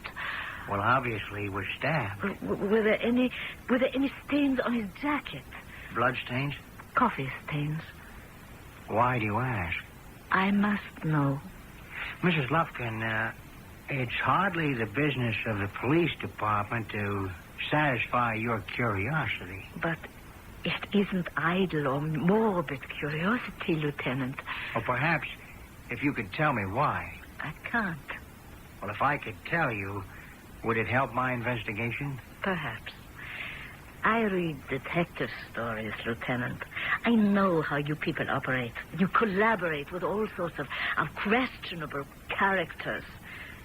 Can't you trust a reputable citizen for a change? What can I expect in return? Perhaps nothing. And perhaps everything. Let me check with the lab.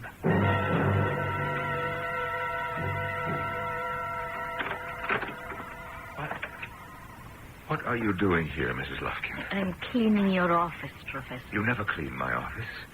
I told you when I hired you that the rest of the house could be spotless. But I don't want anyone misplacing my books and my papers. Yeah, well, nevertheless, I have been cleaning your office.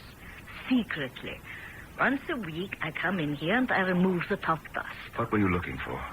What would I be looking for? Did she ask you to find it? Did who ask me to find what? Mrs. Porter. The two of you. You stick together, huh? Now, don't lie to me. I know what you're looking for. It's in the closet. Right in here, you see? The dagger. Yes. The bronze dagger. How did you find out? You said you had spilled coffee on his coat. There weren't any coffee stains. Did that mean you were lying about the coffee? Yes. Then why did you scrub the floor and dispose of your shirt? What other stains could there have been? Blood? Oh, why did you have to find out? You wanted me to, Professor. What? How could you say that? I am not a detective, but I am a housekeeper. You did everything to arouse my suspicions. Now listen to me, Mrs. Lufkin. You have been with me for 10 years. You're not going to tell the police. No, I won't. But you will. No, never. No, not this year. Not when I'm so close. You will have to. I don't have to do anything, Mrs. Lufkin. Now, don't force me to kill you. You wouldn't kill me. I can do it. I'm bigger than you. I'm stronger. I have the knife in my hand, and I am standing between you and the door. I know all that, and I still say you won't do it. Poor David Porter. He caught you at a terrible moment, unaware, with your defenses down, when your demon was in command. Now, you listen to me, Mrs. And I know that demon inside you, too.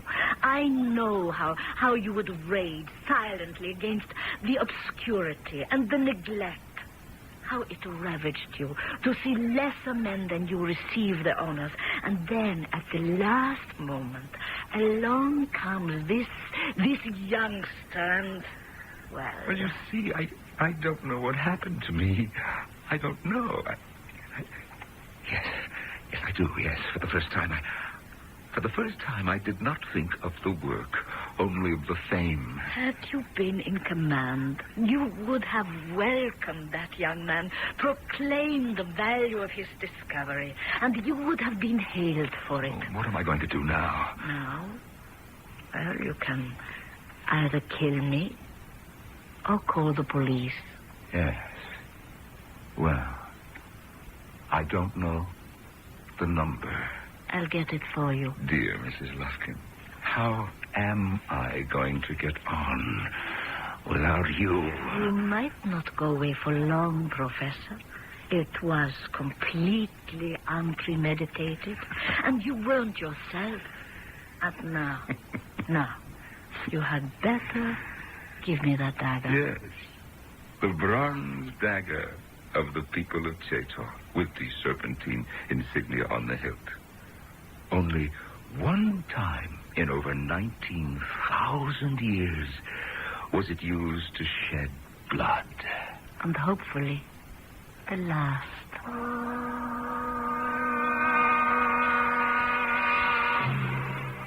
Think back to the first time the dagger was used. It was clenched in the fist of a man who can be used. It was clenched in the fist of a man who can be fairly described as a primitive savage. Some 20,000 years later, it is once again clenched in the fist of a man. But this one is the highly educated product of a most advanced society. And yet, each was driven by the same passion and blinded by the same fury. In so many years, have we really changed so little? I shall return shortly.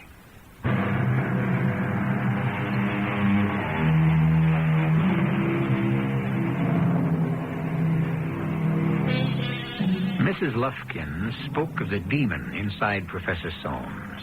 Yes, each of us has a demon that is like another self. Rudyard Kipling understood the situation very well. He wrote, "When your demon is in charge, do not try to think consciously. Wait. Drift." Yes, one should neither fight one's demon nor obey it. Just wait till the storm dies down. Our cast included Norman Rose, Carol Teitel, and Bob Caliban. The entire production was under the direction of Hyman Brown. This is E.G. Marshall inviting you to return to our Mystery Theater for another adventure in the macabre. And before you venture to disagree, consider that despite a few perfectly normal intervals of doubt, she does enjoy a happy marriage. I'll be back shortly.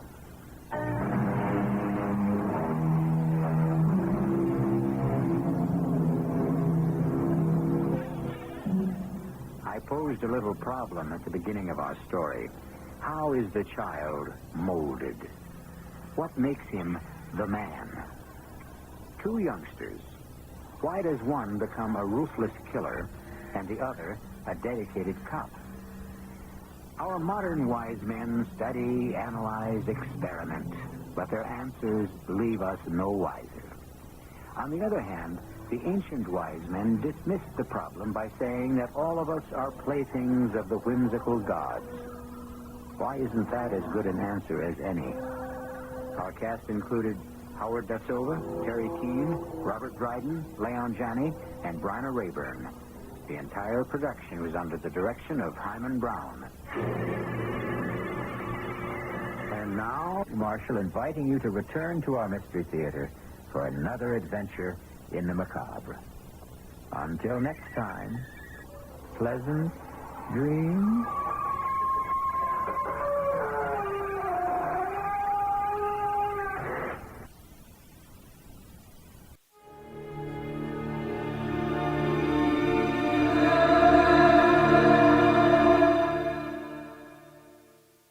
Stock station, Sports Radio 78, WBBM, Chicago. You'll love the zesty cheese flavor of Jay's Puffed or Crunchy-style cheeselets. Try them today. The CBS Radio Mystery Theater presents...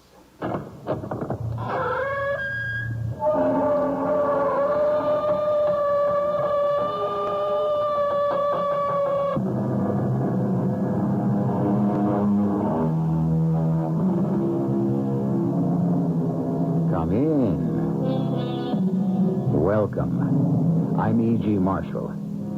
How glorious and also how painful to be an exception. Yes, we strive to excel, to rise above the crowd, for that is how one may achieve fame, wealth, and glory. We discover too late, perhaps. That is also how one may encounter disappointment, danger, and death. I know you've had a long and tiring trip. You must be starved. Please sit down. Isn't your husband going to join us? No. After he prepares your room, he'll retire for the night. We shall not see him until morning. Just as well. He doesn't care for conversation. What does your husband do? Oh, he's really quite busy. With what? He's trying to devise a plan to murder me.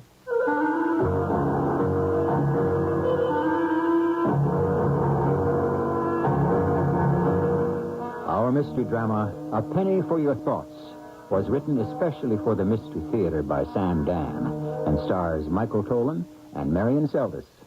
I'll be back shortly with Act One. Weekdays on CBS Television. Don't miss your favorite daytime dramas. Follow the continuing stories of families in conflict. Their lives changing every day. Full of turmoil, triumph, and treachery. On the young and the restless. Then, it's searing stories of romantic intrigue and hidden desires on As the World Turns. Be sure to watch The Young and the Restless and As the World Turns. Weekdays on CBS Television. Because lawns come in all shapes and sizes, so do Lawn Chief mowers from True Value Hardware stores. Hi, Pat Summerall to suggest you choose from their wide selection to find the mower that best suits your needs. Like the Lawn Chief 3-horsepower 20-inch rotary mower loaded with features for just $139.99. Or the Lawn Chief 22-inch 3.5-horsepower rotary model for larger lawns, priced at just $149.99. Lawn Chief mowers have earned the Good Housekeeping seal, and they're sold exclusively by participating True Value Hardware stores. This year's biggest airfare discounts are here. Midway Airlines with 408 nonstop flights every week serving major cities. New York, Philadelphia, Cleveland, St. Louis, Detroit, Omaha, Kansas City, Washington, D.C. Midway Airlines now offers 191 weekly flights for at least 50% off. That's right, you save at least 50% off O'Hare's one-way unrestricted coach fares. You heard it right. Midway's 191 super economy flights also include every flight on Saturday from close-in, hassle-free Midway Airport. These fares have no restrictions, no small print, no ifs, ands, or buts, and all flights have convenient departure times. A straight, honest 50% or more discount from Midway Airlines. Some Midway flights have even lower wholesale fares than last summer. So what do you say? Okay, Midway. Okay. Now you can jet Midway to Philadelphia or Washington, D.C. for as low as $87.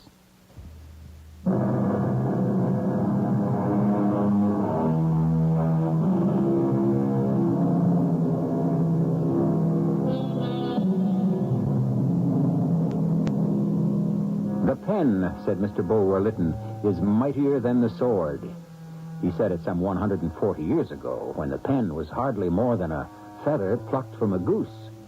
Consider how much mightier the pen is now as a typewriter, a TV camera, indeed, as the all-powerful juggernaut known as the media. Jack Wilshire is a reporter. You, sent for me, Your Highness? Cut it out. Oh, should I have said Your Majesty? Sit down. Little Bessie Boister, see what she's become. Managing editor. You could have become managing editor. Yeah, if my mind ran in that direction.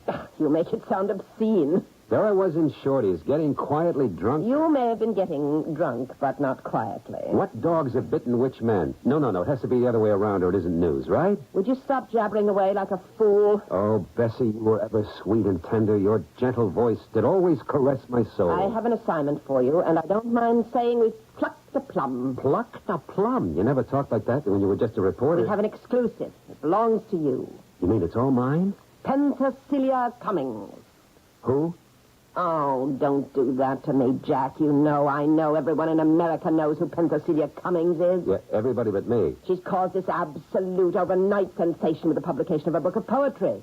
What kind of name is that? Penthesilea? After the legendary queen of the Amazons. The Greek hero Achilles fell in love with her, but since they were enemies, he had to kill her. That wouldn't make a bad movie. Now, this volume of poetry, Intimations. Intimations of what? Oh, what's the difference? Mortality, I suppose. Maybe it's immortality. Didn't you read it? Jack, do I have time to... Listen, the fact is I tried to read it. I found it rather rocky going. Well, you should have called me. I'd have been glad to explain the big words. Now, listen, everyone's raving about it, and everyone's asking, who is this woman? I'm not asking. And so far, she hasn't given one single interview. I telephoned her, and guess what? I'm afraid. We have the exclusive, provided... Yes, Bessie? Provided you are the reporter.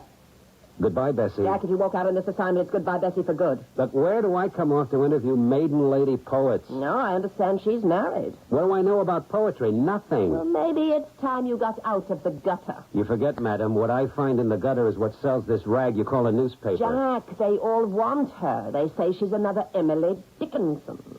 The entire media, and she'll simply speak to no one but you. Why me? Why don't you find out? All right, I'll get around to it. No, Jack, now. Bessie, I'll do it, but I'll do it my way. Now, first I have to find out who this dame is. But nobody seems to know. She and her husband have some small estate in the mountains. Now, don't hand me this nobody seems to know business. Well, it's true. Everybody alive in this world was born. They weren't hatched, which means they come from somebody, somewhere. They have a past. They can be accounted for. That's the investigative reporter talking. Good. Now, maybe you can find out. She wrote this book, huh? Yeah, now here it is. Intimations, a volume of poetry. Would you believe it's already sold 1 million copies? Why not? People in this country, they'll buy anything. Now go there today and button it up, and we'll schedule it for a special Sunday book review section. We'll set up a terrific promotion. The piece will be ready when it will be ready. And if that isn't good enough, you can fire me. But that won't help you because this Amazon won't talk to anybody else. She's not an Amazon. Then why is she named for one? You get out of here.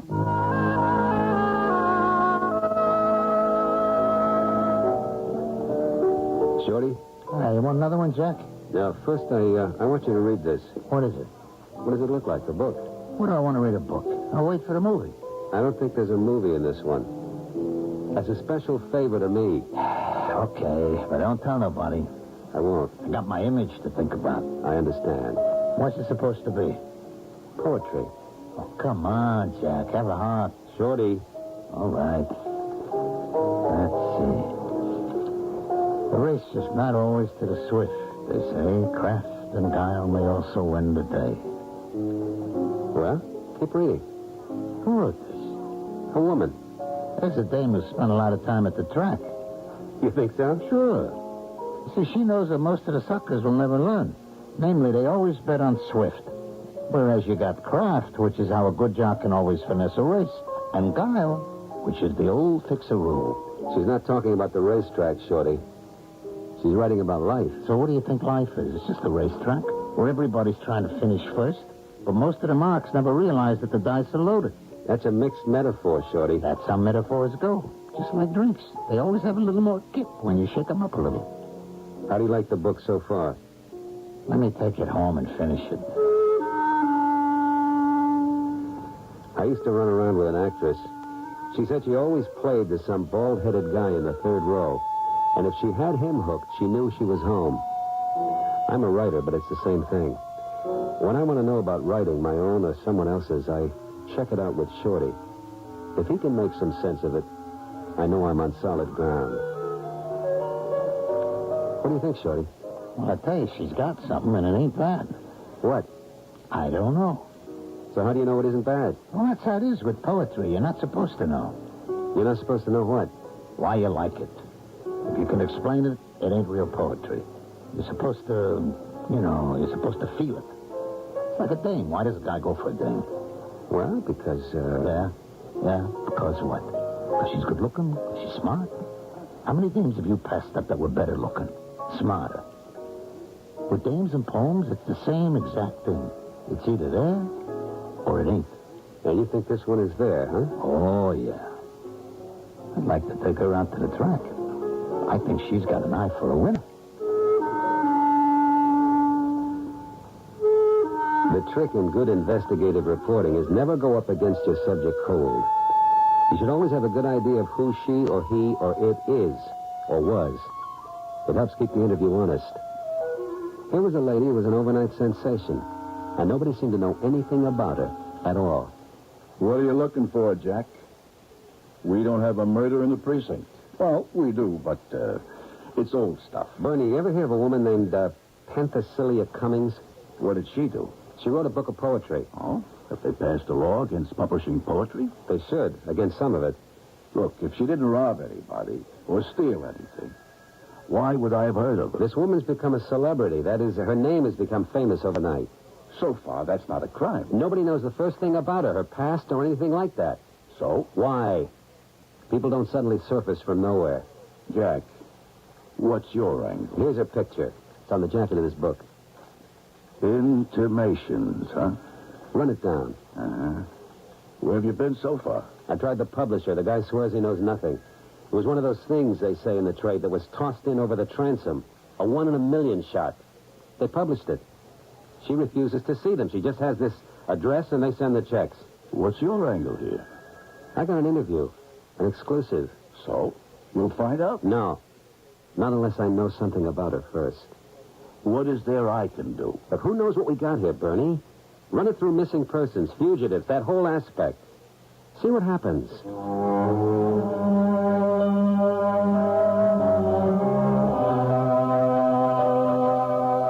Nothing happened. I waited a few days.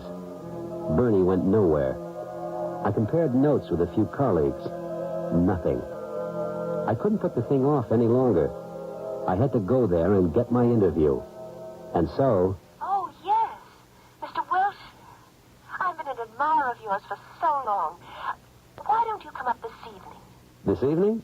I'm afraid there's only one plane for Morgansville. It leaves at 7. But it gets in at 10. Then I'll stay at a motel and come out in the morning. No, I won't hear of it. You'll stay with us. We have so much room. But, Oh, good. Now, that's arranged. Now, Bill, my husband, will be waiting for you at the airport. I don't want to put you in any trouble. Trouble? Can a friend possibly put one to trouble? And I know, Mr. Wilshire, in my heart I know that we are friends.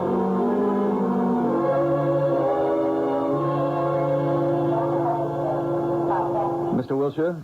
Yes. You must be, Bill Cummings. How do you do? The one bag, all you have?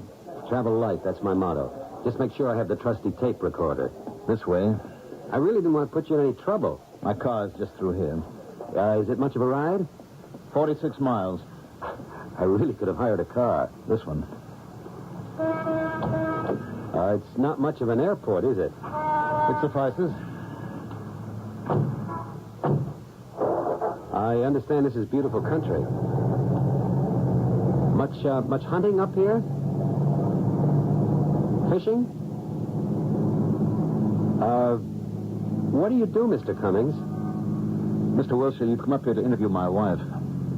I myself have no desire to listen to any questions, nor do I believe you would be interested in any of my answers. Well, I just thought it's a long ride. We might chat a bit to pass the time. I don't feel the necessity for passing time, Mr. Wilshire. I can enjoy it in many ways. Listening to music, for instance.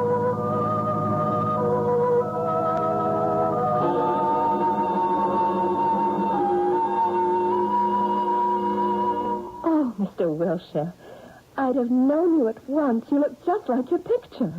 It was published when your expose on graft won the Pulitzer Prize. You, don't look like your picture.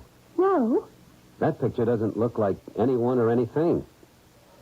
You really are a beautiful woman. Why did you find it necessary to say, really?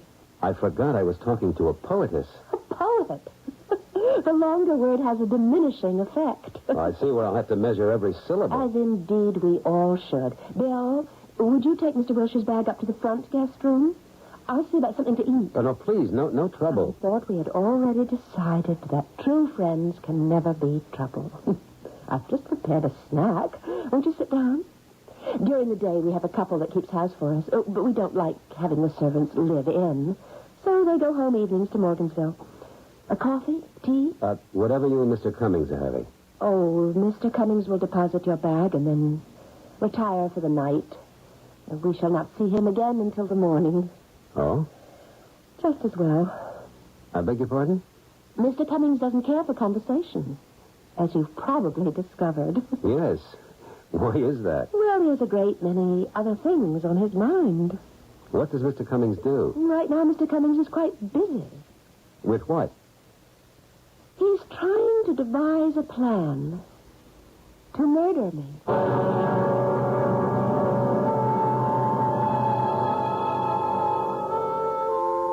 And our plan is to pull the curtain right now for a short intermission, after which we shall return with Act 2.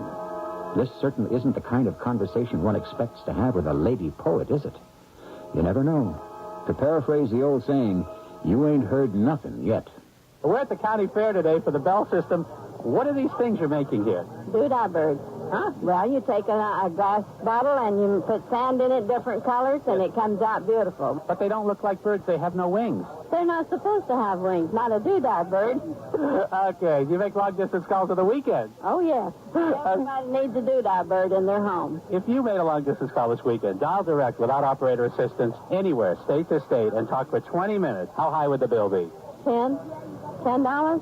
Oh, doodah. No, it's $3.84, including tax. For 20 minutes? Yeah. That's great. Okay, now that's all day Saturday and Sunday till 5, okay? I'll call my sister and tell her about it. And different discounts apply to Alaska and Hawaii. Do you get the price now? Oh, yes. $3.84, right? $3.84. You do? I do. When people get married, they can say, I do. I do, but I do die. Reach out, touch your love. A railroad car clatters through Pennsylvania's coal fields almost a century ago. Its only passenger, a doctor named Matthew Shields, beginning a 16-year special assignment for the American Red Cross. In railroad yards, on sidings, and in the great terminals, Dr. Shields would convert his home on wheels into a classroom and teach first aid and occupational safety to industrial America. And all along the way, local physicians were enlisted as Red Cross volunteers to continue the teaching effort. When the car rolled to a stop for the last time, 2 million people had learned first aid. The effort was called A Good Beginning, but only a beginning. Today, as the Red Cross begins its second century, we're proud that America still looks to us for first aid training. Now we teach over 3 million people every year, and we still say it's only a beginning. Red Cross, ready for a new century.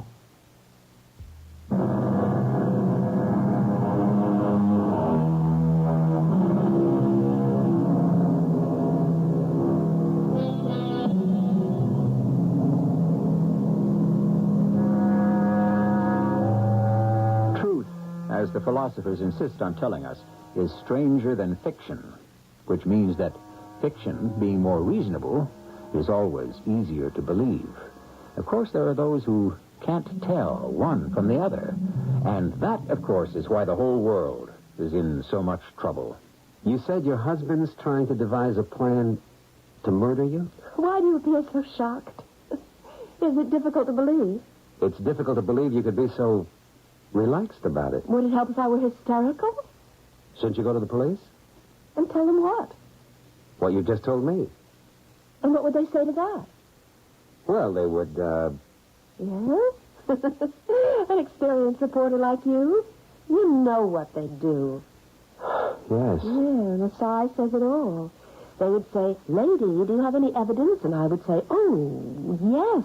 The look in his eyes, the tone in his voice, his brooding silence, his ominous manner." And they would call him in and tell him, and do you know what he would say? He would deny it. He would go even further. He would say, "Ah, poor dear girl, she gets these delusions." But, of course, you see, she writes poetry, and she doesn't know the difference between dream and reality. And were I to persist... You'd wind up in the nut house. Yes, that would be one way of killing... Persist. You'd wind up in the nut house. Yes, that would be one way of killing me. But why does he want to kill you? I don't know. Why does he say he wants to kill you? He thinks... How to put this? He thinks I've robbed him of something. Of what? He isn't clear about it. I think perhaps it's his desire to live. But why? He is an engineer. He was in charge of constructing a skyscraper, and there was an accident, and one of the floors collapsed. Men were killed. And they blamed his design, and he's never worked again. I haven't seen it in the daytime, but this appears to be quite a setup you have here. How can you afford it? I'm a reporter. You agreed to be interviewed. You have to expect these questions. Bill comes from a wealthy family. He inherited a great deal of money. So he doesn't have to work? Oh, yes, he does. Well, no, not financially, of course. But all men must work. And you, Mrs. Cummings? Oh, please. Let's use first names. Penthesilea is quite a mouthful. Then you must call me Penny. And what's your background, Penny? I don't have any. That's impossible. No, it's true. You must admit you do come from somewhere. Probably. No, definitely. Have it your way. In other words, you won't answer the question. I can't answer the question. Why not? Because I don't know what the answer is. Oh, but it's such a simple answer. I was born in, my parents were, I went to school, I worked for, you see? Yes, but still, I don't know the answer. Again, why not? Well, I believe it's because I don't want to. I think I was a foundling. Oh? You know, one of those infants who were discovered on somebody's doorstep. But I must have had a very bad, very difficult time of it, and I've managed somehow to block it all from my mind. What's the earliest thing you want to remember? That I was in an airport. Where? Cincinnati. Well, actually, it's the Cincinnati airport, but it's across the river in Kentucky. I know. What were you doing there? I don't know. I'd lost my purse, and I was just a lost soul. And then this tall, good-looking fellow said to me, "Are you in trouble?" It was Bill. How'd you know? Well, if this were a movie, it would have to be Bill, wouldn't it? Yes, I suppose so. And one thing led to another, and before you knew it, you were married. Yes, you could say that. Were you in love? Yes. When did it go bad? When he lost his skill, or his luck, or his nerve, or whatever it is you need to succeed in what he wants to do. I can understand a man who has a hard time and comes home and kicks the dog. But why should he want to kill you? Because it's my fault. Why? Oh, you wouldn't believe it. Try me. Let's wait until we know each other better. It's been a very long day. Why don't we say goodnight?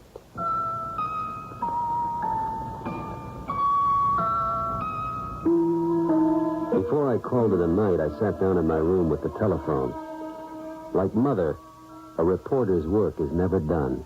I don't know, Jack. We've got nothing on this end so far. Bernie, maybe we got us a case of amnesia here. Maybe. On the jacket of the book, it says, she's been married for the past 10 years to Mr. William J. Cummings. So? And before that, all I can get her to remember is the Cincinnati airport. What was she doing there? It beats me, but it's a lead. Some lead. I can fatten it up a little for you. She says she lost her purse at the airport.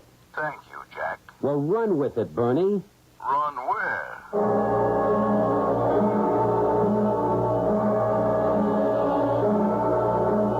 Have you written that interview already? Look, check out the husband, William J. Cummings. The material on him would have to be in the morgue. What material? He's a construction engineer. Something went wrong on one of his buildings. People were killed. You're not up there to write about... Just do as I ask. Jack, I'm scared. Of what? I don't know. I sent you to do a nice, heartwarming piece about a sensitive lady poet. Look, if you wanted a nice, heartwarming piece, you had no business sending me. I don't know.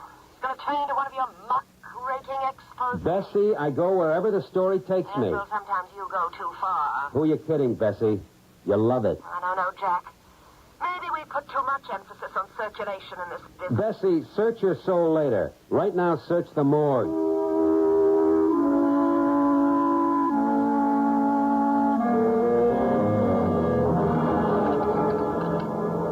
Mr. Potter, this is Mr. Wilshire. How do you do, sir? Mr. Potter and his wife run the house for us. Mrs. Potter's taken the week off to visit her daughter. But perhaps you'll meet her when she returns. I don't think I'll be here a week. Oh, one never knows. Will there be anything else? More coffee? No, this will be fine, thank you. You may go, Potter. Yes, madam. Remarkable, isn't it? What's remarkable? Well, Potter. His family's been here over 300 years, and look at him. He tries to be a typical English butler. How many of us are shaped by what we see in motion pictures? It's a phase. I used to wear my hat in the house because I thought it was part of a reporter's uniform.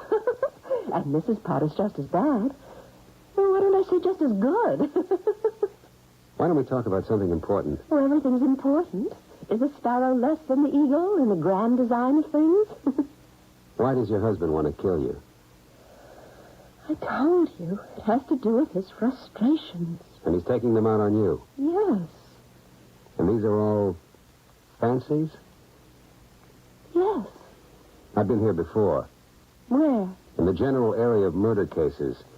I've yet to come across a fancy that wasn't rooted in a fact.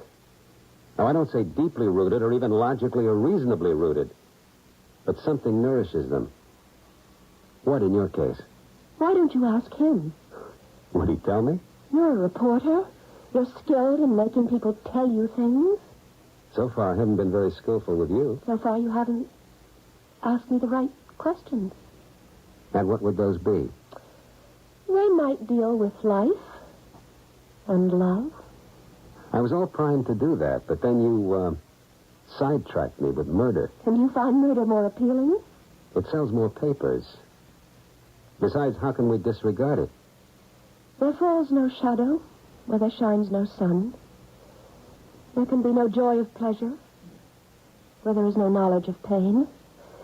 And thus, we live our lives trying to balance the opposites. You, as a reporter, should know that. Balancing the opposites, that's right.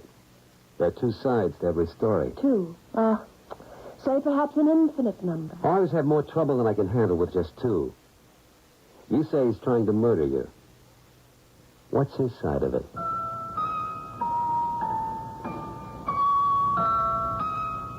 What is his side of it? To begin with, he's a very standoffish guy. I know he doesn't want to talk to me. What can I do? Go up to him and just say, I understand you want to murder your wife. But that's exactly what I did say to him. I see. She's told you. What are the facts?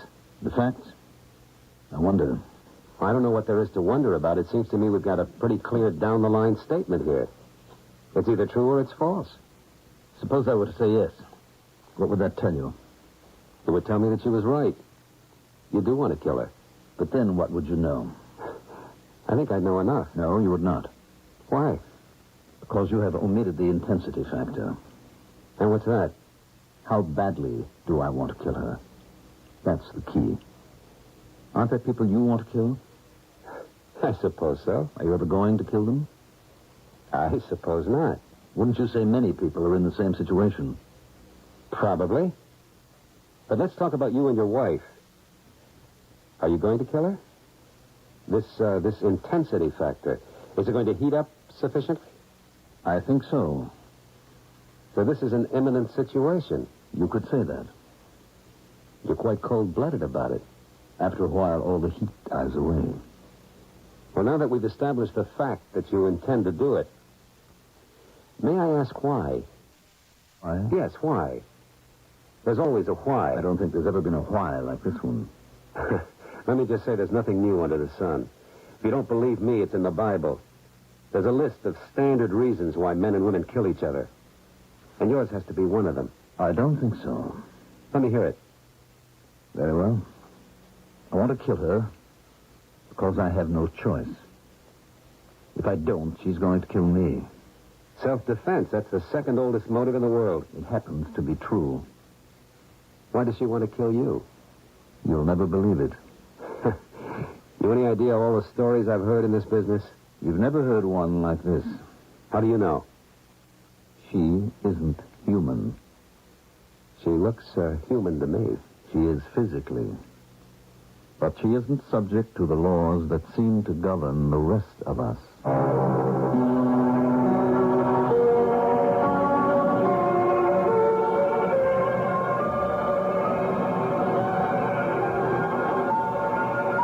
What laws would those be? Well, think about it. Anyhow, as Mr. Lewis Carroll might say, it gets curiouser and curiouser. Why do these people really want to kill each other? We have a third act in which we may have an answer. This is WBBM Chicago. Feeling fit, feel so good, burning up the way. You know you should. I'm Susan Anton. The ultimate in feeling fit is sleeping on a perfect sleeper pillow soft. Extra thick comfort on top and ultra firm support inside. Perfect sleeper pillow soft. Be a perfect sleeper. Try a perfect sleeper, perfect sleeper. Fired up. It's a healthy investment in yourself. Honey, we're having cheeseburgers like we've never had them before. We are? Here's your fork. My fork? Yes, your Where's fork. my bun? Hamburger helper, say cheese. I want my bun. Help the hamburger, say cheese. Hamburger helper, help the hamburger helper, make cheeseburger mac. Our cheeseburger macaroni is a blend of tangy cheese, hearty macaroni, and savory seasonings that give cheeseburgers a whole new meaning. Hamburger helper, Well, did you miss the bun? help the hamburger. What fun. Hamburger helper, help the hamburger helper, make a great deal. Person to person, heart to heart. Together we can move the world if we each do our part by helping care for the children, to nourish and to heal those in need. Care for the children of the world if we each help one needy child today through care. We'll change tomorrow for children everywhere.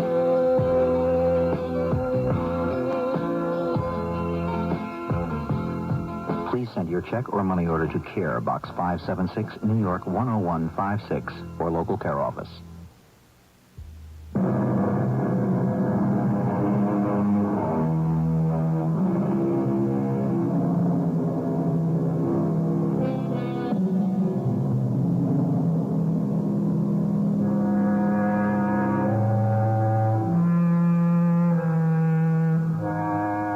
In science, both sides of an equation must balance, as any high school student knows, or had better learn. He wants to kill her, and she wants to kill him. Thus, we have a proposition where all the factors add up to murder. But so far, it seems, we know very few of the factors. Do you know who she is? She's Penthesilea Cummings. Forget the Cummings. Do you know who Penthesilea was? I believe she was an ancient Amazon queen. Mm-hmm. What do you know about the Trojan War? Well, wasn't it between the Trojans and the Greeks? Ulysses, Achilles, Hector, that crowd? It was the first of the great world wars. Each side had many allies. The Amazons sided with Troy. Penthesilea was standing on the city wall when she saw Achilles, the great Greek hero. And she did what she wasn't supposed to do. What was that? She fell in love with him. Well, why was that so terrible? Because each was the general of an army. Each was fated to meet the other in combat. All right. They met in a hand-to-hand fight, and he killed her. As she lay dying, she felt he betrayed her. Why? Wasn't it a fair fight? She felt she'd been betrayed by love. Because she loved him, she wouldn't fight to the death, and she thought he felt the same way. Evidently he didn't. So she swore to have her revenge on men. How could she do it? She died. Maybe she didn't. What does that mean? Listen to me. And I'm an engineer into the bargain. She's come back. From where? This doesn't get easier. It doesn't sound better either. She's come back from the dead. You believe this, huh? After a while, it begins to sound logical. Just for the sake of argument, why does she want to kill you? I don't know. I'm a man. That's enough for her. Who is she? That's another thing. I don't know. She says you found her wandering around the Cincinnati airport. That's true. Didn't you try to find out who she was? Her purse was missing. It may have been stolen. But she was wearing clothes, wasn't she? Well, we tried to track down the labels, but they were just things that could have been bought in any number of stores. How about her picture? It appeared in all the papers. No one came forward to identify her. Fingerprints? The police, the FBI, the armed forces, they weren't on file anywhere. Then how did you know her name was Penthesilea? Because after a while, she told me that the amnesia was just a sham. That she was really Penthesilea, the Amazon Queen. But why did she pick on you? Because she said she was out to destroy men who were leaders. I was a leader of sorts, I suppose. I headed one of the best construction firms in the country. You're a leader, too.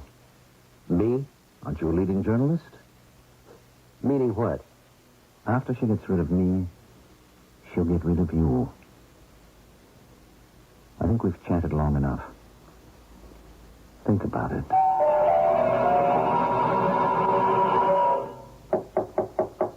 Come in. You rang, sir? Yes, Potter. You know why I'm here. Yes, sir. What do you think of Mr. and Mrs. Cummings? In what way? In every way. For instance, what would you say if I told you she wants to kill him? I would say, sir, it's a possibility. And if I were to say that he wants to kill her? That, sir, is also a possibility. Well, let's go for broke. What would you say if I told you he thinks she's Penthesilea, the ancient Amazon queen? I would say that nothing in this household would surprise me. You know anything about Mrs. Cummings' background? No, sir. From what I hear, she simply materialized. Yes. Well, Potter, that'll be all. Thank you. Isn't it lovely here in the garden? Or shall I pour you another cup of tea? No, thank you. Saw you from my window earlier. You were talking to Bill. Yes. I needn't ask about what. Are you Penthesilea, the ancient Amazon queen? Do I look ancient? Hardly. How'd you get the name Penthesilea? I don't know. Just the one thing I seem to remember from the dense fog of the past. Let us, if we can, cut through all the nonsense. Why me? Why you? Yeah, you write a book of poems. It's a hit. You become celebrated. The media is thirsting for you. Yet you agree to see only one reporter. Me. Why? There's no mystery. I'm in love with you. You never even saw me before last night. But I knew you. How? From your stories in the papers. What we write gives away so much of ourselves. No, not in your case. What you write gives away nothing. It depends on how one reads it. I have a friend who thinks you should handicap horses. Well, I see you as a person of integrity. One who will follow the truth wherever it leads him. This makes you a true leader of men. I've never led anybody in my life. Oh, yes, I did. I may have led one or two people astray. I love you, Jack. Yeah. I have some notes to type up. Let it wait. No. You have to put it all together while it's hot. And what are you putting together? I wish I knew.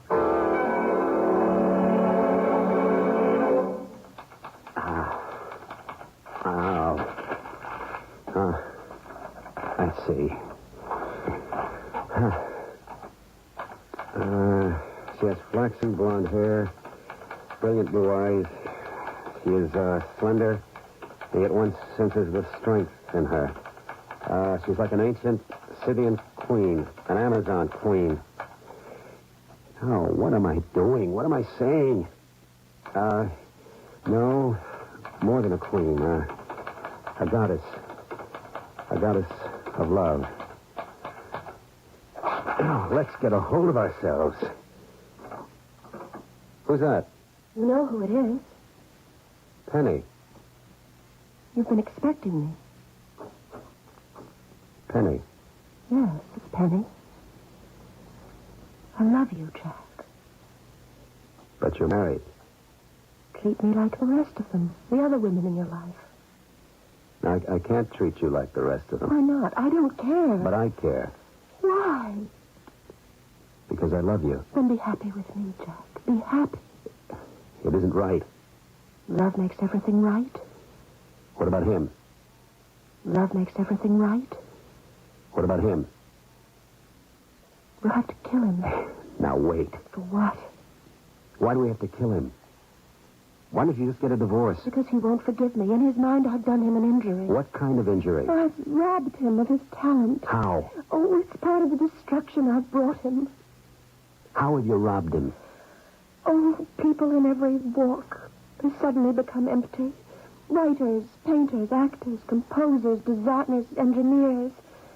Everybody. Without warning one day, whatever it is they had is gone. And Bill can't face it. And somehow I did it to him. He'll make me pay. He has to. But... Let it ring. It's for me. It's not important. I'm expecting a call. I'll call again. But...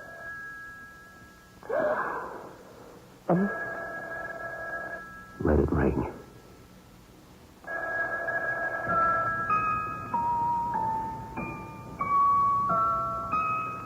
I don't know what happened. Suddenly I was in love. For the very first time in my life, I was in love. And there was nothing else and no one else in the entire world but the two of us. Can you imagine? A fellow like me, one who has absolutely no illusions at all about anything. When we fall the hardest. I lost all track of time. But my editor, Bessie, she didn't. A lady to see you, sir. Shall I say you're in? Say nothing at all, Jeeves. I'm here, and you're excused. Very good. What's going on here? Bessie, I'm trying to write my story. I haven't seen one word of copy. What's going on? Oh, why do I ask? I know. You're in love with her. Now, Bessie... Her ladyship offered me a gracious cup of tea. I saw the whole bit. You had no right to come barging up here. Don't answer the phone. What am I supposed to do? She has class. I'll admit that. Bessie, will you get out of here and let me write my story? 3 weeks. What are you doing? Writing the history of the world? Bessie! Button it up, Jack, and let's run with it, please. I tried, but I couldn't write. I was always able to command the march of words across the page. But this time, nothing happened. I could only think of her. Penny. She was all. I didn't want anything else. She was the whole world. I want us to be happy. Forever. Yes. But we can never be happy as long as there's a cloud across our future. I know. I brought you something, dearest. What? I left it on the table. I'll be back later. I'll come to you later, dearest. There it was, lying on the table, resting on a napkin. A revolver. I looked at it. It was a beautifully made, finely finished weapon. It was so hard to believe that its only function was to kill.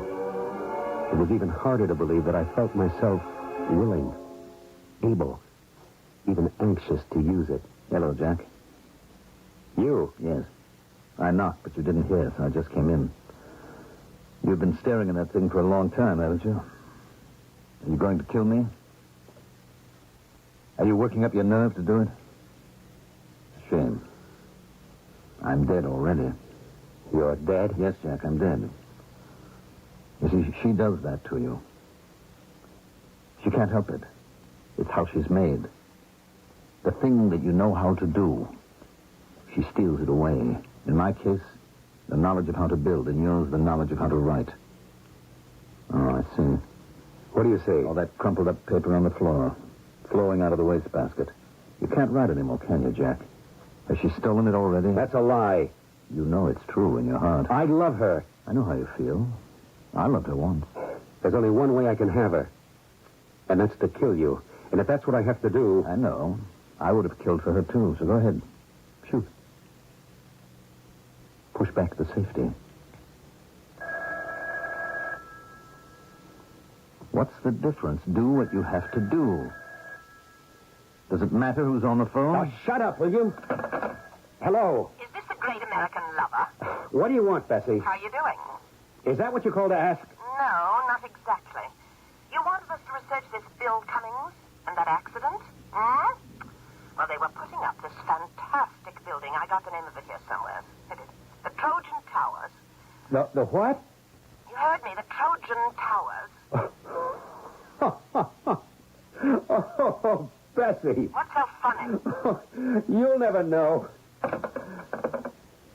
For crying out loud, what am I doing with a loaded gun in my hand? Look, the two of you will have to work it out between yourselves. I've got a deadline to meet.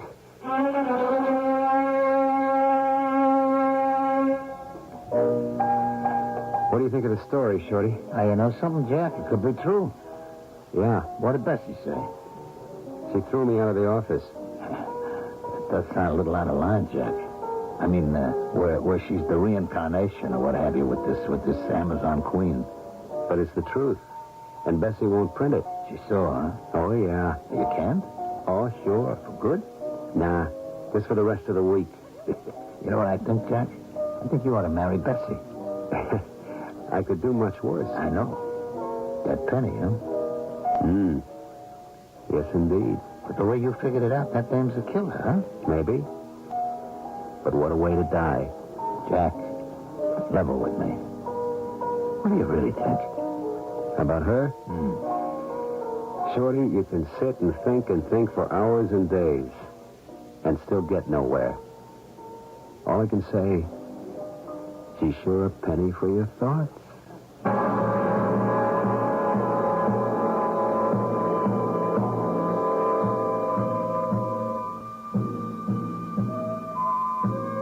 And probably worth a great deal more. What's happened since? Has Penny killed Bill? Has Bill killed Penny? Nobody knows at this point. But I'll have some more to tell you in just a few minutes. The Honorable Guy Vanderjack, Chairman, the National Republican Congressional Committee. I am proud to be able to report to you that our federal government is once more responsive to the will of the people. In Congress, we are cutting spending and cutting taxes. We are helping President Reagan fulfill his promise to the people that government must serve, not be a burden. The Republicans in Congress, committed to a better America. Paid for by the National Republican Congressional Committee. I'm Phil Donahue. As you know, I like to talk to people about everything. For a few seconds, I'd like to talk to you about both a name and an international crisis. The name is CARE, and the crisis is the need of starving children all over the world. Every day, CARE feeds 18 million hungry children. Worldwide, they do it through contributions from people who care. Please send your check or money order to CARE, Box 576, New York 10156, or local CARE office.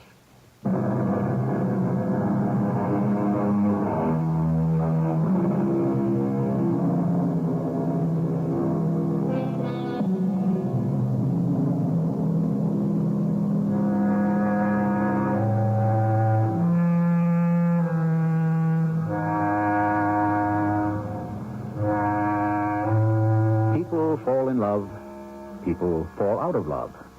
Love itself turns to hate. People suddenly, and for no apparent reason, lose their skills, drop by the wayside. Do we know why? Do they? And so they and we search for the truth.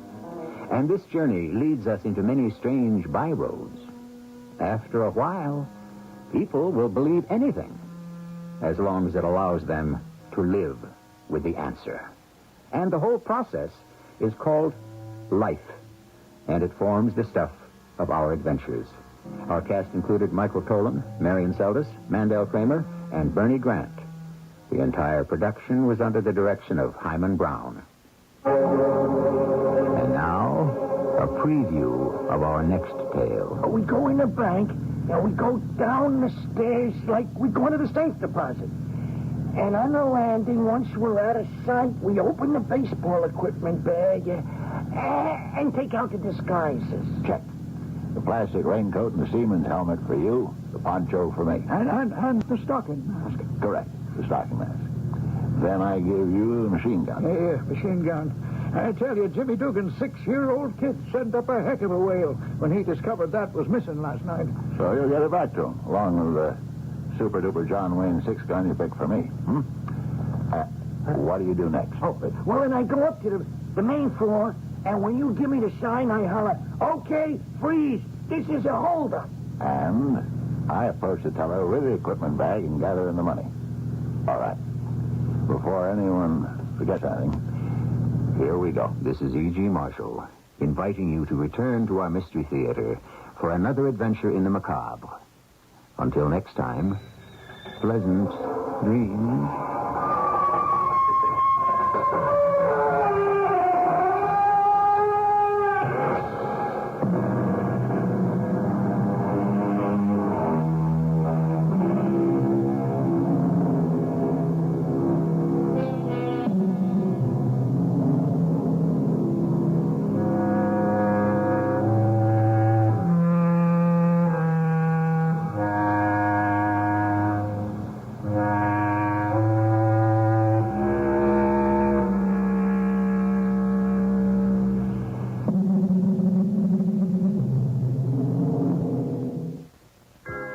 Would you like to see your family enjoying all the fun that Florida has to offer?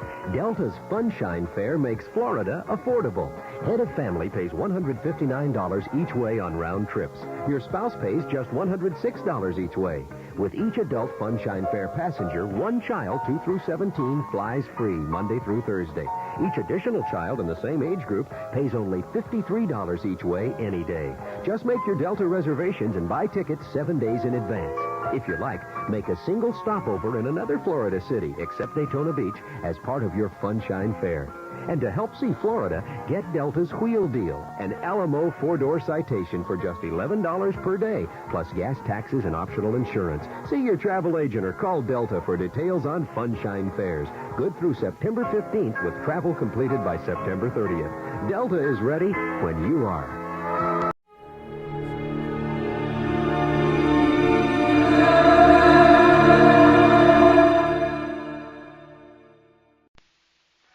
The CBS Radio Mystery Theater presents...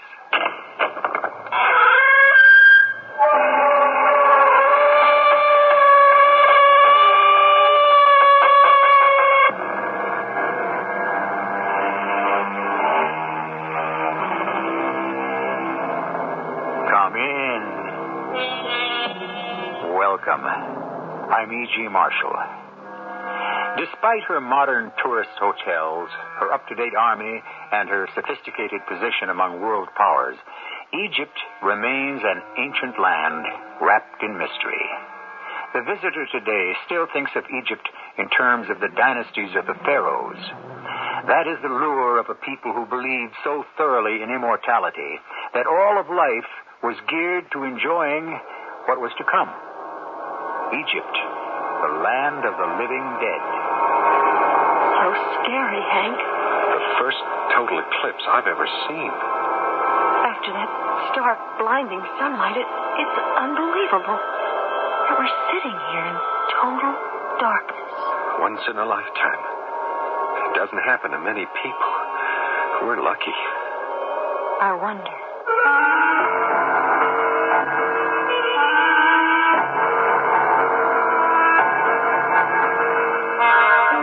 Mystery drama, A Handful of Dust, was written especially for the Mystery Theater by Ian Martin and stars Paul Hecht and Terry Keane. I'll be back shortly with Act One. Tonight we're eating something new. Oh, boy. No, Olay.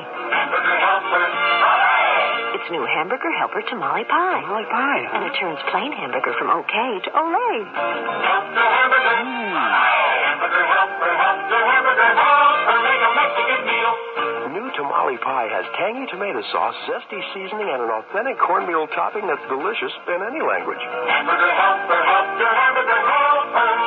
Hooray! Make a great deal. This Christmas, surprise your favorite homemaker with some qualified household help. A Hoover convertible upright vacuum from True Value Hardware Stores. Hi, Pat Summerall to tell you it beats as it sweeps as it cleans to remove embedded dirt and adjust to all carpet heights. Complete with headlight and toolkit, it's just $89.99. Or give the Hoover Celebrity 4 Power Head canister model with a separate motor in the nozzle for extra power and deep cleaning. See all the Hoover products at participating True Value hardware stores and home centers where you'll find values in every department. Entertaining? Let the Chef's Kitchen at Jewel cater to your crowd this holiday season. Casual or elegant, we have a spread to suit your style. Choose hot and saucy meatballs, platters brimming with fresh, crispy relishes, mellow meats and cheeses, even giant submarine sandwiches, all prepared to your order. No muss, no fuss, just lots of good eating. Ordering's as easy as picking up your phone. Or stop by Chef's Kitchen for a complete party food brochure. And pick up some Pepsi, Diet Pepsi, and Mountain Dew while you're at Jewel. Through Thursday, 8 16-ounce bottles are just $1.29 plus deposit. Be sure to look for the Mattel rebate form at the Pepsi display.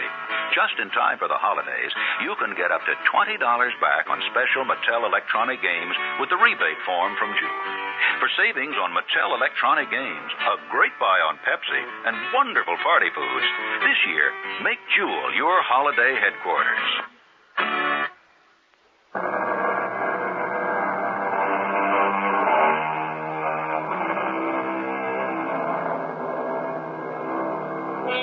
The skyline of the Nile is dominated on either side by the outline of the pyramids, the Sphinx, the great valleys of the kings and queens, the fabulous remains of the great temples, Karnak, Luxor, Esna, Abu Simbel.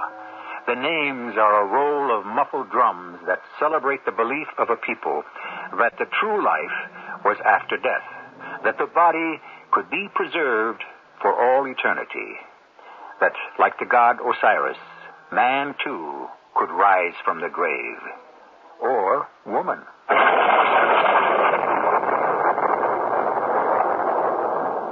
On you, Ankotep, who thought to deny me the glory of the afterlife, my undying curse.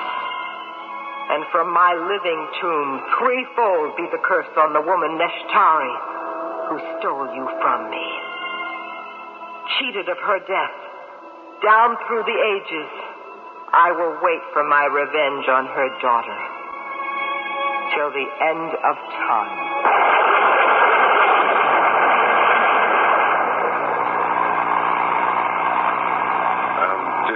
Did I get your name right, Miss Kamen? It's Kamen. C-A-M-M-O-N. Oh, I'm sorry. I had it K-A-M-E-N. I'm sorry about that. What shall I call you? You could try Nesh. Is that your first name? You better believe it. What is it, Finnish? No, just a nickname. My name's Vanessa, but the family shortened it to Nesh. I kind of got stuck with it. Okay, Nesh. What's your name? Just plain Hank. Hank what? Theodore? Dr. Conrad? Theodore's son? Yeah, I guess I'll have to plead guilty on that. Not so plain Hank after all. So your mother's that smashing-looking Egyptian princess, Marcia? No, not a princess, and not my mother. She's my father's second wife. I thought she looked a little young. For my father? No, for you. I mean, to be your mother. You know what I meant.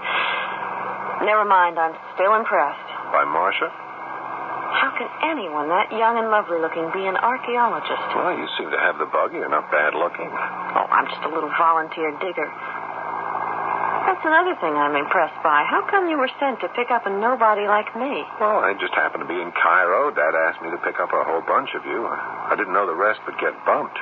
Oh, the group will be here on the next plane. They couldn't get out of Kennedy. The others, I mean. I was just lucky. Are we going straight to the dig? Well, we were supposed to, but I guess now I'd better tread water till the rest of your contingent wafts in. I guess I'd better find you a place for the night. You heavy on money? Are you kidding? I'm on a shoestring. Well, there's Dad's apartment in Giza, but I'd be bunking in there, too. Well, maybe I could find a youth hostel. It'd be easier if you were with me. But once I pick up the rest of the group, we got to load up this old Land Rover and make tracks. It's a good 300 miles to the dig site. You've got a roommate. But it's only fair to tell you, I'm a karate black belt. Okay. Listen, while we're waiting for the rest of the gang, you've got to take me sightseeing. Listen, let me check that out with Dad, huh? If he okays my hanging around for the others, You have a guide.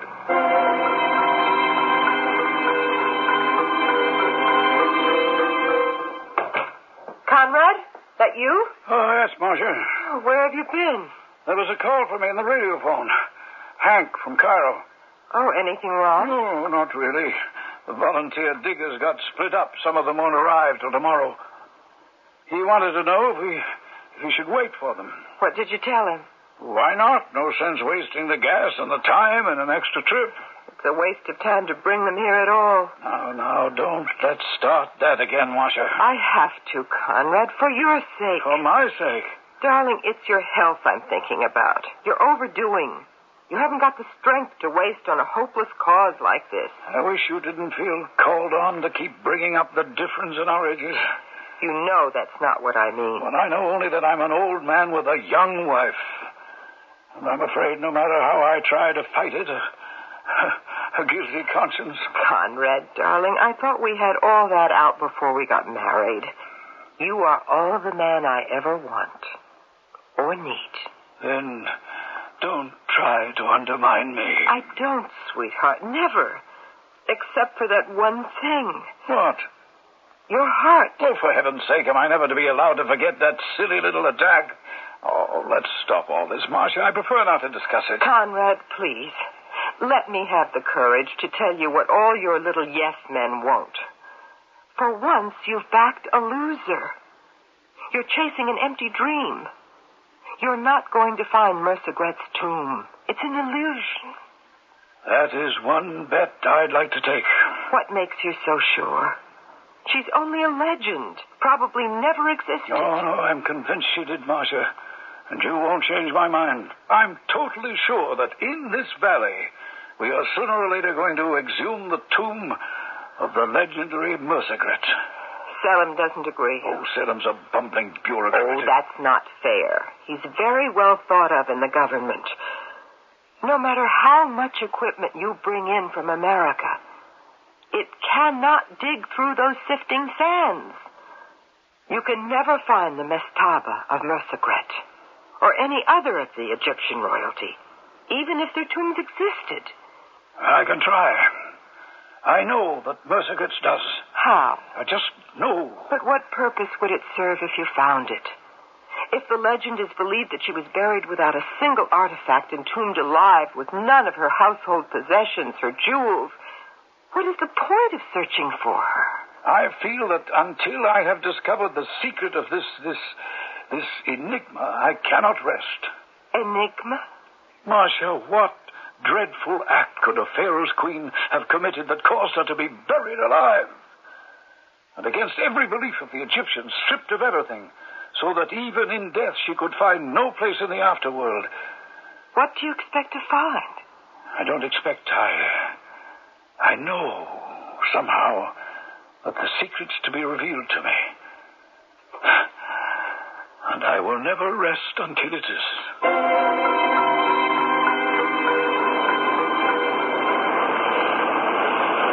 Selim? Yes, Marcia. Did you talk to him? Of course. And?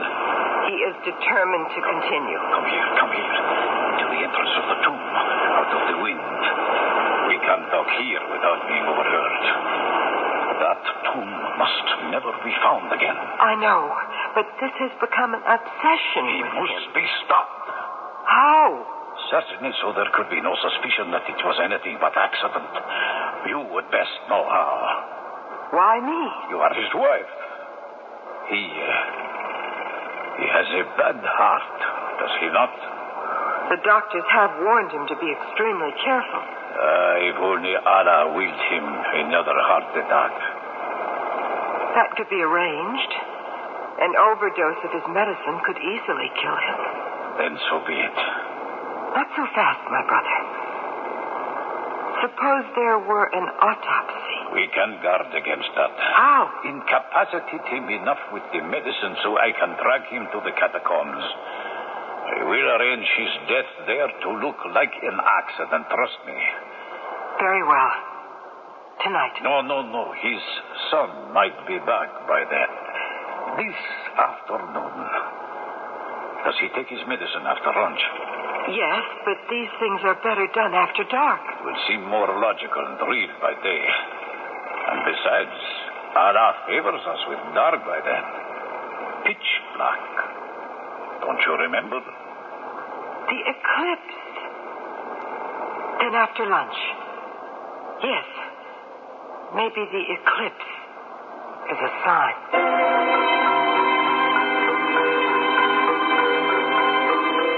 The Sphinx. Hank, I can't believe I'm looking at her. It's the strangest feeling. All this, I'm not seeing this for the first time. It's as if I've been here before. Deja vu. Maybe you've just done too much reading on the subject. I haven't done all that much. Okay, take the pyramids, for instance. I'm really a geologist, but I'm assisting my father, one of the world's foremost archaeologists. I should say Egyptologists, but do you think I could have told you who built the third pyramid? Menkora.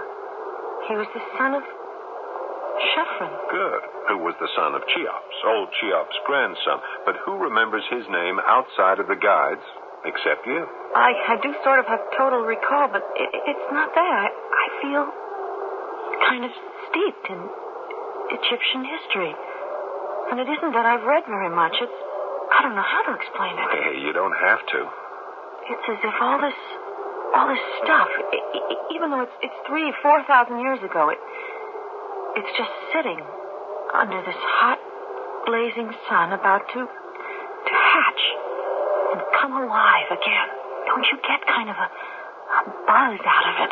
Not usually, but with you around. Yeah, I gotta admit, today is kind of funny. Like things were standing still for a moment, waiting for something to happen. Yeah? The shadows. Don't you see them? Yeah, clouds across the sky or something. Well, there aren't any clouds today. Of course, I'd forgotten. There's an eclipse. Oh. No, don't look at the sun. Here, take my glasses. There is a shadow. A crescent bitten out of one side of it. Oh, here, your glasses so you can see. No, it's okay. I've got another pair in the rover. Let's get back to it so we can watch the whole thing.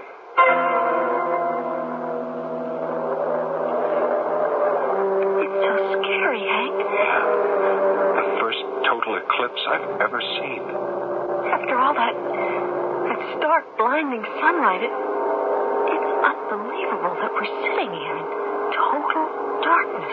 Once in a lifetime. It doesn't happen to so many people. We're lucky. I wonder. Hank, there's something evil about to happen. Or that's happened. What's that? No, it's okay. It's just the radio phone. Hank Theodore here. Yeah? What? But how? Yeah, I'm on my way. I'll be there as soon as I can. It's something terrible. What is it, Hank? It's my father. He's dead. He had a heart attack. I gotta get back there. I'll drop you off somewhere. Couldn't I just go with you? I might be able to help you somewhere. Okay. If you want to, it's your vacation. You've got a right to do anything you want to do with it. It isn't a right. It's what I have to do. I don't know why. That's how it is. And the Prince of Darkness, Set, will draw his veil across the light of Amun-Ra. And I, Mersagreth, will rise again to live out my term. Again to wreak my curse upon the daughter of Neshtari, whoever she may be, to the last and final generation.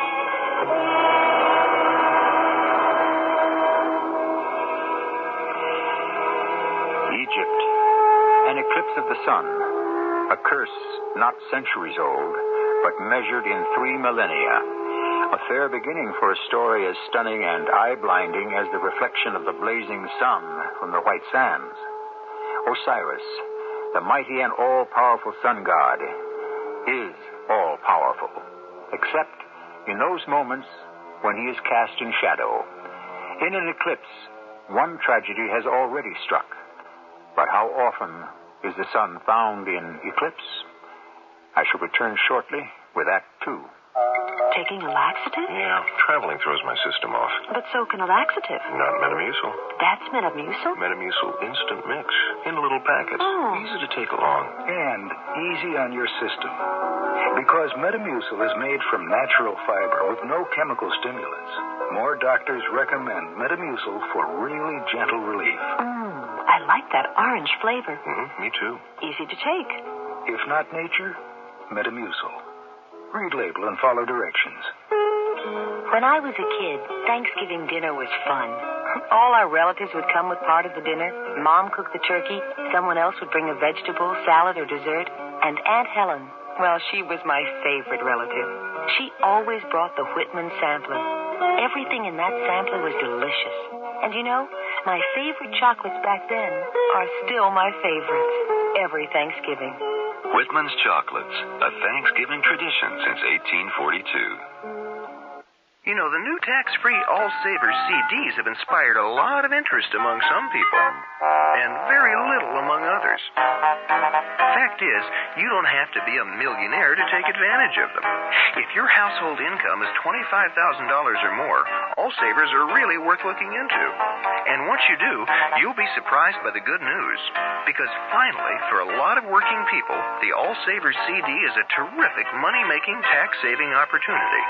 And Northwest Federal makes it very simple to understand and invest in.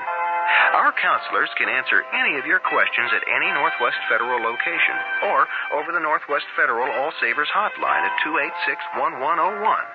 And they'll explain it in a language you don't have to be a LaSalle Street banker to understand. You can get nice gifts, too. Think about it. A Northwest Federal tax-free All Savers CD could well be just what you're looking for. So what do you say? It's Northwest Federal Savings Time, the tax savings place for me.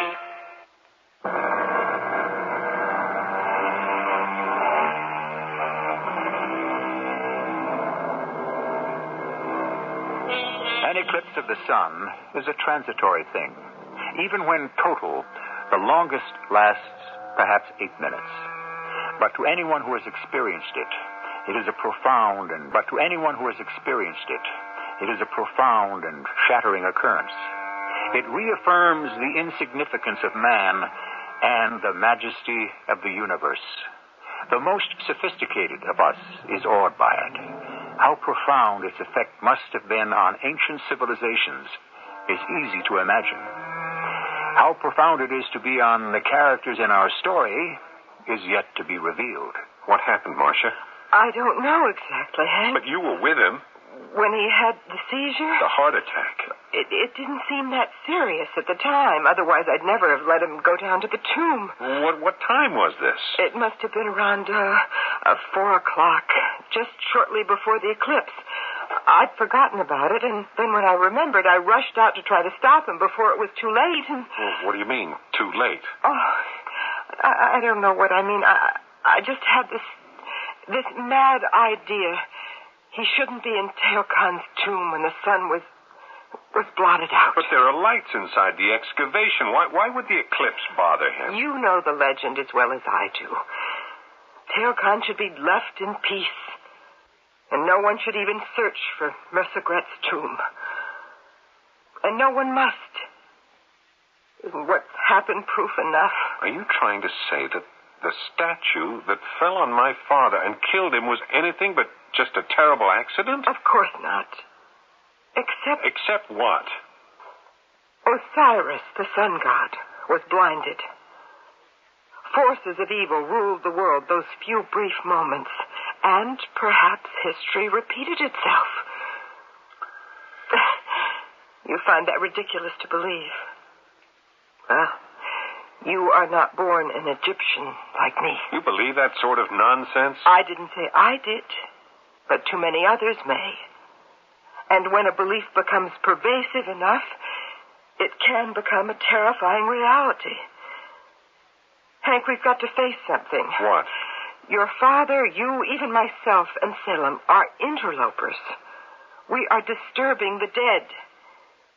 It's time we left them alone. And abandoned my father's life work? There are forces here beyond our comprehension. dark, menacing threats that swirl up from beyond these ancient graves. Are you trying to suggest that my father's death was anything but just sheer accident? Hank, I only know I'm afraid. And that I was against this dig from the first. I begged Conrad not to start it. That it should be ended. Mercegret should be left in the tomb. If she is ever released, she could destroy all of us. A woman dead for 3,000 years. She was buried alive. And so by now she should be deader than anyone in the Egyptian necrology. A mummy could still be preserved, but Mercegret must long ago have crumbled to dust. Oh, I'd like to complete the job for him. Hank, I beg you with all my heart, don't try.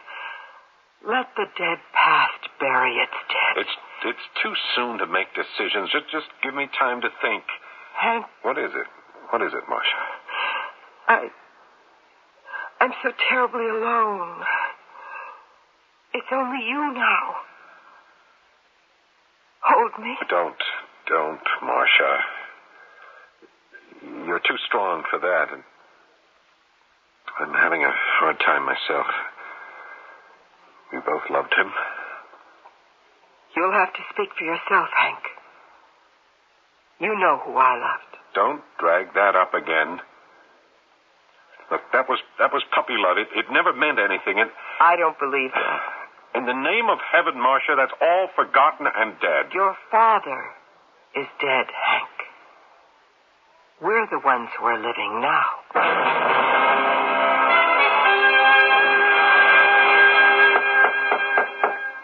Come in. Oh, it's you, Selim. Who were you expecting? I thought it was Hank. Ah, your son. He is not my son. Forgive me, your husband's son. He has gone down to the diggings. Is he ready to call an end to this exploration? It's too soon to tell. Why did he go to the diggings? I don't know. Perhaps to see where the accident happened. I don't think I understand your tone. Was it an accident? I thought you had some medicine to stop his heart. I gave it to him, but he insisted on going to the tomb. He must have had the heart attack there. I suppose your toppling the statue on him was a good idea. It washed out the chance of an autopsy having to be performed. I had nothing to do with this statue falling. What?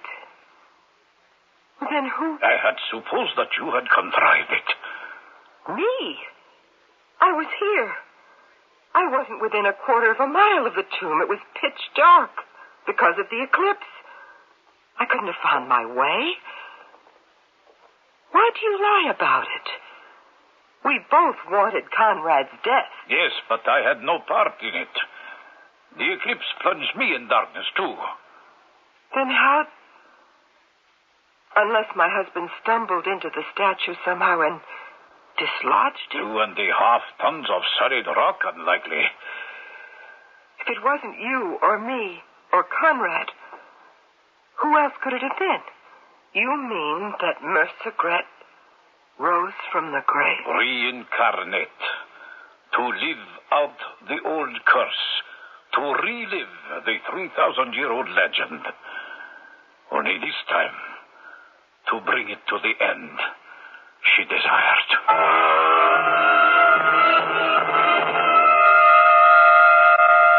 Hey. Huh? Who's that? Oh, it's me, Nash. What are you doing here? Oh, Hank. Well, the tomb was open. Nobody around. I thought it was okay to come in. Well, there's been nobody working here since my father's death. Oh, I didn't mean to. I just... Why did you come in here? All my life, I've dreamed of really being in a mastaba, an Egyptian tomb. I just couldn't resist. This tomb of Teocons has just been re-excavated. That's what we've been working on. But it was excavated before, a long time ago. Yeah, that's right. By my father on an earlier expedition. That's when he found the pottery shards with the legend. The legend? Yeah, about Teocon's wife, Mercegret. Tell me about it.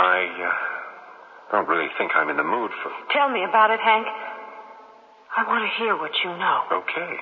I'm trying to clear my head anyway. Here, come on, let's go and sit on that slab over there. Somewhere around the year 780 B.C., in the 12th or 17th or whatever it was dynasty, there was an Egyptian pharaoh named Teocon. He was very rich, and, well, the way things were going, he was riding high. He'd combined the upper and lower kingdoms by his marriage to a princess from the other side, but she died. And in his later years, he married a young, ambitious fireball who had a strong desire for the pharaoh's son, Ankotep. The son was only a couple of years younger than his father's new bride, and well, he liked her. Only he never would have done anything about it because of his father. But Mercegret's feelings were something else again. So she knocked off Daddy to get at the son. Only it backfired. How? Well, that's where we don't have the whole story. Apparently, the son didn't care for Mercegret all that much, or he'd gotten over the spell, so for whatever reason, he dumped her. Mercegret? Yeah. How? He dug another tomb, or mastaba, because she had killed his father. He had her buried there, alive. And it's her tomb you're looking for. My father was. But you're not going to continue? What's the point? She was buried in it with nothing but herself and the casket. Plain stone. Unornamented. There's no reason to exhume her, really. Except to clear up a 3,000-year-old mystery. I don't agree. What do you mean? The story isn't finished. Not half finished, the way you tell it. Wasn't there a curse of some sort? From Mercegret? Yes. Well, that's not wholly substantiated. It's just inferred from the potsherds and some hints in the hieroglyphics here in Teocon's mastaba. Isn't the curse written above her burial place? No, we don't know. We've never found it yet. Look, why are you so interested in all this, Nash? Because I have to be. We have to be. Look, I'm going to tell you what happened 3,000 years ago, so that at last you will know the truth. And I beg you to help me to live instead of die. Die? What are you talking about, Nash? I'm marked for death. Only you can save me. Look, I have enough trouble without any crazy notions from you, no matter what they are. Look, we'd better get out of here and return to plain life. We can't, till a lot of things get settled. Oh, don't you see that, Hank? Come on.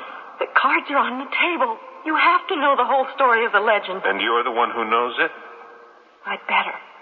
My life is on the line. What does that mean? If you don't listen to me, I might be dead. What are you trying to say? I don't want to complete the curse. What do you know about it? Come back 3,000 years. I can tell you how it really was. And I hope to make you believe. So that at last we can all have peace.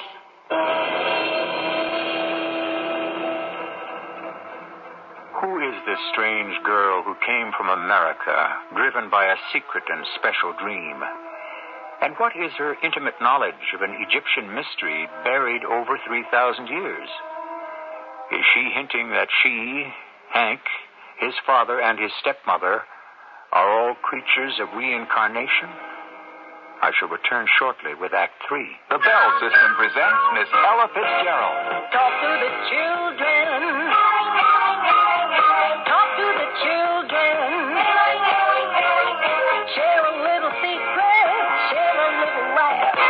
Growing up so far away. Growing up so fast.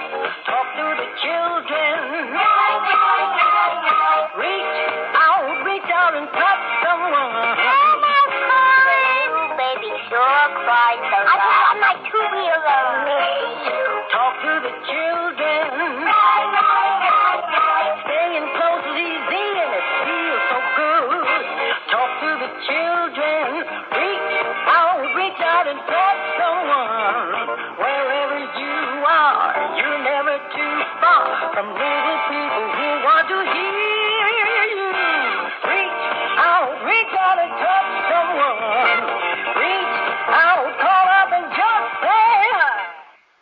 This is WBBM, Chicago.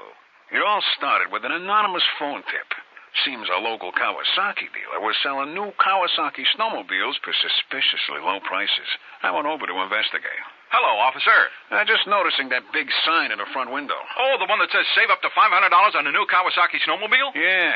I figure with prices that low, this stuff's gotta be hot. Well, we're making deals so hot they're gonna set the snow on fire. Hey, I think you better level with me, fella. Yes, sir. Right now, while supplies last, you can save up to $500 on a brand new 1980 or 81 Kawasaki snowmobile. You mean this whole thing's completely legit? Officer, is there something you're trying to tell me? Yeah, I think it's a crime. Anytime you can save up to $500 on a new Kawasaki snowmobile and you don't do it, I think it's a crime.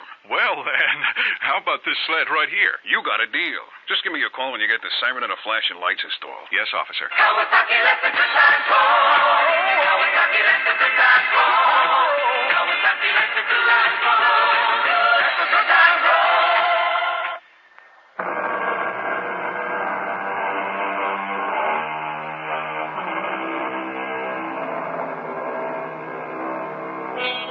Metempsychosis. Now, there's a fascinating word. It describes the passing of a soul into the body of another. Transmigration, or, more simply, reincarnation. And it was a doctrine subscribed to, a belief profound among the ancient Egyptians. Perhaps if you are suspending your disbelief in this tale, you could be convinced as strongly as our young American girl who is learning to accept her recall of the past and the history of forgotten kings and queens. Come on, Nash. I don't know what's got you all shook up, but it's time we got out of here. Not until I tell you the story. What story? The story of all of us. That began 3,000 years ago. Hey, I don't think there's enough oxygen in here. We'd better get out. Not until I bring the past alive to show you that for all of us it is being repeated again. Your father, the Pharaoh, your stepmother, his young wife, you, the Prince Ankotep, and me, the condemned Nishtari. Listen as time unfolds, and remember how it was then. No, Mercigret, no. I will not go to war with the Upper Kingdom. But Teokan, Setsat has advised you. They have full granaries to be ravished and stores of gold to be plundered. I do not attack my brothers because they are more fortunate than I. We have enough to sustain us. We have little gold and precious stones to line our tombs to carry to the afterworld. So be it. The gods will welcome us for ourselves, and not the riches we come bearing.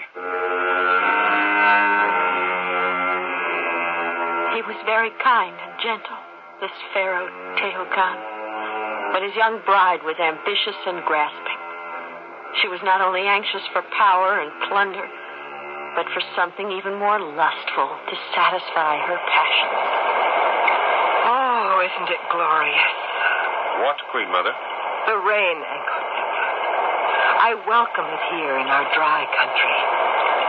Doesn't it excite you? I welcome it, yes. The earth needs it.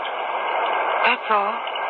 It doesn't stimulate you, thrill you with a promise of fulfillment. I don't know. Should it? Does anything thrill you with a promise of fulfillment anymore? I don't know what you mean. You know very well what I mean. I used to when I first came to this court. That was before you were married to my father. And now, am I so far beyond your reach? You are my father's wife. My mother. The first is true, not the second. We are almost the same age. What are you suggesting? I was given in marriage to your father. I would have preferred you, the son. You must be mad, Mercigret. Even the thoughts you are expressing could lead to death. Not so long as they remain a secret, shared between us, Ankotep. A secret I cannot share. You are my father's wife. There can be nothing between us but my respect for you as the Queen Mother. I hope you're very sure of that. I am. I respect and revere my father. He is the living symbol of Egypt. But if he should die? The Pharaoh Teokan is in the prime of life. He has many years ahead to spread his glory and his fame.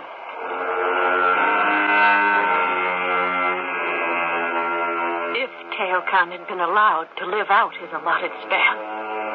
But Mercegret had other ideas, as did her evil brother, Setsut. You sent for me, Majesty. We are alone. No need to stand on ceremony. Setsut, he must go. The Pharaoh? Who else? Because you cannot have the sun without him gone. That is my affair. There's more. Far more at stake than that. You wish to have the magic word to unleash our armies against the other kingdoms. Yes. If I were seated in the throne of power, you could have it. There is a son to succeed him. Let me take care of the son after I have taken care of the father.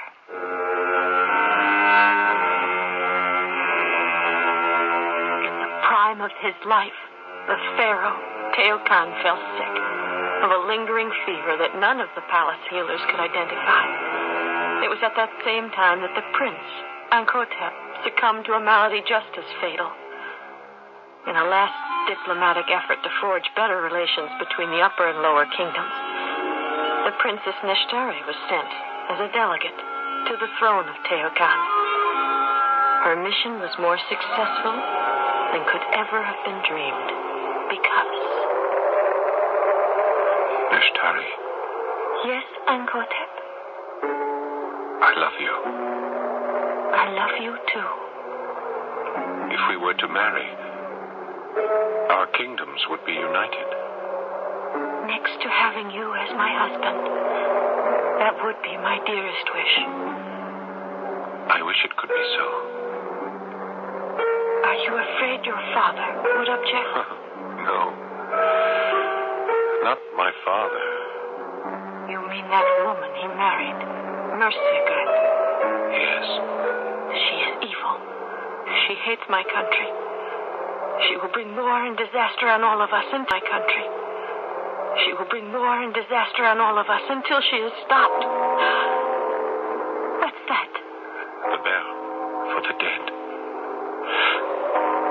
My father. My father.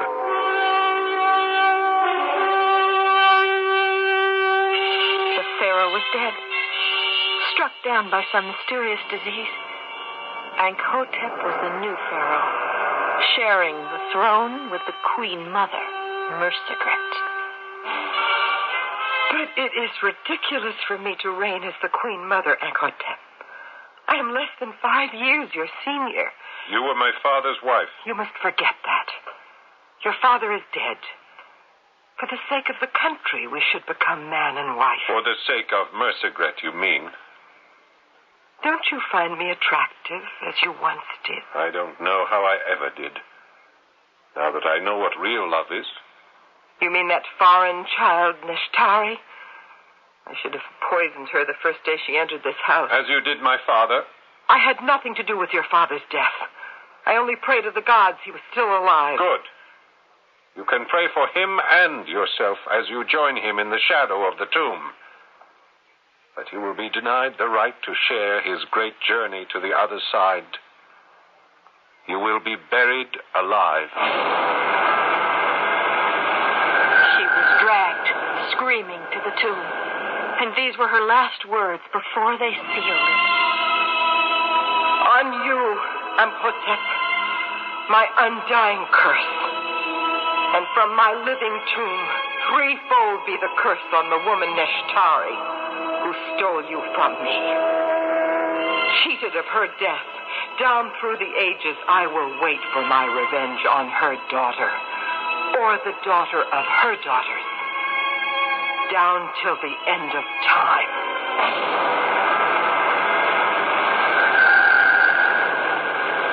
Where did you read all this, Nash? I didn't. And how do you know it? I can't explain that. Except one way. Yeah? How? My nickname, Nesh, so close to Neshtari. Your name, Hank, almost like Ankotep.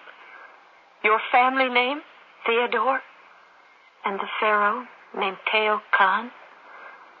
And your stepmother, Marcia, is that so far from Mercegret? Can't you see it's happening all over again? That all of us are the reincarnation of the original. Do you know what you're saying? Yes. That my stepmother killed my father? I think she did. And that Selim, whoever he is, helped to make an accident to cover it up. How could you know that? Because I am who I am. You think you're a reincarnation of a girl who lived 3,000 years ago? I'm sure of it. And I think, like her, I'm marked for death. Look, unless... this is crazy. I mean, I haven't got the power to... No. The whole thing doesn't make sense. Maybe it would be all right if we didn't open up her tomb. Mercegret's, we don't have any idea where it is. That's simple enough. It's right under Teokon's sarcophagus. All you have to do is step on this stone here.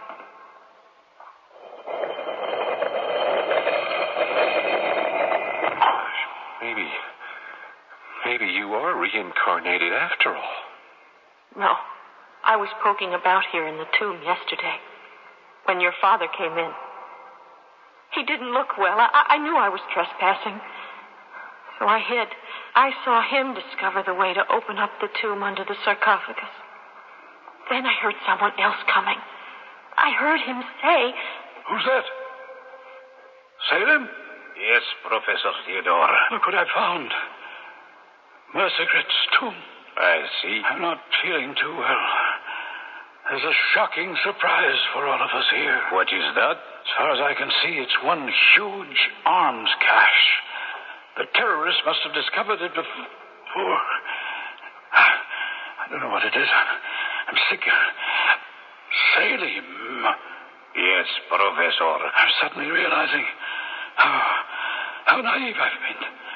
Your constant fight against this, Dick. All your resistance against its success. You knew all along, didn't you? You were trying to hide these weapons of destruction. Since you are dying, I will admit it. And my wife was in this with you? We both believe the same cause. You poisoned me somehow. Why not? You come here to our world, remembering its ancient glory. We know that glory, too, and we feel it must rise again. But not on terms of terrorists. We're not allowed. Too late. At least my death will look like nothing more than a sad accident. I promise you I can arrange that before the tomb is closed.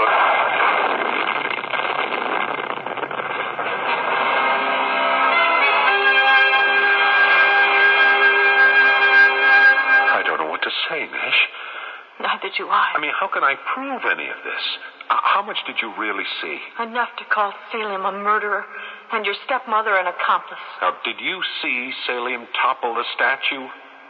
No, not actually. I was hiding. How could we prove my stepmother poisoned him? An autopsy. No, it's too late. My father was cremated by his own request. Look down in Mercegret's tomb.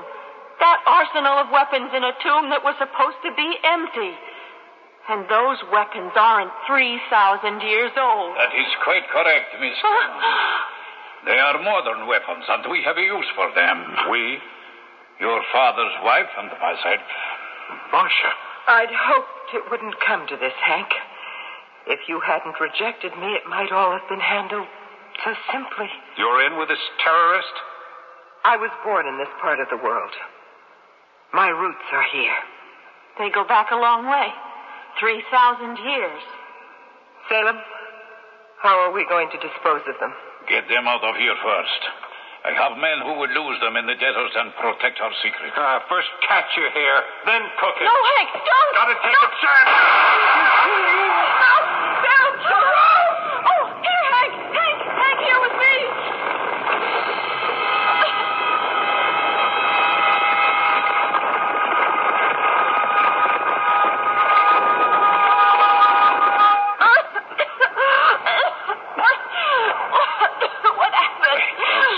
Through the dust.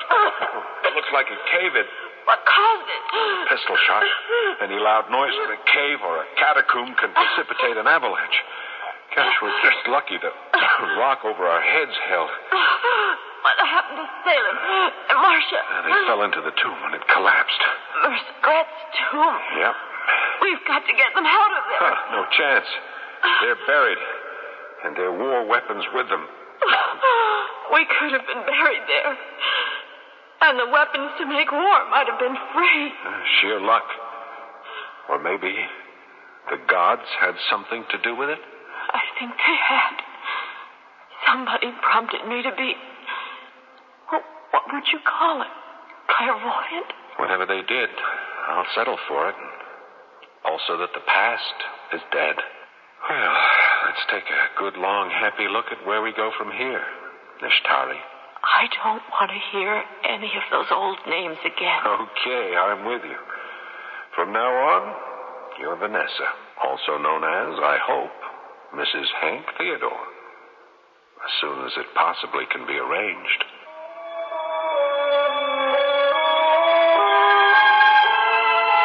Can it be true that all of us, somehow, are incarnations restored from a past life?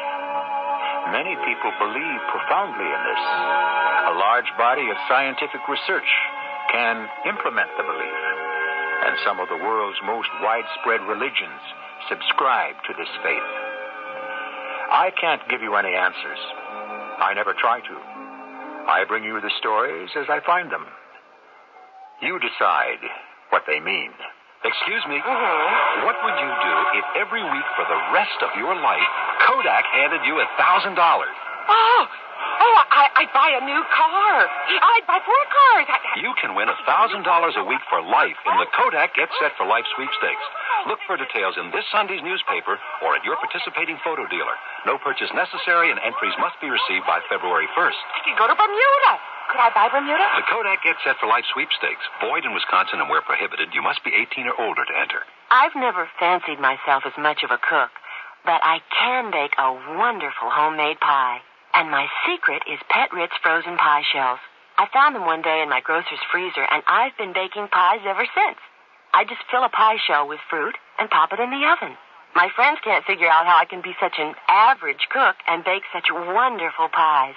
But Pet Ritz pie shells make it easy. All you do is fill and bake with Pet Ritz frozen pie shells. This is what happened to Larry, another reader, or is it victim, of Raven House Mysteries.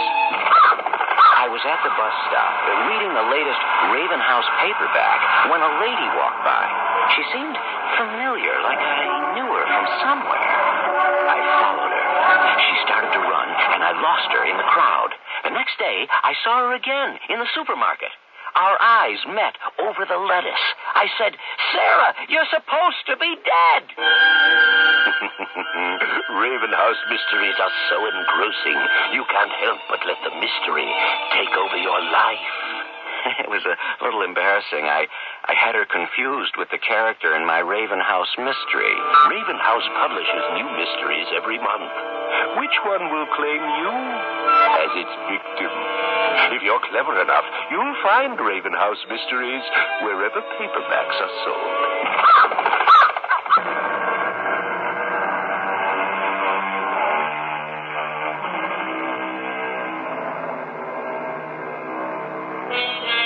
One last comment on a strange story. Work was begun again on Mercer Gret's tomb, and it became an international story that hidden in it were enough weapons to have catapulted the Middle East into a catastrophic war. Lost in the headlines, and even in the small print, was the fact that in the small sarcophagus buried there, whoever had occupied it was a handful of dust. Our cast included Paul Hecht, Terry Keane, Jada Rowland, and Ian Martin. The entire production was under the direction of Hyman Brown. Radio Mystery Theater was sponsored in part by Raven House Paperback Mysteries. This is E.G. Marshall, inviting you to return to our Mystery Theater for another adventure in the macabre. Until next time, pleasant dreams.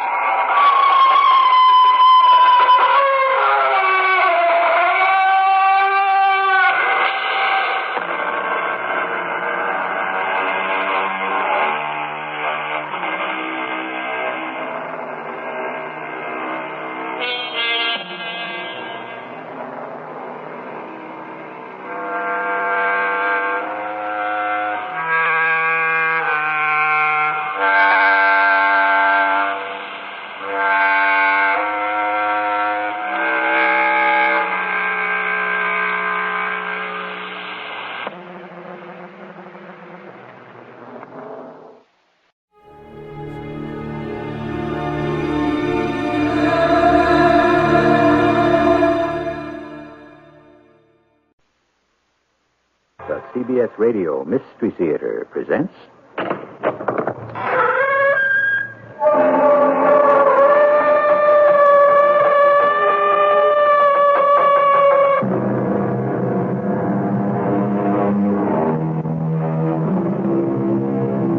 Come in. Welcome. I'm E.G. Marshall.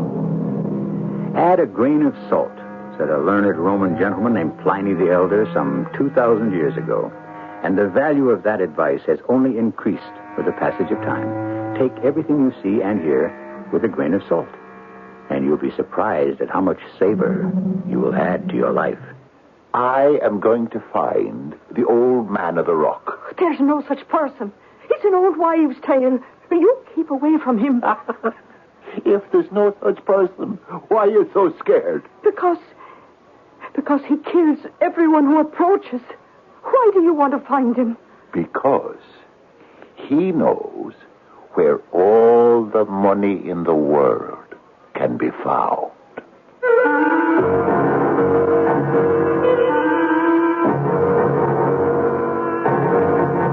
Our mystery drama, A Grain of Salt, was written especially for the Mystery Theater by Sam Dan and stars Terry Keane and Fred Gwynn. It is sponsored in part by True Value Hardware Stores and Buick Motor Division. I'll be back shortly with Act One.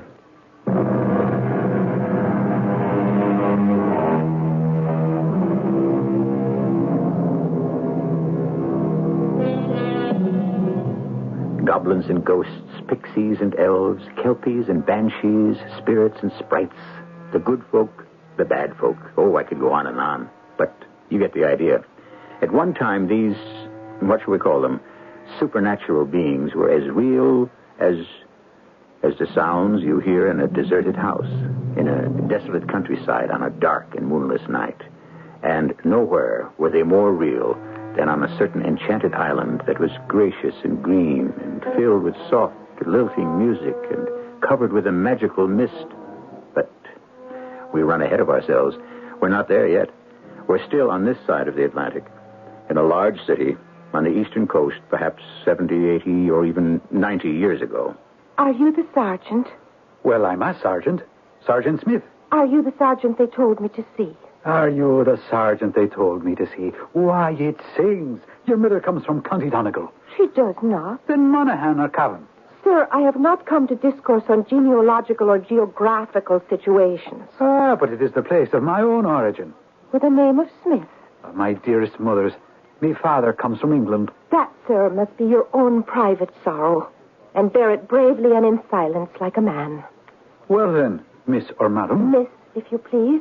Miss Katie O'Neill. Miss Katie O'Neill. Oh, it sings like a ballad. Are you a maker of music or an officer of the police? The two need not be mutually exclusive. Well, then I might have done better to consult Mr. John Philip Sousa. He conducts his orchestra in the park this evening.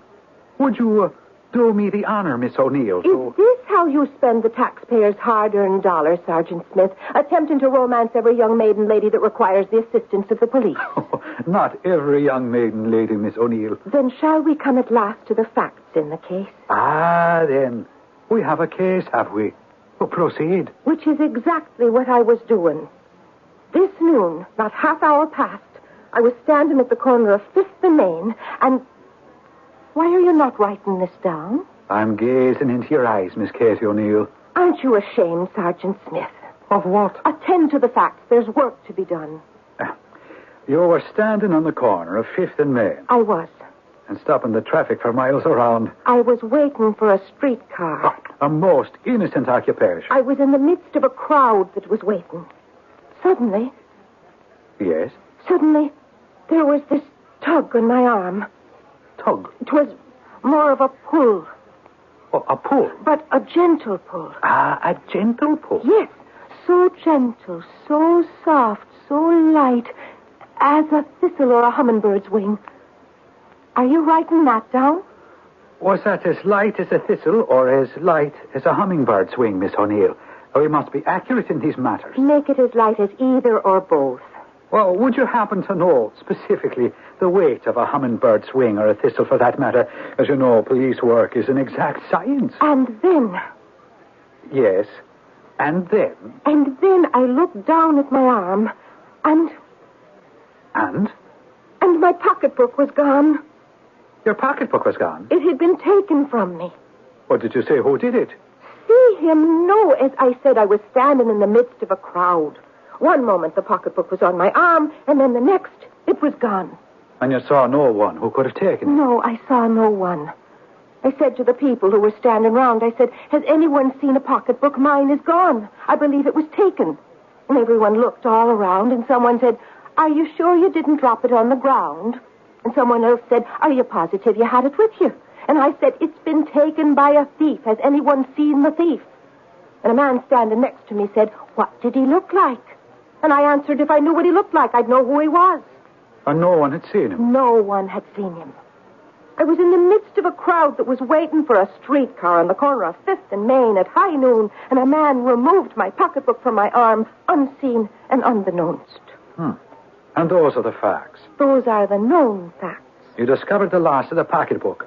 You saw no one take it. Nor could I find a witness to the taking. And then what did you do? What did I do? I came to the nearest police station, this one. I was referred to a sergeant. You.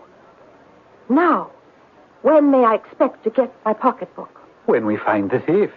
That does not answer the question. Well, the police department is not yet in position to make a definite statement. Oh, it is not. It requires more facts. Now, how much money was there in the pocketbook? How much money? Why, none. None? Well, no, I never carry money in a pocketbook. You don't? And why not? Why not? Should it not be obvious? Why not even to the sergeant of the police? You know what happened less than an hour gone by. Suppose I'd had money in the pocketbook. What then? Or so. We established that there was no money in the pocketbook. Well, was the pocketbook itself new? No. It was old. And what was the color of the pocketbook? Its color? Oh, I'm not sure that question can be answered. And why not? Because the original color had faded and gone, given way to a whole spectrum, you might say, of hues and shades of varying degrees. Well, is the pocketbook still worth anything? The poor old thing, ripped it was and torn and in general fallen apart. Well, then, stolen from you is a worthless pocketbook with nothing of value inside. Why are you bothering to report it to the police? But there was something of value inside. Oh, but you said there was no money. Something of great value. And what is that, Miss Katie O'Neill? A salt shaker. A salt shaker? The English side of your family would no doubt refer to it as a salt cellar.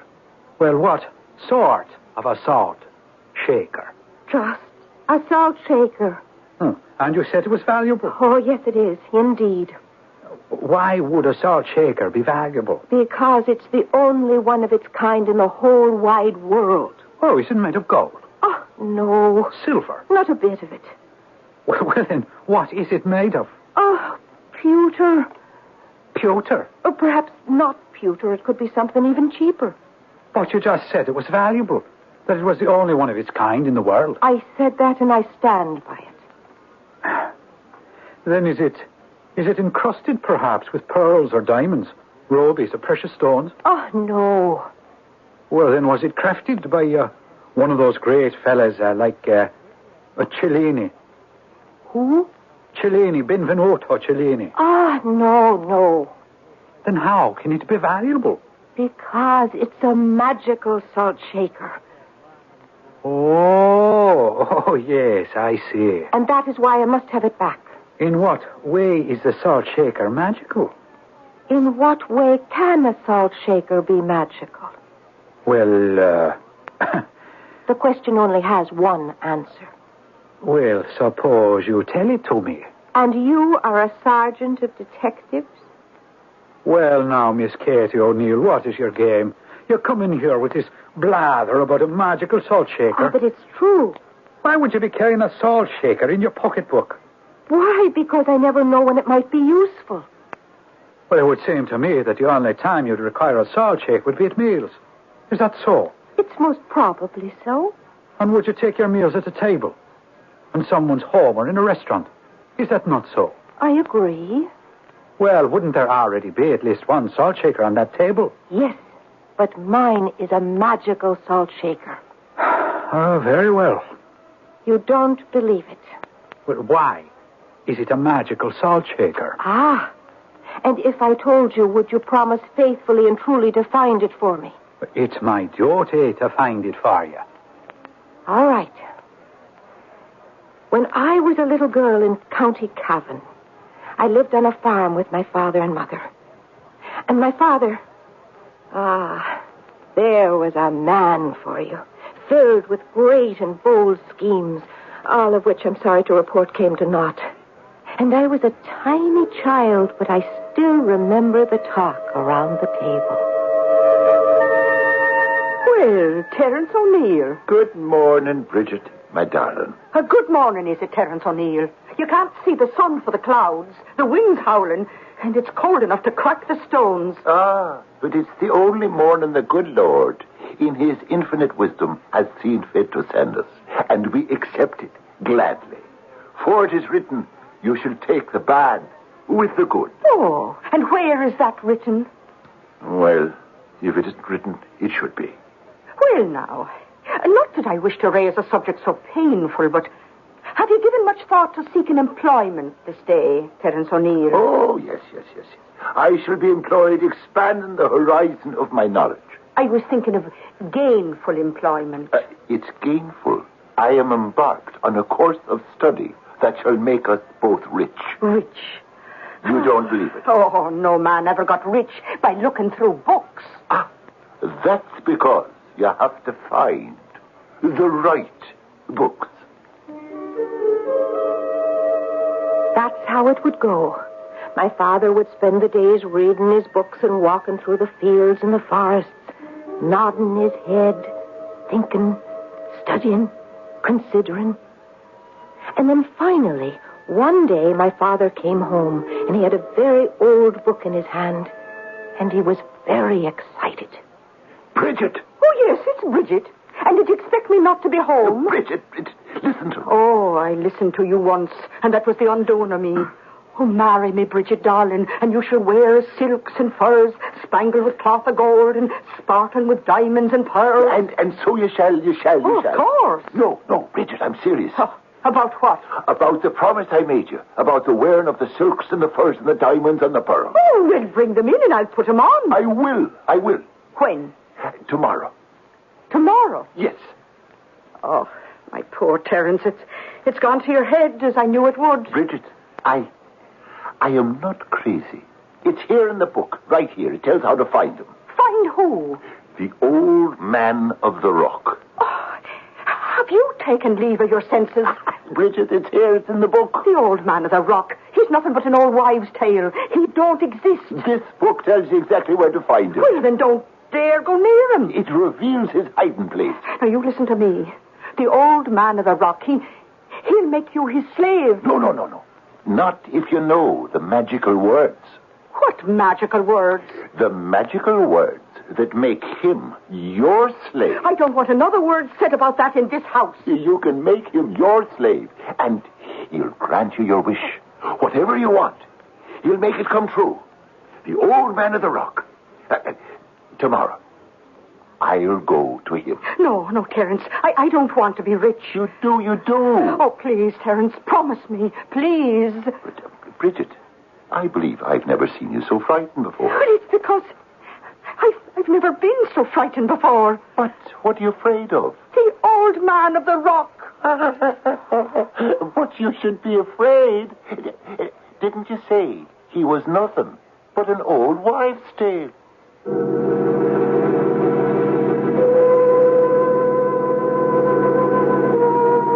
Well, now, as you know, we're going to find out about the powers, if any, of some supernatural being, assuming, of course, such a one exists. It all began with a stolen pocketbook in America, somewhere. And suddenly we find ourselves in Ireland, somewhere. But it's a good place to be for our purposes. And the tour shall resume as soon as I return shortly with Act 2.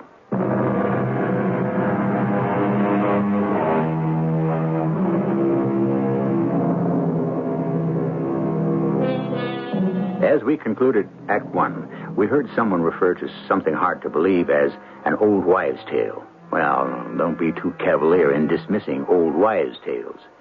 There used to be an old wives' tale to the effect that moldy cheese was good for wounds, and then science discovered penicillin. Similarly, that the bark of a certain tree did wonders for malaria, and science, of course, discovered quinine. Are we also involved in an old wives' tale? Probably. Now, Miss Katie O'Neill, I don't want you to lose me. But as I understand it, your father had unearthed some mythical character, the Old Man of the Rock. Oh, yes.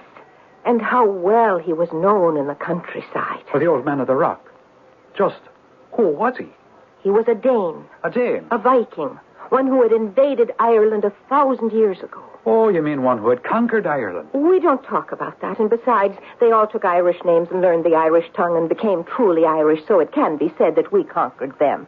And now you must bring me back to the Old Man of the Rock. Ah, yes. He was a Viking. A Scandinavian. Yes? He was a Dubgale, a Dane, a black foreigner, as distinguishable from a Fingale, a fair foreigner, a Norwegian. I see. Is this important? As you said, Sergeant, police work is an exact science. Continue, Katie O'Neill. And they laid waste the land with fire and sword, but they could not conquer. So they remained to become a part of it. And the Old Man on the Rock? He was a Dane who had ranged as far north as the River Liffey. And one day, he saw a huge rock, and he said, I will build me a castle, and this rock shall be a foundation stone. And he commanded his men to move it, but it could not be budged from the spot. Yes?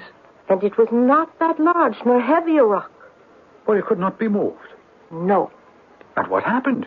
No one knows what happened. Oh. Well, then? One day, this Dubgale chieftain, this dark foreigner, disappeared. Oh, now, what do you mean, disappeared? Disappeared. Vanished. Was no more. Well, what became of him? Where did he go? Ah, that is the legend. What legend? Of what legend are we speaking? The legend of the Old Man on the Rock. Yes? It is said he would go to the rock, this rock that would not be moved from its spot to become a stone for his castle. And he would say, Rock, why do you refuse to be taken from the ground and become part of the great wall of my castle? And do you know what the rock replied? Well, I have no way of knowing that the rock could even speak. A voice was heard to come from the rock, and it said, You have no need for a rock to form the wall of your castle, dark foreigner. Inside your body is something even harder than I am. Your heart. Mm-hmm. This is what the rock purportedly said. Purportedly, is it? Well, is there documentation to that effect? Of course. There were witnesses who had seen and heard. Well, continue, Miss Katie O'Neill. For a moment, the Dubgale said nothing. He was, as you may safely assume, overcome with fear and surprise. Yes, I can safely make that assumption. And a terrible look came into his eyes. Terrible? And he said, Yes, if my heart is rock, then it means that I am rock. And I am that rock. That rock. Well, now that's drawing a long bow, wouldn't you say? It makes fine sense indeed. I'm sorry. I shall not interrupt again. And then what happened? What happened? He retired to his tent. Yes? And he was seen no more. Well, what became of him? Evidently, he became the rock. Well, now, how could he do that? Well, he was the rock. He said he was, didn't he? Yes, but... Let there be no buts. Those were the exact words my father said to my mother that morning. I remember it. I remember as if it were yesterday. We were sitting at the table in the kitchen, and my father said... Let there be no buts, Bridget O'Neill. I have this book. I bought it in Belfast, 4 shillings. 4 shillings? And I have had no meat on this table in 6 months. And a good thing. Meat is conducive to the gout. Only rich people get the gout. We are in no danger here. We are in great danger. Danger here. We are in great danger. Tomorrow we shall be rich. Oh, do not speak this way in front of the child. She will think her father is mad. Oh, it is just his way of talking, Katie. He means no harm. Of course not. I mean only good. Yes, this book. See, it is 400 years old. For 6 shillings, you're entitled to a book that is brand new. The book, you see, it says the Dub Gale entered into the rock where he had time to repent his many sins. Oh, ate your fish. It wants salt. Oh, Katie, pass your father the shaker. Thank you, child. I can't seem to get any salt to come out. Well, shake harder. This wretched salt shaker. Well, it is a damp day. Why don't you get a new one? For 6 shillings, I could have had one of silver. Yeah, well, tomorrow you shall have one of gold. Yes. Pure gold. If I can find the old man of the rock, he will lead you straight to the devil. No. That is the old wives' tale. You see, he has had a change of heart. Too much slaughter and pillage has sickened him, has turned his heart to stone. Who says that? This book right here. His heart is a heavy burden inside him. He seeks to lighten it by doing good for good people. And so, if I can find him... If you... Yes, this book tells how to find him. Well, why didn't the person who wrote the book find him and become rich? He could not. Why? Because he was a monk who had sworn a vow of poverty. Poverty? He gets 6 shillings for every copy of the book. He doesn't get the money. He's been dead these 400 years. Well, the person who sold you the book, why doesn't he go to the old man of the rock and get rich? He can't. Why not?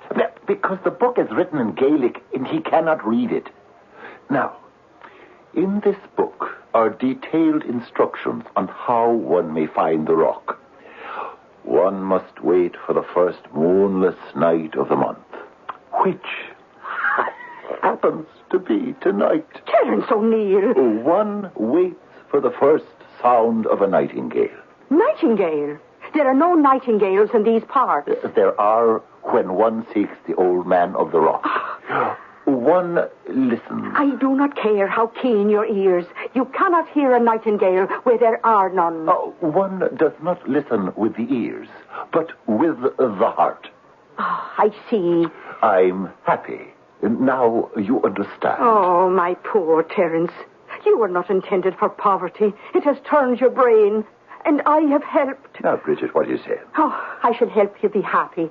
I shall neither scold nor nag, my darling Terence. I shall support these delusions. Bridget, we shall be rich tomorrow, for I shall find the old man of the rock. I shall find him. Where are you going? To the old man of the rock, my darling Bridget. Good night. Oh, Terence! Oh, that man, he'll catch his death. Child, Katie, child, he didn't even take his hat. Here, run after him and see that he puts it on his head. And I did. I ran from the house, but I did not wish to catch up with my father. For if I should, he would take the hat and tell me to go home. And of course, I would have to obey him. So what did you do? Something naughty, no doubt. Oh, yes. I followed him in the dark, through fields, through the woods, keeping far enough behind so he couldn't see me, but close enough to hear him read from the book. And you shall hear a nightingale's song. And he stopped, and he listened. And I stopped, and I listened. And of a sudden, I heard it. And what did you hear? What are we talking about? The nightingale's song. The nightingale? Yes, the nightingale. As soft and as sweet and as silvery clear. Well, are you positive it was a nightingale? Ah, yes. On what evidence, Katie O'Neill? For after all, you never heard one before. On the evidence of my heart. Ah, yes. The only true evidence there is. Well, I must let you continue uninterrupted. And my father laughed, his great, joyous laugh, and he said, "The nightingale." And we follow her dulcet tones to a tree, a patriarch of the forest, an ancient oak. Its limbs are bare, but the heart still beats truly within. Oh, yes. And beneath this oak is a rock. A large-sized rock, great enough for the foundation stone of a castle. And was that the rock? My father stood before the rock, and I could hear him say, Old man of the rock, I approach with clean heart and a soul that is free from malice. Old man of the rock, hear me. I come to seek your aid. Therefore, I bid you, materialize from within the stone and lift the weight from your own heart. Dubgale, dark foreigner, appear before me.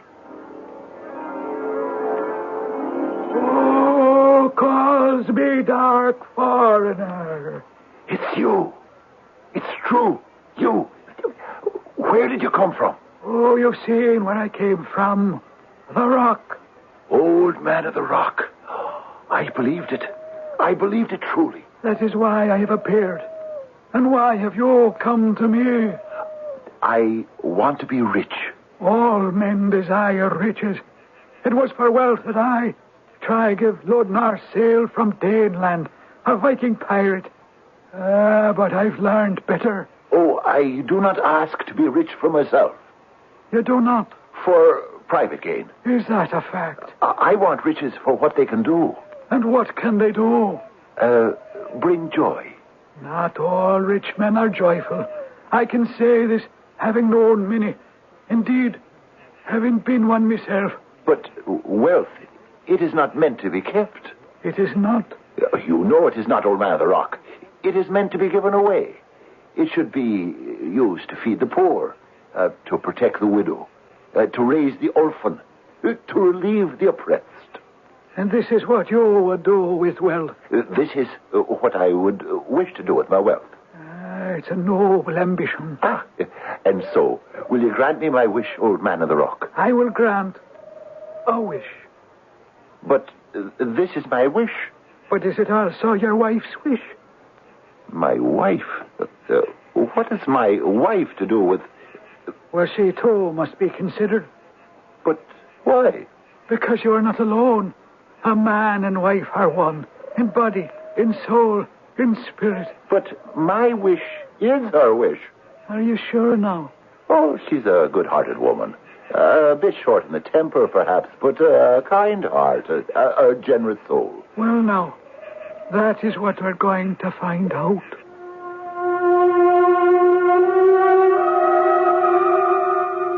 And we shall find out all about it in Act 3. Here we have the old man of the rock, this Viking turned Irish. Ah, well, those were days filled with action and magic. And so are these, if you know where to look.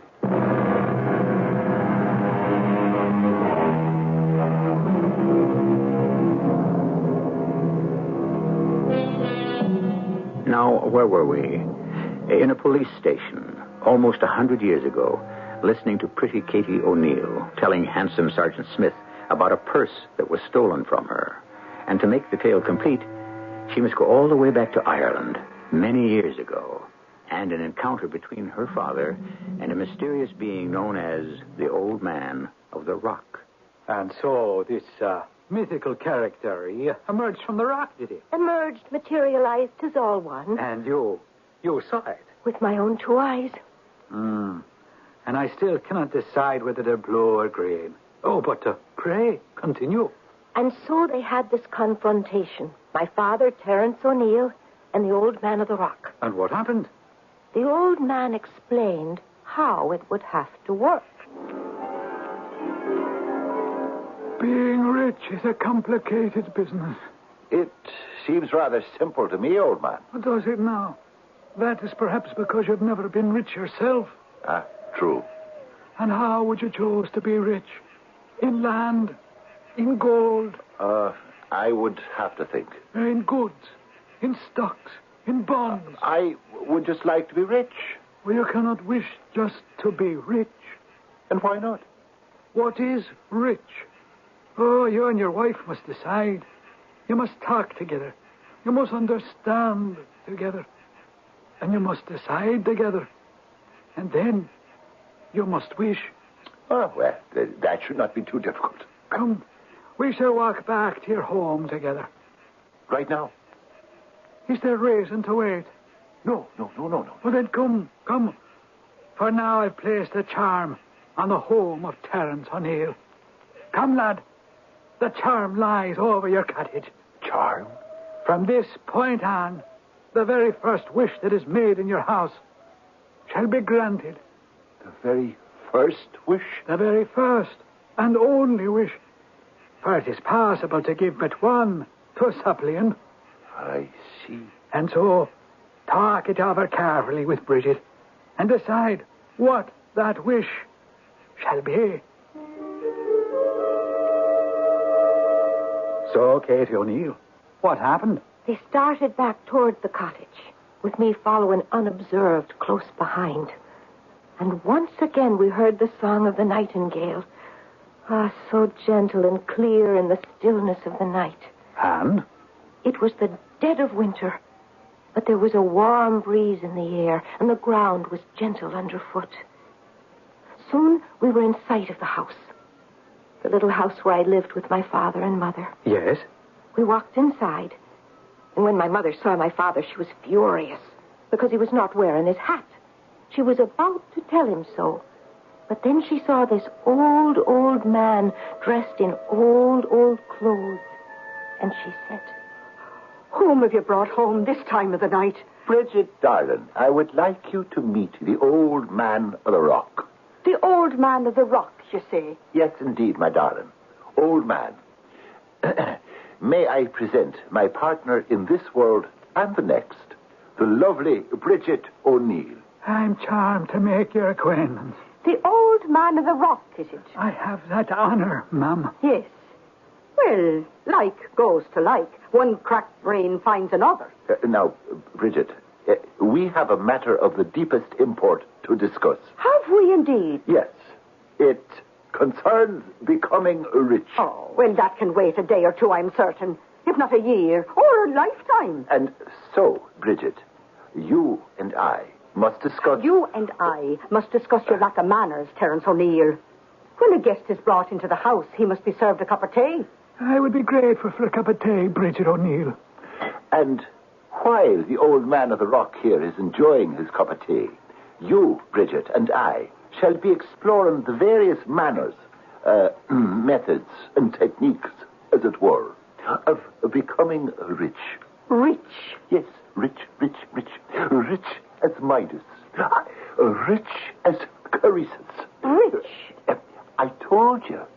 He's the old man of the rock. Oh, and I am the queen who lives in Windsor Palace. Tell her you are the old man of the rock. I'm the old man of the rock. And now to business. I will have no business until I have discharged my duties as a hostess. Oh, you look hungry indeed, my old man of the rock. Well, no. It has been a long fast. Oh, a bit of bread of my own baking, and a piece of fish that I caught with my own two hands, seeing as how my husbands are too busy supporting the covers of a book. Oh, I'm thankful, ma'am. Truly thankful. Bridget, you must listen now. We must make a wish. A wish, is it? Oh, and how is the fish, my old man of the rock? Oh, fine. Just fine. No. Speak freely. Well, it wants a bit of salt. Oh, easily mended. Katie, pass the salt shaker to your father's old man of the rock. Bridget, will you listen? We must make a wish for a certain kind of wealth. Land, money, livestock. Indeed. Yes. And whatever wish we make, the old man of the rock here will see that it comes true. Will he? Yes, Bridget, it is the truth. Is it? Bridget, the very next wish you make will come true. And that's a fact. A fact? You don't believe me? Old man of the rock. What is the trouble, sir? Oh, no trouble. Oh, but I can see there is trouble. Oh, it's that old salt shaker. Well... It refuses to allow the salt to flow out. Well, it's quite damp, you know. Yes, I know. If only... If only what? Oh, it's impossible. Bridget, we must consider our wish. What wish? Oh, what wish have I been talking about now? The one wish that will be granted us. Now, Bridget, if you could have one wish, what would it be? No, old man. It doesn't do any good to shake that infernal salt cellar. Not in this weather. Bridget, my darling, let us talk together for a moment and decide on our wish. I know my wish. I wish... No, don't say that. Not yet. Not until we decide. But I've decided. I wish... Bridget! I wish the salt would flow out of that shaker in all weather. Smooth, clear, in a beautiful stream of glistening white. Bridget. Oh, my... Oh, Terence, look. Do you see? The salt. See how it flows from the shaker. How smoothly, how quickly, how freely. Bridget, what have you done? You know what she's done, Terence O'Neill. She's made her wish. But... Now, how do you account for the shaker behaving in just that fashion? Bridget. The weather. It must have become dry outside. Bridget, that was our wish. Yes, Terence, that was your wish. What are you saying? We could have had the world. And now all we have is a salt shaker from which the salt shall always flow free. Well, Terence O'Neill, you must admit, this is no small thing. True. What are you two talking about? Let me say this. Since I've been the old man of the rock, since I've heard wishes made, never has there been a wish made with such heartfelt sincerity. Is that true, old man? Oh, yes. Yes, it's the truth. You really wanted that salt to flow, Bridget? Oh, now, what fool's tricks are you two playing? Could you answer me, Bridget? Answer him, child. No, what is this? At that moment, Bridget, more than anything else in the world, did you want the salt to flow? Answer, Bridget. Yes. Oh, Bridget, why? Why? But I looked at this old man, this poor, tired old man, and I said to myself, oh, here is one whose face is lined, whose eyes are weary, whose life has been hard, whose death will be bitter. But, Bridget... He can count his woes by the hairs on his head, but his joys, perhaps on the fingers of his hands. And he was trying to put just a few grains of salt on his fish. So small a pleasure, and even this was being denied him. And my heart almost cried within me, so small a thing, so tiny a pleasure. Why should it be kept from him? And so I wished... Yes, she wished. Oh, how wonderful. My dearest darling Bridget. Oh, what a glorious wish. Oh, the two of you must be drunk. Yes, drunk. Drunk with happiness and joy. To know what a wife I possess. Oh, do not flirt with your wife in front of a stranger. No man who sits at my table is a stranger. Ah, the salt. See the salt. How freely it flows. And it shall freely flow from this salt shaker. Forever. And that's why it's a magical salt shaker. Yes, even a police sergeant can see that. A grand tale. But a true one. And the further history of this remarkable artifact. I was sent to America. This salt shaker was the gift of my dearest father, Terence O'Neill. And I have kept it with me from that day to this dark and infamous day when it was so cruelly stolen away. Oh, I'm touched by your story, Miss Katie O'Neill. And what will you do? It's a most difficult assignment. Miss O'Neill, shall you promise me something? First, I must hear. If I return your salt shaker, shall you accompany me to the park this evening to enjoy the concert by Mr. John Philip Sousa and his band of stalwart United States Marines? And how do you intend to find my salt shaker, Sergeant? Well, the salt shaker is magical, no? Yes. Then I shall exercise powers of magic to bring it back to its rightful owner. I shall be waiting at the oak tree near the bandstand, my good Sergeant Smith. And if you have the salt shaker, you may approach. However... Oh, there's no need for however, Miss Katie O'Neill. By my magical powers, I shall have the salt shaker ready for its rightful owner. Miss Katie O'Neill. Ah, 'tis you. Approach no further unless... But I have it.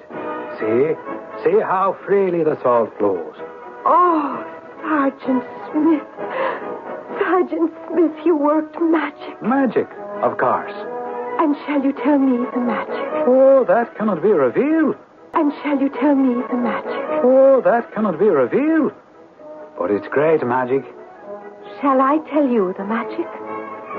You see, I happen to know that all pickpockets, purse snatchers, and thieves of that ilk have their territory.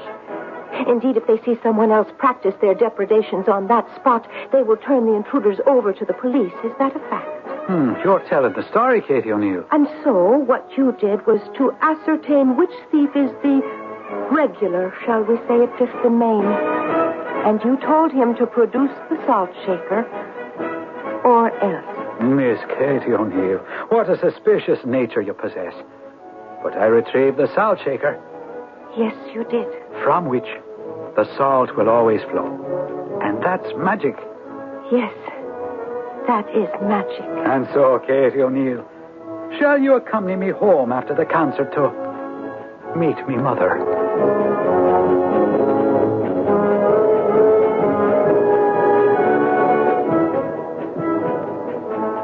Shall you accompany me home to meet me mother? An old-fashioned line from an old-fashioned ending to an old-fashioned story. And so, the romantics in the house have had their innings. We've had love and magic. And I shall return with more.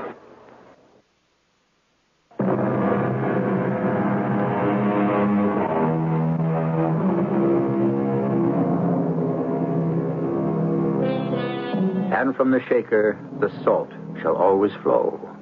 And so shall the blessings. If you had one wish, what would you really wish for? All the money in the world? Do you really want or need all the money in the world? Think again, and think deeply. What is it you would really wish for? One of the things I always wish for is to meet you here 7 times each week. Our cast included Terry Keane, Fred Gwynn, Bryna Rayburn, and Lloyd Batista. The entire production was under the direction of Hyman Brown. This is E.G. Marshall inviting you to return to our Mystery Theater for another adventure in the macabre. Until next time, pleasant dreams.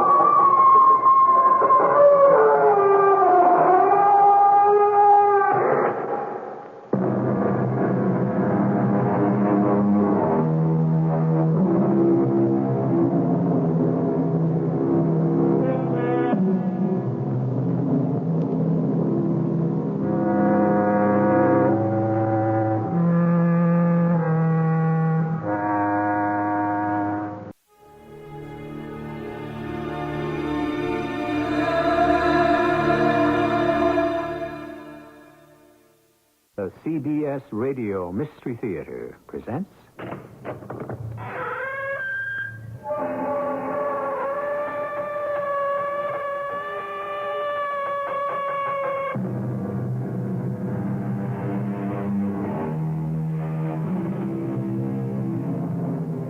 Come in. Welcome. I'm E.G. Marshall.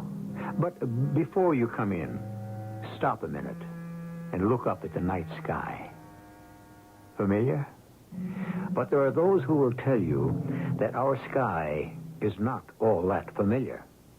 That more and more it is filled with unidentified flying objects, and they will offer you stronger and stronger factual proof that they are there. Is it true? Are they really UFOs? Or to use a less scientific phrase, flying saucers? Well, Pete, did I steer you wrong? What do you mean, Bryce? A spacecraft. You just sighted it, didn't you? One way or another, I've seen quite a few stars tonight, including your first UFO.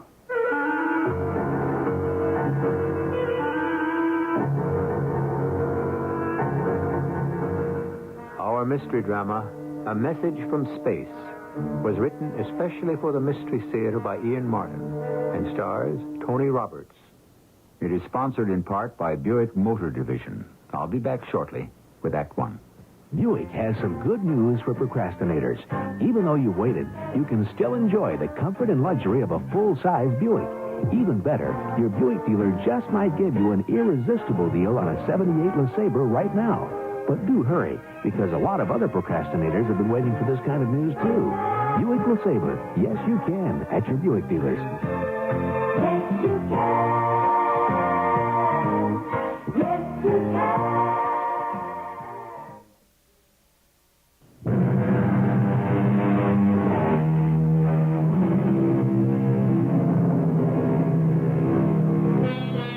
The term flying saucer was first used by a Texas farmer who saw one over his ranch in 1878. That's right, 100 years ago. For this information, I'm indebted to Arthur Shuttlewood, one of the foremost authorities in the world on UFOs. This is a story set down in the most part exactly as it was related by another recognized authority in the field, Bryce Bond. Of course, you must decide for yourself. The mystery, which ended in Warminster, England, began in the office of the features editor of one of America's largest newspapers. It's open. Come on in. You wanted to see me, Prez? Come in. Come on in. Close the door. And don't call me Prez. Do I have to be that formal and call you Mr. Riley? I am your nephew. Well, you can call me by my initials like everyone else does. Well, I do. RX, prescription. Translation, Prez. All right. Anyway, you're not my real nephew, except once removed. You can't wriggle out of it, Uncle. They still grumble around the paper about nepotism because you had me promoted to your department. I grabbed you off hard news because you're a better feature writer. Now, I've got an assignment for you. Shoot. You ever hear of a place called,